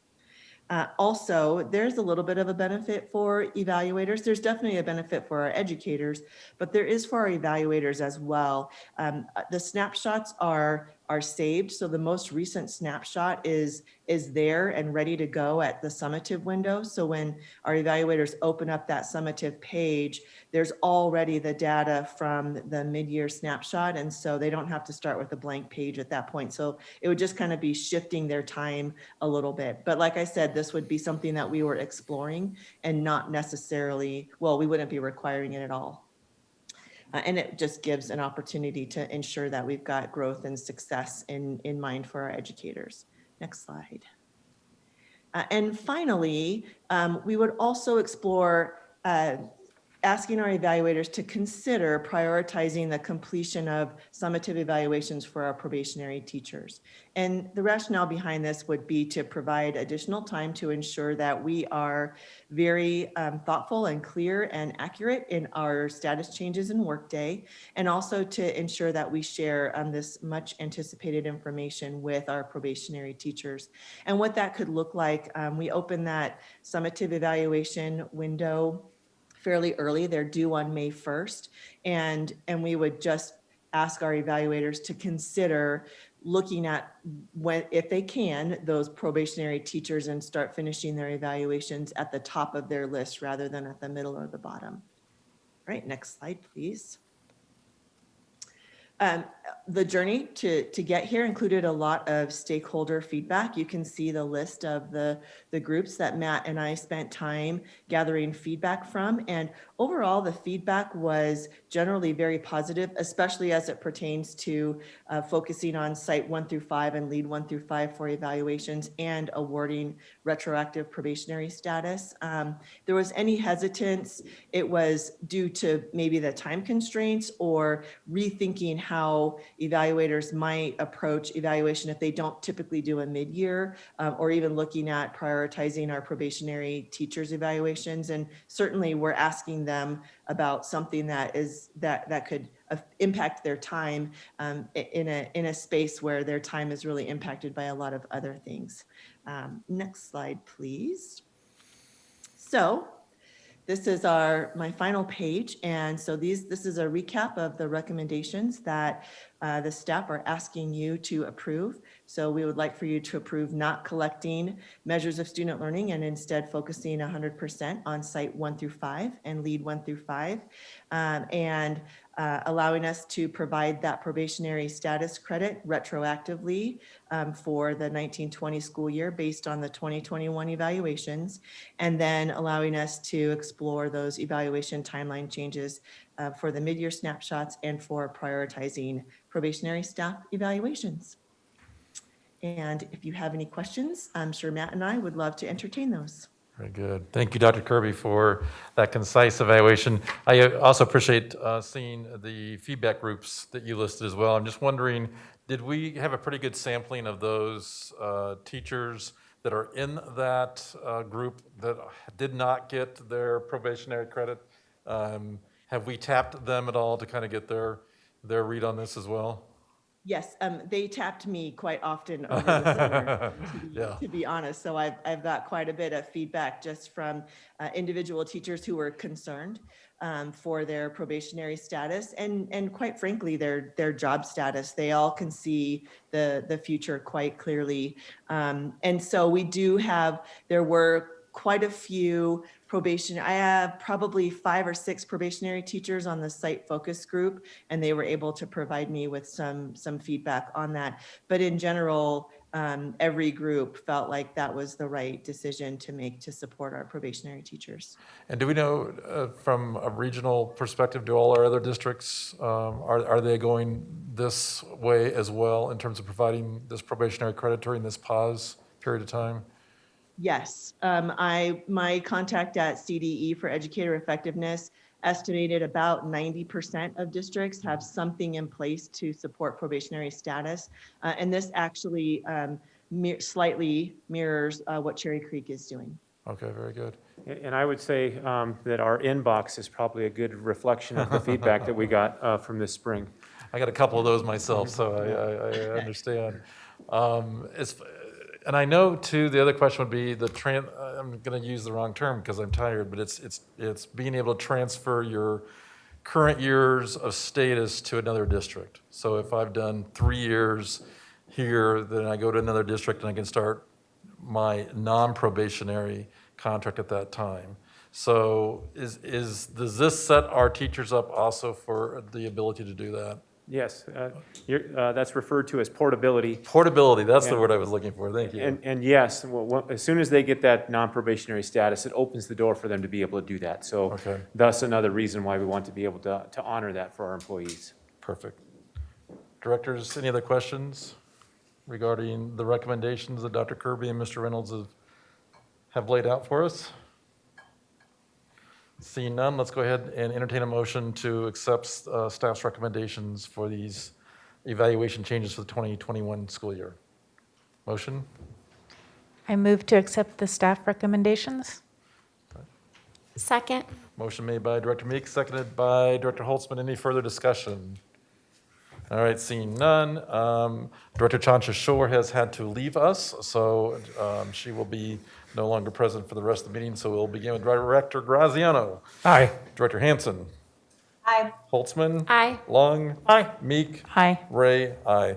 Passes unanimously. Good job, Mr. Reynolds. Thank you, Dr. Kirby, as well. Thank you very much. Next, board is to the second reading of Board File GBAB, Workplace Health and Safety Protection. And we had our first reading before. There have been no changes to this. I see Mrs. Klimisch. Mrs. Klimisch is still with us. Hey, good evening. So there's been no changes from our first reading. And if you remember that this was really a policy we felt strongly about that protects our employees from being able to report any kind of safety concerns without any retaliation, and just overall a way to ensure that our workplace is as safe as possible. Ms. Klimisch, is there anything that you wanted to add to that before we move forward? I have nothing further to add. All And right. there have been no revisions to the policy since between the first and second readings. Very good. All right. Any questions, directors? I'll entertain a motion to approve So policy. Director Lung has moved. Made the motion. Director Meek, was that a second? Second. I knew it was coming. All right. So motion made and seconded. Any further discussion? Seeing none, let's vote. Director Chanchashore. I'm sorry, Director Graziano. Aye. Director Hansen. Aye. Director Holtzman. Aye. Director Long. Aye. Director Meek. Aye. And Director Ray is an aye as well.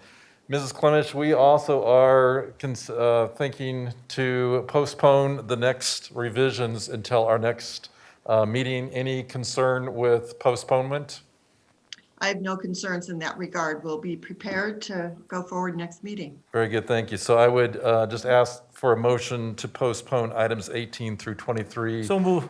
until the September Second. 15th meeting. Motion made and seconded. Any further discussion? Seeing none, let's vote. Graziano. Aye. Hansen. Oh, Oh, Aye. thank you. Okay, there she is. Holtzman. aye. Lung. Aye. Meek. Aye. Ray, aye, and that passes unanimously as well. Next on our agenda is to approve a resolution along with attachments that identify the focus areas for our upcoming committees. And if we had a better hour of the night, we might spend some time talking about those, but they are public record and we can certainly reference those at a later date. So at this point, I would just entertain a motion to accept the resolution that identifies the priorities for our board committees. So move. Second. Moved by Long, seconded by Meek. Any further discussion? All right, seeing none, let's go ahead and vote. Graziano. Aye. Hansen. Aye. Holtzman. Aye. Long. Meek. Aye. And Ray, aye, and that passes unanimously as well. As far as President's report, I would simply, again, remind you that this Thursday at 9 o'clock is our agenda planning meeting for our next board meeting. And then also, as you've heard Dr. Tucker reference a couple of times, we will be starting crisis team meetings with cabinet as well as board members. Those meetings are scheduled for Wednesdays at 1:30. And I know that there was a desire to rotate board directors out. I know Director Holtzman and myself will start out with that, and then I'd like to suggest that I maintain a presence just to offer continuity for our cabinet.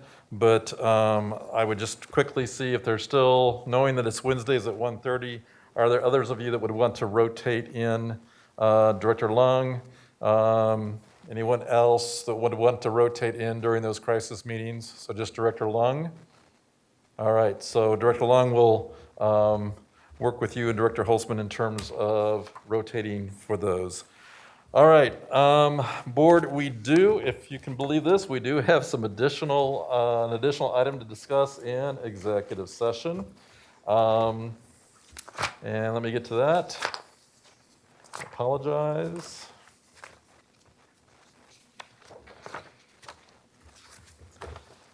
We have a need to meet with legal counsel to discuss specific legal issues as allowed by 24-6-4024B.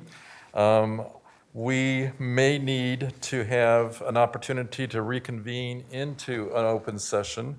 So the motion that I would ask for you tonight to convene an executive session with the option of reconvening open session if necessary. So move.